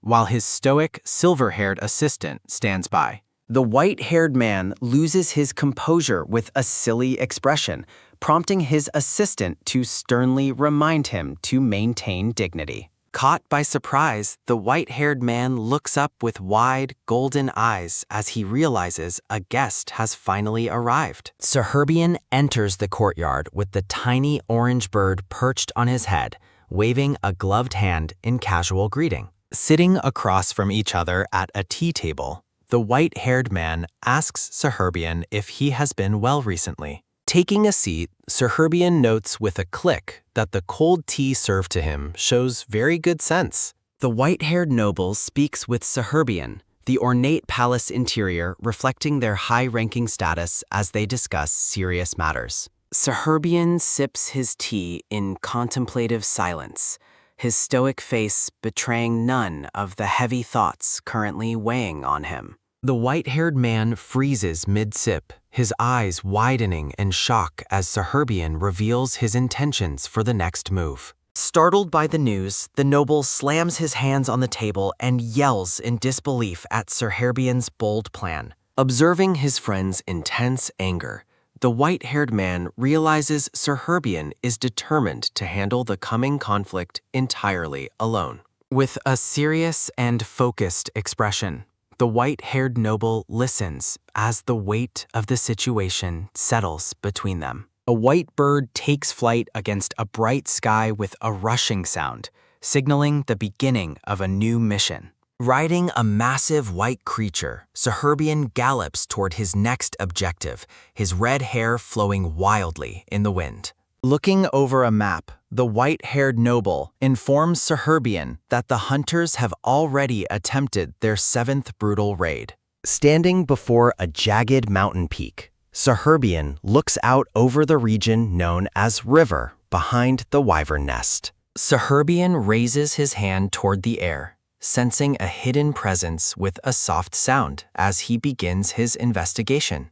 A vibrant green magic circle manifests before Saherbian, who identifies it as an incredibly skilled illusion barrier made by humans. A silver-haired man in heavy gray armor approaches Saherbian with a rhythmic sound, asking if he should remove the barrier. Clenching his fist, Saherbian decides to wait, wanting to gather more information to ensure they can pull out the roots. With a heavy sound, the armored man touches the glowing green barrier as a system message announces the analysis has begun. A crackling sound follows as the armored hand pulses with energy, the analysis for the barrier removal reaching 15%. With a sharp sound, the analysis concludes instantly, reaching 100% as the barrier's structural integrity finally begins to fail. The armored man's eyes glow with white light as he executes the final removal of the massive magical illusion barrier. Birds scatter from the trees with a rushing sound as a hidden guard shouts an alarm about an intruder's presence.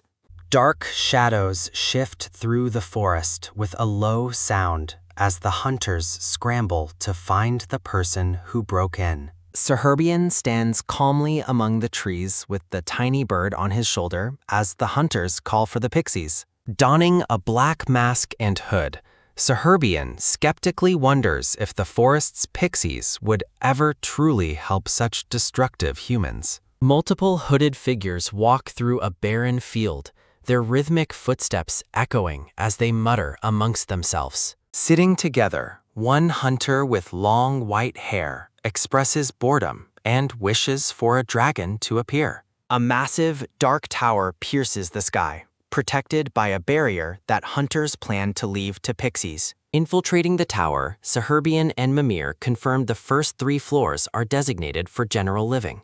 Saherbian, disguised in a black hood, contemplates the barrier on the 4th floor that only executives can bypass. His golden eyes narrow as he uncovers the sinister reason behind the restricted access within the dark corridor. Horrified, Saherbian realizes the cult is hoarding corpses to consume their souls for a dark ritual. Looking down at a magic circle, he discovers their plan to use necromancy to create an undead army. A terrifying silhouette of a dragon looms in a blood-red haze, representing their ultimate goal of draconic necromancy. A sudden, low sound alerts the infiltrators as they are spotted by the tower's guards in the shadows. A masked guard demands to know who sent them, suspecting the king's involvement in their intrusion. Pulling back his hood, Saherbian reveals they are from the Dragon Shrine, causing the guards to gasp. Dismissing them as papal puppets, the guard surges with red energy, intending to use them as test subjects. With a thunderous call, the guard summons Goliath as a dark, swirling energy erupts from the ground. The wyvern's claws and tail tear through the air with a sharp sound as the creature fully manifests. The guard hails the wyvern as a pseudo-dragon whose success will herald a true undead dragon's creation. Dark energy pulses around the command to begin the test, setting a grim tone for the coming battle. Malice drips from the guard's voice as he orders Goliath to trample the disgusting divine priest immediately. Turning his back, Saherbian remains unfazed as the wyvern charges, its mouth glowing with bright green energy. A massive explosion of green light erupts with a thunderous sound as the creature releases its devastating breath. Amidst the chaos, Mimir, the silver-haired knight, clenches a glowing blue fist, ready to strike back with force. A brilliant beam of blue light shatters the darkness with a booming sound, overwhelming the hunter's summoned beast. Feeling a sudden, unnatural chill, the branch leader stares in shock as the temperature in the room plummets. Stunned, the hunter watches as frost begins to creep over his body, signaling a total shift in power. A sharp crackling sound echoes as thick ice spreads rapidly, encasing the hunter in a frigid, inescapable prison. Saherbian stands amidst the frost, his calm demeanor contrasting the absolute power he wields in the blue mist. Desperate cries ring out as the branch leader realizes he is paralyzed, unable to move his frozen body. Aiming a crossbow at Saherbian, another hunter realizes they have underestimated their opponents and moves to strike. A system notification declares the beginning of extermination as Mimir lunges forward with silver hair flying wildly. With a sizzling sound, the wyvern undead lies neutralized on the floor, its dark form etched with runes. Saherbian taps his chin, wondering if killing everyone will make it harder to find clues about the master. Walking through the wreckage, he asks Mimir for his opinion, while the frozen hunters remain helpless behind. With a sharp, quick snap sounding, the ice begins to splinter as the terrified hunters look on. Shaking uncontrollably, one branch leader begs to talk, offering to reveal everything just to stay alive. Saherbian pauses to consider the offer, his eyes reflecting a cold, calculating resolve as the hunter waits breathlessly. With a cheerful but terrifying smile, he declares information is unnecessary as a swirling vortex begins to consume. A rushing sound follows as the hunter's dying realization is that they were facing a true dragon's wrath. Walking away from the site, Saherbian and Mimir note the significant decrease in divine power as they depart. Mimir presents a glowing blue screen, asking Saherbian if the materials they recovered will be useful. Saherbian gazes at the data with his tiny bird companion, his expression somber as he plans their move. Reviewing the remaining dragon locations, he notes that Histalion, Pinos, and Hadong are the final key destinations. He reflects on the protection covenants made with countries that once sheltered the 4 seasonal dragons. His gaze softens as he remembers Akibel Solaris, acknowledging the heavy sacrifice she made for the world. An image of a sealed dragon corpse appears as he contemplates the hunter's persistent efforts to create undead. Saherbian instructs Mimir to send messengers to Sidbel and Asulbel while they prepare for their next journey. With a focused look, the red-haired man declares their immediate departure for Histalion to continue their mission. Standing on the Golden Coast, a woman with long white hair and a staff asks if it's true. Looking out over the water, the white-haired woman confronts Saherbian and Mimir about their knowledge of the situation. The trio stands on the shore as the white-haired woman realizes they already knew the truth about Histalion. Biting her finger nervously, the white-haired woman breaks into a cold sweat as she processes the dire revelation. The white-haired woman requests Saherbian's assistance in capturing the individuals currently hiding within the region of Histalion. Close up on the white-haired woman as she maintains a stoic and focused expression during their serious coastal discussion. Looking concerned, the white-haired woman asks Saherbian if he is all right, though he seems confused by the question. Stepping forward with sudden proximity, the white-haired woman leans down to closely inspect Saherbian's arm and physical condition. Small blue droplets manifest around Saherbian as the white-haired woman continues her silent, intense examination of his arm. With a sudden, rushing sound, magical water energy surges from the woman's hand, enveloping Saherbian's wrist in a cooling glow. Looking skeptical, the white-haired woman asks Saherbian if he truly handled the situation at the Ruberzon base personally. A quick, sharp tap sounding, Saherbian punches his palm with conviction, confirming he took care of the previous threat alone. Letting out a weary groan, the white-haired woman rubs her forehead, acknowledging the immense danger they currently face. The white-haired woman walks toward the horizon as Saherbian watches from the shore, the setting sun casting long shadows. Saherbian looks startled as the white-haired woman explains she only stepped forward because she couldn't stand the situation. A sudden, loud splash sounds as the white-haired woman marches into the surf, followed closely by a bewildered Saherbian. A low hum sounds as a glowing blue portal erupts over the ocean waves, serving as a magical gateway. Mimir asks Saherbian for his next move, and Saherbian decides to follow the angry woman to prevent further sulking. A cheerful girl with peach hair greets Saherbian with a bright smile, calling him her master's longtime friend. Delighted that he remembered her name, the young girl inquisitively asks if Mimir is Saherbian's own personal friend. Mimir stands stoically as the tiny orange bird on Saherbian's shoulder chirps a greeting to the energetic young girl. A soft rustle sounds as the white-haired woman approaches, calmly asking the young girl to step away for a moment. Saherbian narrows his eyes with a suspicious sidelong glance, his red hair contrasting against the bright afternoon sky. Looking away with a distant gaze, the white-haired woman's long, pale hair flows gently in the light sea breeze. Sighing with a soft exhale, the white-haired woman sits at a tea table and calls Saherbian's solo mission reckless. A sharp, quick thud sounding, Saherbian points at the woman and asserts his stance with a stern, focused expression. Startled by his sudden intensity, a quick flinch sounds as the white-haired woman reacts to Saherbian's bold verbal challenge. A close-up reveals the ornate blue gem pendant on the woman's neck, shimmering during the tense moment of silence. Saherbian informs her that his plan won't work if she only focuses on protecting herself and her own weaknesses.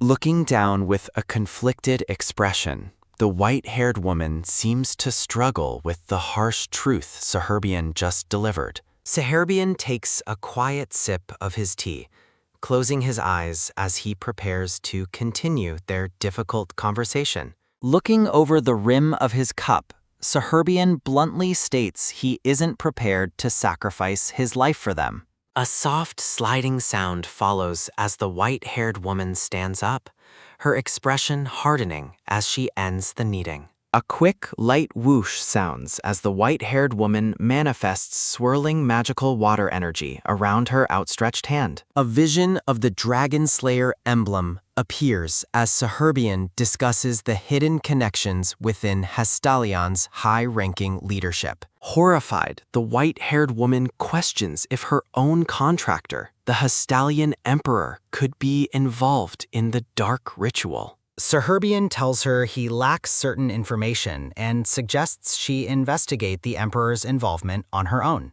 With a sudden, heavy flop sounding, Saherbian collapses onto a bed, finally succumbing to the exhaustion of his journey. Resting comfortably, Saherbian reflects on how much faster he recovers in the warmth compared to Winterbell's lingering chill. As Saherbian lies in bed, a system window asks if he can successfully eavesdrop using the recovered materials. Saherbian stares at the ceiling with a sharp, calculating gaze, his red hair fanning out as he plans ahead. A soft, rustling sounds as Saherbian sits up, his expression serious as he prepares to execute his plan. A system notification announces he is entering a code while complex magical circles and runes fill the air. With an entry successful message, Saherbian connects to an ongoing communication channel to gather intel on the hunters. A crackling sound echoes as the transmission orders subordinates to find someone currently buried somewhere within Haedong. Saherbian listens intently as a voice acknowledges a guildmaster, realizing a major antagonist has finally appeared. The system explains that other dragons haven't reacted to the raids due to their naturally non-interfering and isolated behavior. Saherbian furrows his brow in frustration, his golden eyes narrowing as the weight of his mission grows heavier. A memory of a keybell flashes through his mind, filled with the regret that things might have been different earlier. A report informs the guildmaster that communication with the Red Armband branch in Winterbell has been lost. Saherbian continues to eavesdrop as the hunters confirm communication has been down since the Wyvern's undead transformation ritual. A soft, light rustle sounds as Saherbian prepares to act, hearing the cold order to annihilate the entire branch. A sharp, sudden poke sounding, Saherbian grips his staff as a voice warns he has no beatable direct weaknesses. Saherbian stands tall with his staff, his expression filled with cold resolve as the orange bird watches his master. The grand castle stands tall and imposing under the deep blue of a cloud-streaked night sky. A white-haired young man named Ren dries himself off with a towel, fresh from a late-night bath. Saherbian watches the scene with a completely deadpan expression as a soft, rhythmic boing sound echoes. Startled, Ren turns to see the red-haired Saherbian standing behind him, calling his name with calm authority. Clasping his towel tightly, the flustered Ren questions why Lord Winterbell has appeared in his room so late. Saherbian flashes a cheerful, slightly mischievous smile that does little to ease Ren's visible panic and confusion. Under the moonlit sky, Saherbian dismisses the fact that Ren hasn't slept, insisting they get to work immediately. A sudden, quick knock sounding, the scene shifts to the bright morning sun shining over the peaceful estate grounds. A peach-haired girl named Keisha bursts in, eagerly reminding Saherbian of his promise to craft an ice sculpture. Lying in bed, Saherbian tells Mimir to be quiet as the advisor explains his role as a World Tree branch. Tucked under the covers, Saherbian ignores Keisha's persistent demands for the sculpture while a quick tap sounding. Letting out a soft rustle sounding, Saherbian finally sits up, feeling refreshed after a long-awaited deep sleep. Saherbian sits on the edge of the bed, his expression hardening as he shifts his focus to the mission. A system notification details how the Rubarzan branch was erased, making its demolition appear as a royal order. Resting his chin on his gloved hand, Saherbian muses about the irony of receiving aid from the humans. Sitting alone in the grand room, the red-haired man contemplates the next phase of his intricate strategic plan. A soft, rhythmic ding sounding, Saherbian reviews glowing magical data screens containing intel gathered while he was asleep. The reports confirm the Hestalian emperor's innocence while revealing dark connections between multiple noble families and the hunters. Images of robed figures appear as Saherbian learns the temple is applying pressure to expose the hidden corruption. A notification declares that evidence of necromancy has been obtained, marking all Dragonslayer associates for divine trial. Touching his chin, Saherbian considers the proactive stance of the temple and their role in the brewing conflict. A close-up on his golden eye reveals his calculation that dragon hunting is the ultimate blasphemy to the temple. Saherbian realizes the hunters' deep hostility toward the temple, fueled by their frequent mistake of identifying him as a priest. Holding a shimmering blue light, Saherbian prepares to distribute the gathered intelligence to ensure the hunters' total downfall. A quick, sharp snap sounding, Saherbian fastens a pendant on Keisha, noting she must complete months of divine studies. Saherbian stands with Keisha and the winged woman Irene, preparing to depart for the next leg of his journey. With a bright, cheerful smile, Keisha vows to work hard and spread word of Winterbell's benevolence far and wide.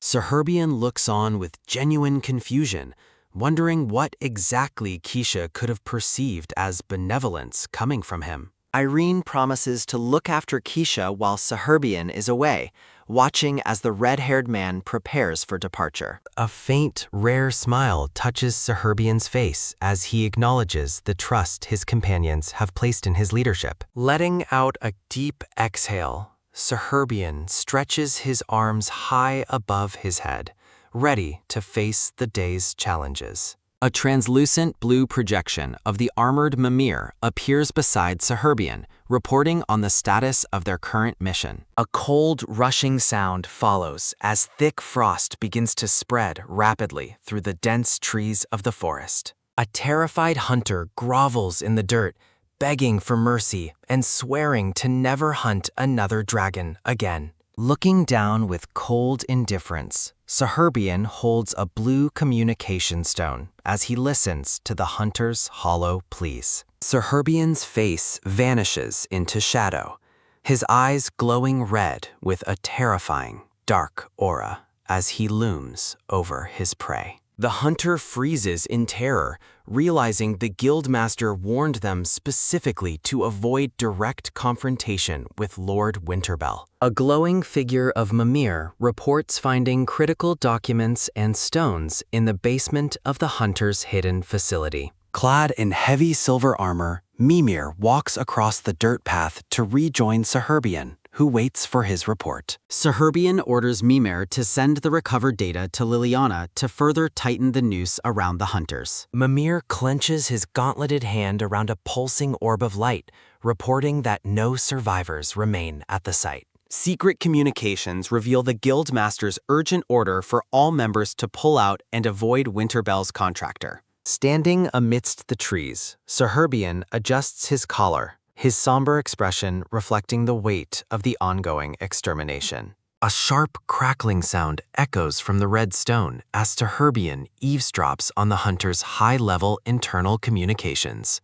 Saherbian's gaze sharpens as he hears the hunters discussing a new, critical discovery that could change the war's tide. Looking off to the side, Saherbian listens intently to the transmission, his focus entirely on the voice of his enemy. Mimir stands by as the transmission reveals the hunters have captured a red dragon hatchling, unable to humanize yet. The tiny orange bird sits atop Mimir's head as the guildmaster asks if the hatchling has been harmed.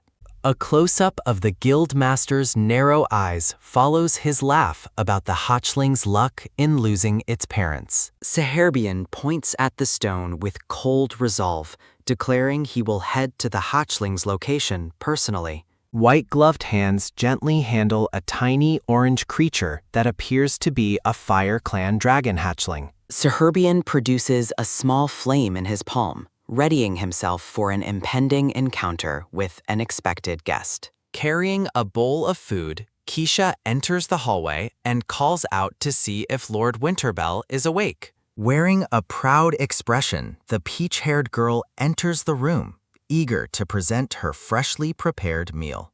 Keisha stops in her tracks, discovering the bedroom is completely vacant and wondering where the occupants have gone. A sudden, loud wah sounding. Keisha's eyes widen in delight as she notices something unexpected within the empty room.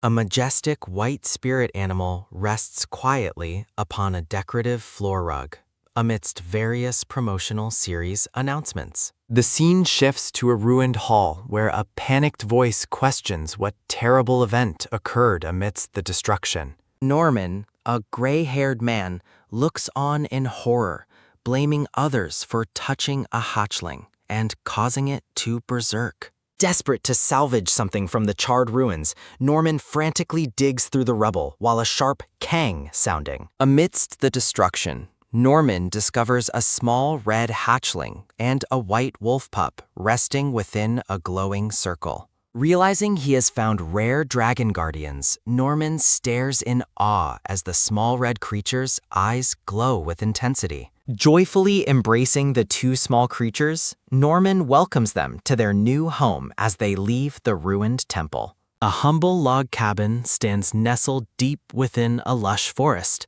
serving as their new, peaceful sanctuary. The small red dragon hatchling looks on with a skeptical, unimpressed expression as it adjusts to its new surroundings. High above the serene grounds, a message reflects on the peaceful atmosphere and how nothing seems out of place. Despite the beauty, the hatchling notes a disturbing silence, realizing there are no birds, fish, or insects nearby. Pausing by a wooden door, the two small creatures are lured forward by the enticing scent of cooking food. Peeking into the room, they wonder if Norman is preparing necromancy materials as he hums a soft, rhythmic tune. Norman turns with a friendly smile, stirring a pot as a soft, rhythmic bubbling sounds from the stove.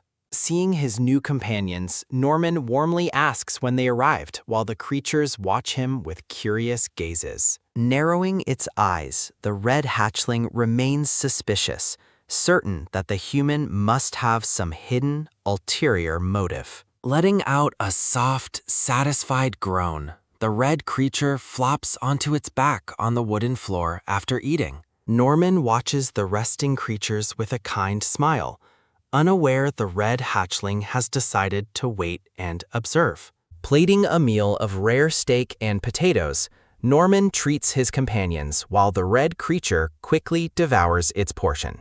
In the present, the white wolf Mimir informs his master, Serherbian, that Norman has left the premises. Serherbian sits on the floor, reflecting on the long days spent acting as a simple companion to the human. Grunting as he stretches, Serherbian asks how long they have been there, and Mimir confirms it is the 7th day. Shifting back into his serious demeanor, Serherbian orders Mimir to conduct a thorough inspection of the house's interior. A bright, pulsing blue light sweeps across the cabin as Mimir executes the requested magical scan of the area. Mimir reports finding no special elements inside, prompting Serherbian to focus his attention on what might lie beneath them. Serherbian walks down a long red carpet in a dark, vaulted hall lit by flickering orange torches. Pausing as a squelching sound follows his step, Serherbian realizes the carpet is heavily saturated with old, sticky blood. An oppressive, nauseating energy fills the space, overwhelming Serherbian's senses with the foul stench of death and decay. Serherbian's divine power flares in response to the intense necromantic energy, making him wonder about the workshop's dark history.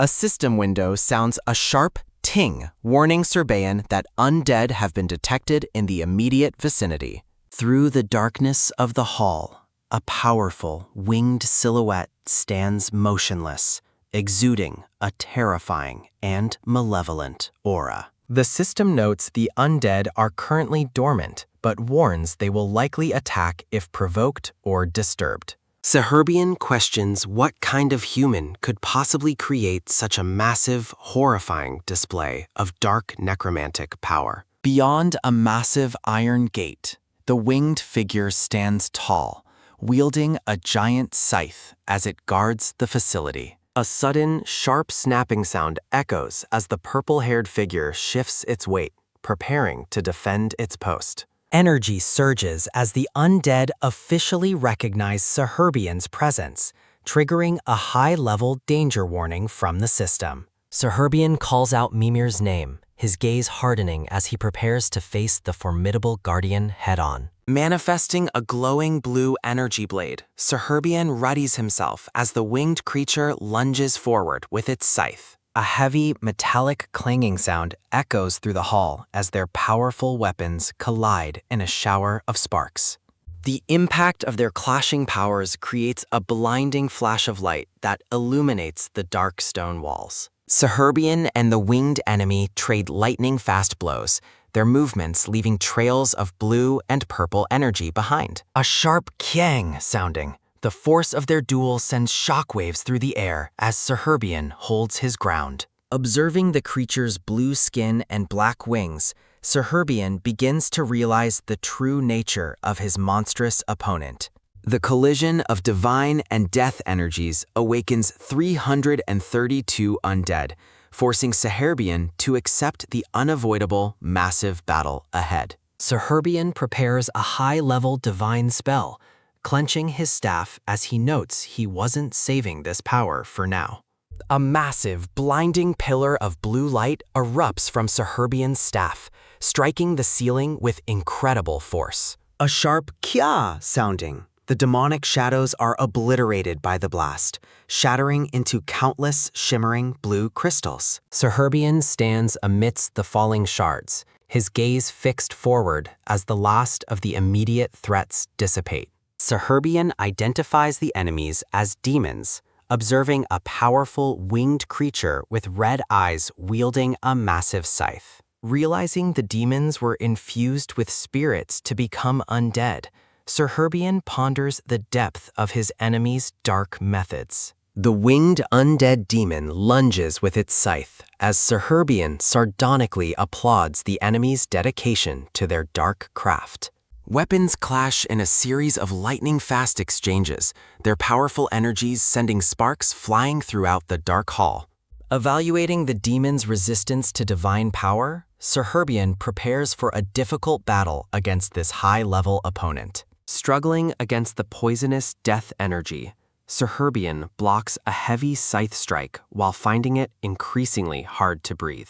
Saherbian leaps away to create distance, leaving the winged creature momentarily confused by his sudden, nimble withdrawal. Sprinting along the elevated stone architecture, Saherbian uses the environment to gain a tactical advantage over the Guardian. Pausing atop a ledge, Saherbian makes a sudden discovery, his eyes widening as he realizes a critical fact. Saherbian realizes the undead are bound to the basement, watching the winged guardian pace aimlessly below the iron gate. A system notification warns of gate travel magic in the forest, drawing Saherbian's attention away from the dungeon. Sensing the arrival of an ally or enemy, Saherbian orders Mimir to send an urgent messenger to Adrian. A terrified hunter stares in pure horror, his body partially encased in thick frost as he trembles uncontrollably. Holding his staff, Saherbian approaches the hunter, who frantically questions how his pursuer managed to find him.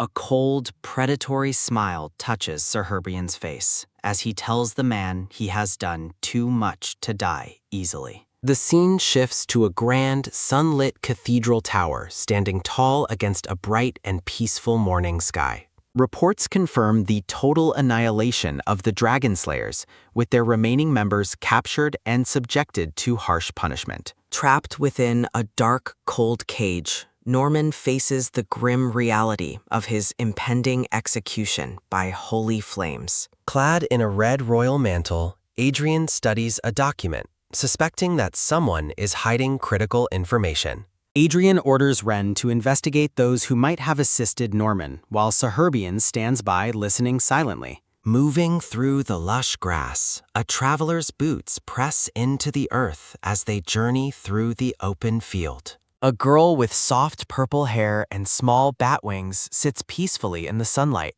enjoying the calm atmosphere. Turning with a warm, radiant smile, the winged girl appears delighted by her current surroundings and the beautiful weather. Saherbian waves a friendly greeting, his staff in hand as he approaches the girl under the clear blue sky. Divine text speaks of a golden cradle of prosperity, promising grand blessings and wealth under the protection of winter. The purple-haired girl listens as a dark prophecy warns that Ruperzan will soon be choked by the rising dead. Reflecting on a draw of great misfortune, Saherbian remains unbothered, noting it is not his own future at stake. Standing together in the sun-drenched field, Saherbian and the winged girl discuss their next steps after the recent conflict. Confirming the matter is resolved for now, Saherbian prepares to leave the field while the girl watches him thoughtfully. Saherbian gently holds a tiny, round orange creature in his palm,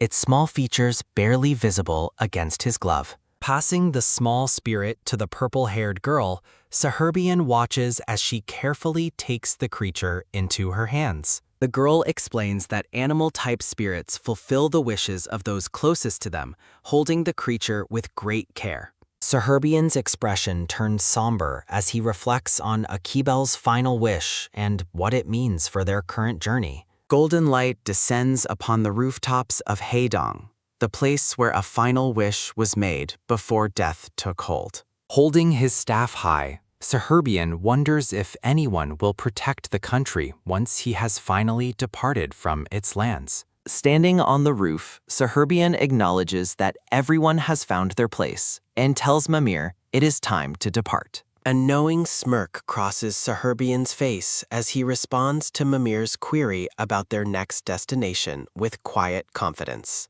Stepping through a swirling blue portal, Saherbian announces their return to Blancornia, while a hooded figure watches from a balcony. In a dreamlike vision, a blonde girl named Autumn introduces herself to a young, red-haired boy she calls Winter. Laughing joyfully in a snowy landscape, Autumn celebrates finding Winter during their playful game of hide-and-seek. Autumn warmly declares that they are the closest of comrades, while the young, red-haired boy listens with a neutral expression. Standing beside a tall staff, Autumn reports that dozens of prayers have arrived, her expression full of cheerful energy. A sharp gasp sounding, the young boy's eyes widen in sudden shock as the reality of the situation hits him.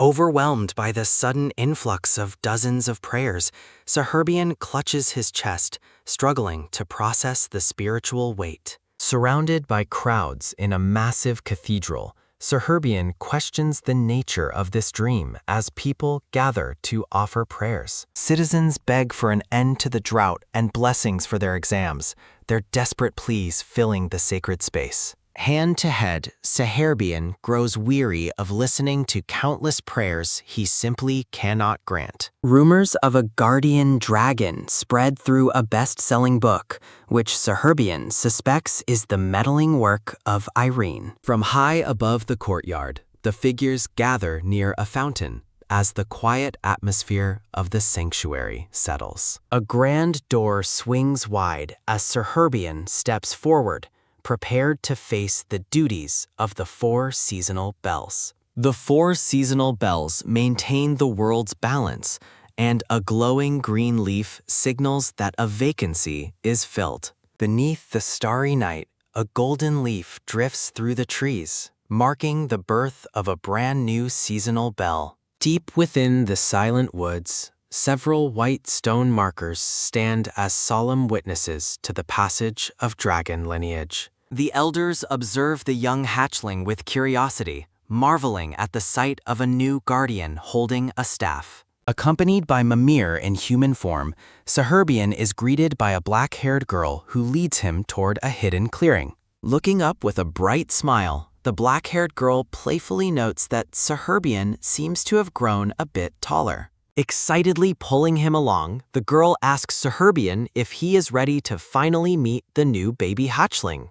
A soft, quick shh sounding. The girl gestures for silence as the green-haired baby sleeps soundly with its staff. A gentle, cool breeze sways through the room, carrying shimmering blue snowflakes that sparkle like diamonds in the air. Waking from its slumber, the green-haired baby rubs its eyes with a soft, groggy rustle as it senses a presence. Seeing Saherbian, the child beams with pure joy, delighting in the cool, refreshing energy radiating from the Winter Guardian. Mimir watches with a warm smile, observing that Saherbian actually seems quite pleased by the young dragon's spirited reaction.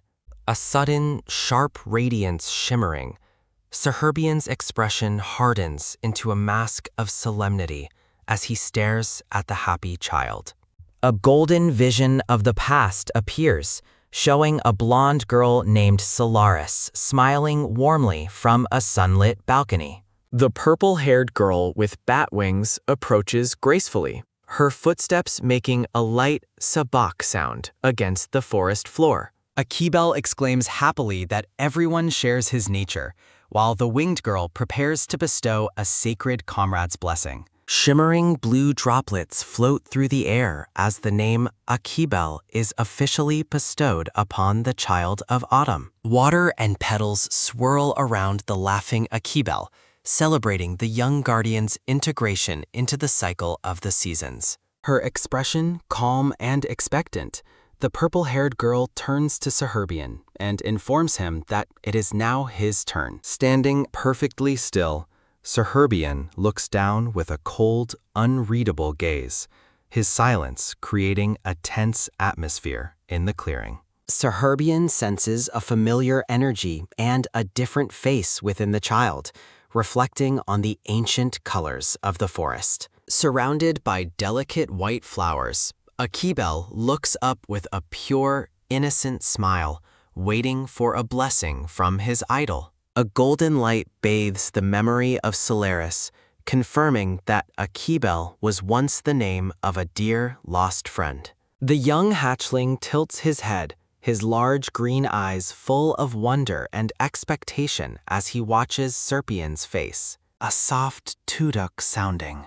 A single tear rolls down Saherbian's cheek as the weight of the past overwhelms his heart. Mimir looks on with sudden concern as Saherbian turns his back, his posture stiff with an unspoken, painful resolve. A heavy, shocking, kung sounding, Saherbian coldly announces that he, the Winterbell, will not bestow any blessing upon the child. Despair fills the black-haired girl's eyes while whispers of troublemaker follow Saherbian's sudden and cruel departure from the ceremony. Akibel's face crumples into a heartbroken expression, his eyes welling with tears as a soft, pained sob escapes his lips. A loud, piercing whang echoing.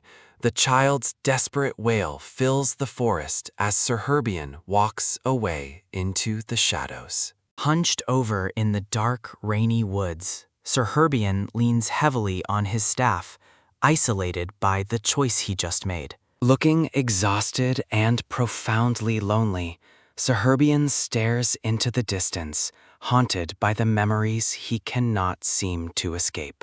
The happy image of a laughing Akibel serves as a painful reminder that the child only wanted to find a kin. Ancient records explain that parents often pass the burden of naming a guardian dragon to others during the birth festival. A system notification alerts Saherbian to an approaching forest energy, and he wonders who could possibly find him out here. Lunging forward with a joyful shout, young Akibel grabs Saherbian's leg, refusing to let the Winter Guardian stay alone. His blue eyes brimming with sadness, The small child pleads with Serherbian to tell him if he is truly hated. Serherbian's gaze softens with a hint of sorrow as he quietly speaks the name of the child clinging to him. When Serherbian asks how he was found, Akibel excitedly reveals that Didier, the living staff, gave away his secret location. Sighing at his staff's lack of privacy,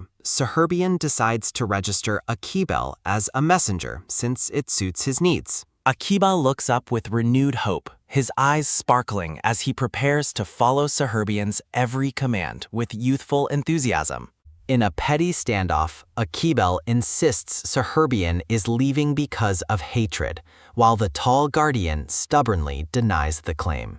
Pouting with his arms crossed, Akibel calls Serherbian a liar, citing the lack of a formal blessing as proof of dislike. A system window clarifies the truth, noting that Serherbian simply does not possess the suitable healing-type divine power for blessings.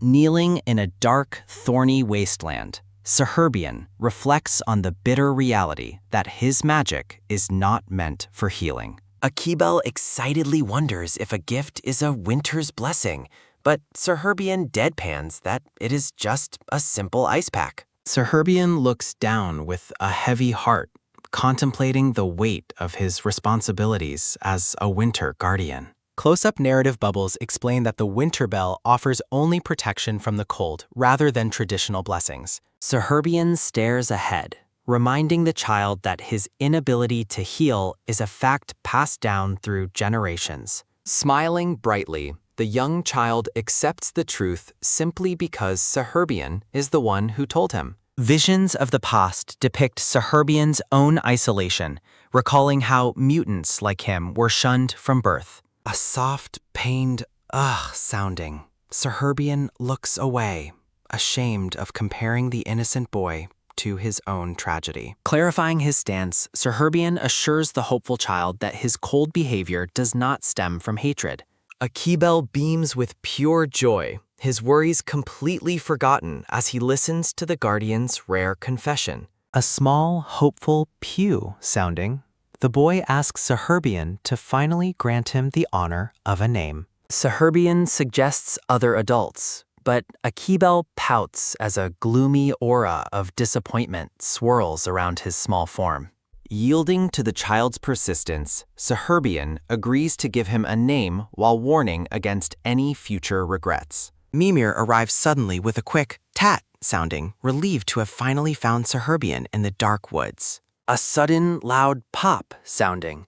Serherbian raises his staff as brilliant blue light erupts into the night sky. Divine text appears as Serherbian promises that the forest will become a warm, prosperous cradle, even in winter. The hooded elders and the winged girl watch in silence as the child is officially named Grenencia. Overwhelmed with happiness, Grenencia runs through the sparkling snowflakes, celebrating his new identity with a wide smile. Mimir laughs heartily while the winged girl giggles, observing the exhausted but satisfied expression on Serherbian's face. Serherbian reflects on the unusual warmth of the falling snow, marking the start of a new seasonal cycle. A groggy, tired yawn sounding, Serherbian rubs his eyes after waking from a deep and much-needed sleep. Dozens of cheerful system messages from Grenencia appear, making Serherbian feel the sting of a generation gap. Scrolling through the endless stream of energetic texts, Serherbian wonders if he made the right choice for a messenger. A look of surprise crosses Serherbian's face as he notes the staff's door function shouldn't be unlocked yet. The scene shifts to a vibrant forest landscape filled with massive mushrooms and a soft, glowing purple atmosphere. A vertical beam of intense blue light pulses through the air, signaling the opening of a magical portal. Bursting through with a quick pat sounding, Serherbian arrives in the forest, his staff held firmly in hand. Checking his map, Serherbian calls out for the boy. Serherbian calls out for the boy, worried about the dangers lurking in the strange terrain. A sudden shout of his name causes Serherbian to turn, his expression one of weary, mild surprise. Waving his arms excitedly with a happy ta-dot sounding, Grenencia races towards Suherbian through the colorful woods. Approaching with a light, rhythmic to-do-do sounding, the child celebrates their reunion with pure, exuberant laughter. A soft, exhausted sounding. Suherbian facepalms as he warns the boy about the danger of dragon slayers. Holding his crooked staff, Grenencia explains that Didier showed him a secret shortcut to Blancornia through the woods. Suherbian tells the child never to use this route again, despite its convenience for reducing travel distance. A shadow of sadness passes over Suherbian's eyes as he looks away, haunted by a lingering memory. A golden vision of Solaris appears, her warm smile serving as a painful reminder of lost connections. Suherbian reminds Grenencia that being a guardian doesn't protect them from the harsh realities of the world. Narrative text clarifies that their elemental powers are for the world's benefit, not for their personal safety. Kneeling in the dirt, Suherbian speaks gently to the boy, his own staff resting on the ground nearby. Grenencia looks up hopefully, asking if he can stay and play a bit longer since Suherbian is finally here. Suherbian grants the request, instructing the boy to learn the unique properties of this magical mushroom forest. From a distance, the two appear as small figures walking through Daruni Forest, managed by a legendary pixie. A radiant, peace-loving forest pixie is depicted, representing the harmony and tranquility found within these sacred woods. Text notes that pixies are extremely rare, with only one typically settling to manage an entire forest alone. Eyes sparkling with excitement, Grenencia declares his wish to meet the elusive pixie manager of the territory. A sharp ting sounding, Suherbian explains that meeting the pixie should be easy as they are currently being watched. The quiet, sun-dappled path stretches out before them, though no other living creatures are immediately visible. Suherbian suggests that Grenencia sing the Song of the Forest to summon the pixie from her hiding place. Grenencia clings to Suherbian's leg with a wide grin, asking why he won't sing along with him. Suherbian flatly refuses, noting that songs of blessing and wishing are far beyond his cold nature as Winterbell. Staring ahead with a neutral expression, Suherbian remains firm in his decision not to participate in the singing. Seeing the child's eagerness, Suherbian offers a compromise, stating he can at least play an instrument instead. Golden light gleams as Suherbian's hands gracefully pluck the strings of a lyre, filling the air with music. Surrounded by the magical mushroom forest, Suherbian and Grenencia share a moment while narrative bubbles speak of blessings. Forest creatures gather peacefully as the narration promises to bless everything within this vibrant, sanctuary-like landscape. A look of quiet affection crosses Suherbian's face as he reflects on his love for the sacred forest. The blonde-haired forest manager appears, and Suherbian offers a formal greeting to the legendary coordinator of the woods. A sharp souk sounding, the blonde woman stares forward with an intense, curious gaze as she meets the visitors. Suherbian maintains a stoic and composed expression while waiting for the forest coordinator's reaction to their arrival. A bold chouk sounding, Grenencia excitedly introduces himself to the blonde woman, delighted that Suherbian came along. Standing tall with his staff, the small child looks up with a wide-eyed and eager expression. Daruni asks if winter is coming, but Suherbian reassures her that he won't bring anything that causes dislike. Framed by delicate blue flowers, the coordinator introduces herself as Daruni, the manager of this vibrant territory. Standing in the clearing, Daruni recognizes Grenencia as the newly born guardian dragon of the autumn season. Looking down at the green-haired boy, Daruni marvels at how young the new guardian is. Grenencia smiles brightly, his glowing green eye reflecting a heart that has only ever known love and happiness. With a welcoming smile, Daruni invites her guests to explore the wonders of the magical forest together. Suherbian agrees to the tour, deciding it is the perfect opportunity to show Grenencia the forest's unique beauty. Holding hands, the pair walks through the woods while Granentia excitedly claims he has discovered something important. Stars and light sparkle around them as they walk away from Daruni, venturing deeper into the colorful woods. Saherbian pauses and looks back, his expression softening as he observes the child's infectious and boundless enthusiasm. A confused yong-sounding Granentia holds a black snake, prompting Saherbian to warn him about the creature's comfort. A soft surerek sounding, the snake slithers away as the group shares a quiet, contemplative moment in the woods. Saherbian wonders about the staff's influence, while Granentia looks down, perhaps considering the weight of his own growing power. A quick sook sounding, Saherbian turns his attention back to Granentia, preparing to offer him a lesson. Saherbian instructs the boy to use his staff to identify the characteristics and danger levels of everything they find. A cheerful hee-hee sounding, Granentia notes that the forest seems to be filled with many poisonous plants. Turning back, Daruni calmly explains that she herself was born from a poisonous plant, revealing her origin. The narrative explains that forest beings are often deeply influenced by the specific plants from which they were born. Granentia looks up in realization, softly speaking the name of the lily of the valley.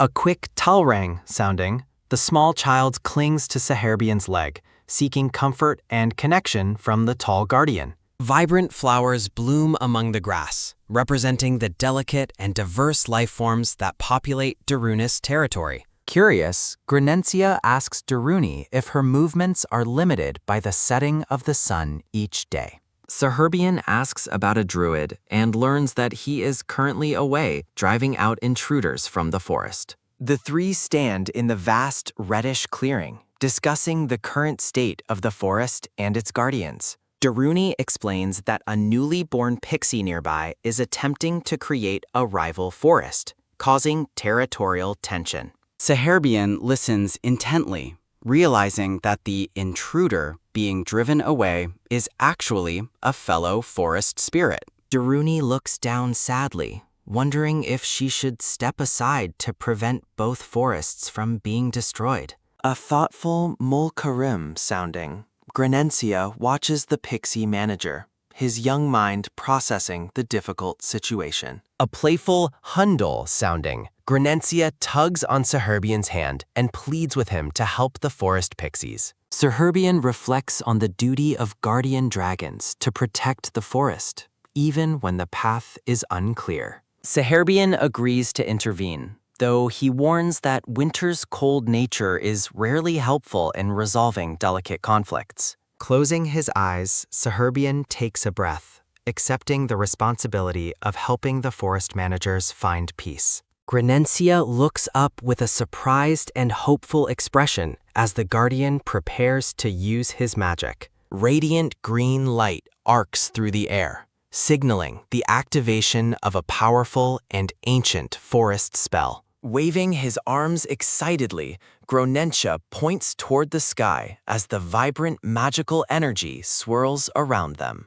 Swirling light and forest imagery fill the scene, while the narrative emphasizes that white is a necessary part of existence. A light salrang and talk sounding, Saherbian catches a small paper airplane, his expression one of mild surprise. A joyful hee-hee sounding, Granentia laughs brightly, his happiness cutting through the tension of the forest's troubles. The scene shifts to a snowy town, where winter has already begun to blanket the buildings in white. Daruni looks on with wide eyes, surprised by the sudden proposal or display of power from the Winter Guardian. Saherbian offers to handle the matter of Daruni Forest personally, stepping into his role as a protector. A close-up reveals Darunis' shimmering golden eyes as they widen with a sense of sudden and profound realization.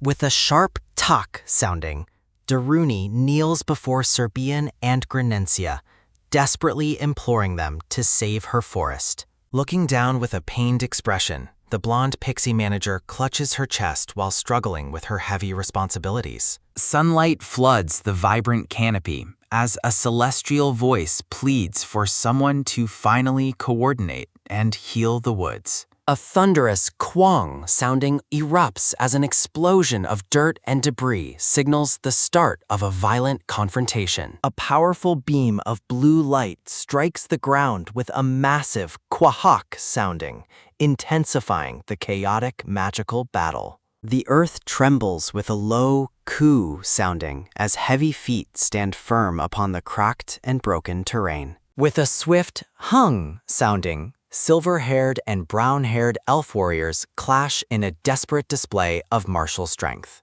Both warriors argue their duty to protect the forest while straining against each other in an intense, deadlocked struggle. A booming quah-quah sounding follows as the brown-haired warrior calls for Aram to unleash a powerful botanical attack. A sudden, toxic poo-walk sounding occurs as a giant red flower sprays a thick cloud of purple poison. Looking shocked and sweating profusely, the brown-haired man realizes his tactical error as the forest turns against him. A sharp chwok sounding accompanies the thorny vines that entangle the warrior, trapping him in a tight, inescapable grip. The silver-haired elf watches the struggle with a cold, piercing gaze, seemingly unmoved by the surrounding magical chaos.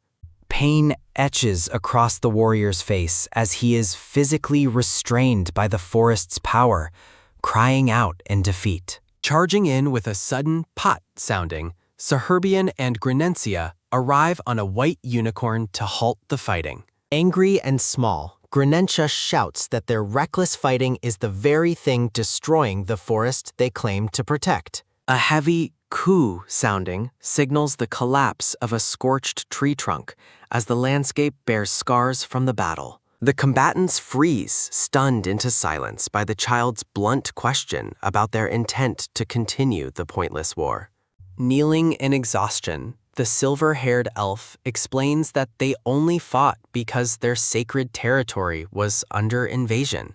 The brown-haired man points an accusing finger while kneeling, insisting that the other side was the first to attack. Grenencia remains firm, his green eyes flashing with authority as he demands to know if they truly desire more conflict. Accompanied by a soft gurung sounding, Daruni arrives with her Black Panther, declaring the end of the territorial dispute. A look of weary introspection crosses Daruni's face as she reflects on the damage caused by the spirits' rivalry. The brown-haired warrior lowers his head in quiet contemplation, finally considering the consequences of his actions on nature. Saherbian listens intently with a stoic expression, processing the complex and deep-rooted history of the rival forest clans. Narrative text reveals that a pixie exhausted her life force to rapidly grow the forest, causing a massive magical drain. Saherbian explains that only the specific song of a tree dragon can awaken the sleeping pixie from her recovery. The brown-haired man looks up at Saherbian with newfound respect, recognizing the legendary power of the Dragon Guardian. The group stands together in a temporary truce, prepared to venture deeper and solve the forest's underlying magical crisis. With a light jack-jack sounding from the birds, the group enters a part of the woods teeming with life. A soft pasak sounding follows as the brown-haired warrior reveals the name of the queen he serves is Iso. Walking further, Grenencia excitedly identifies the area as Iso Forest, noting the change in the magical atmosphere around them. Grenencia celebrates the refreshing air, while Saherbian appears bewildered by the child's unique way of perceiving the magical woods. Saherbian maintains a neutral and composed expression, focusing on the path ahead while the green-haired boy leads the way. The ground is covered in a lush herb garden filled with rare medicinal plants that define Aiso's sacred territory. Looking at the intertwined roots, the brown-haired man realizes why these two different forests were so difficult to merge. A radiant hua sounding fills the clearing as the group finally reaches the spot where Queen Iso sleeps. Bare feet step softly with a sabak sounding onto the glowing grass, approaching the heart of the forest. The narrative emphasizes the beauty of Iso's mission and her love for the forest as they reach her side. Bursting with a happy hit sounding, Grenencia introduces himself to the sleeping queen with a bright, exuberant smile. A gentle sururuk sounding occurs as flowers part, allowing the young dragon to finally meet the legendary Queen Iso. Waking up amidst a bed of blooming flowers, the white-haired Queen Iso opens her eyes to greet her visitors. Smiling warmly, Iso pulls Grenencia into a tender embrace, grateful for the child who ended her long, magical slumber. Iso reflects on the events that occurred while she was asleep, her expression one of soft and melancholy understanding. The queen explains she fell asleep while growing the woods, thanking Grenencia for preventing the forest children from being hurt. Looking between the two forest managers, Grenencia asks for final confirmation that the fighting is truly over for good. Both Iso and Daruni stand together, smiling as they confirm their shared desire for peace within the unified woods. Daruni explains the fundamental conflict, noting that the poisonous plants of her forest are naturally lethal to Iso's medicine. As a deer grazes, Daruni clarifies that their opposing natures make it impossible to ever fully reconcile their two worlds. Iso stands paralyzed with shock as the weight of an impossible revelation begins to sink in.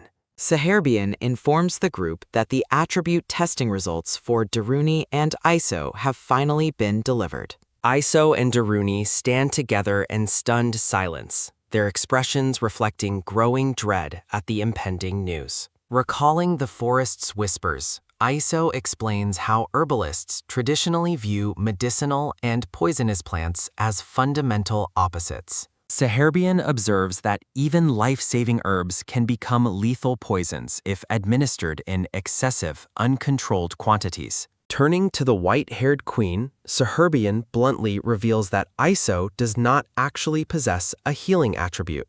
Iso gazes at her own hands in disbelief, reeling from the discovery that her nature is actually poisonous. For a fleeting moment, she wonders if their identical poisonous natures mean the two forests can safely merge. Serbian dismisses the hope, explaining that even with the same attribute, the two forests remain mutually lethal. Surveying the woods, the Guardian concludes that the only solution is for the forest itself to be moved. Iso remains motionless, the heavy silence of the canopy reflecting the impossible burden placed upon her shoulders. Despair etches across Iso's face as she reveals the tragic truth that pixies can never abandon their forest.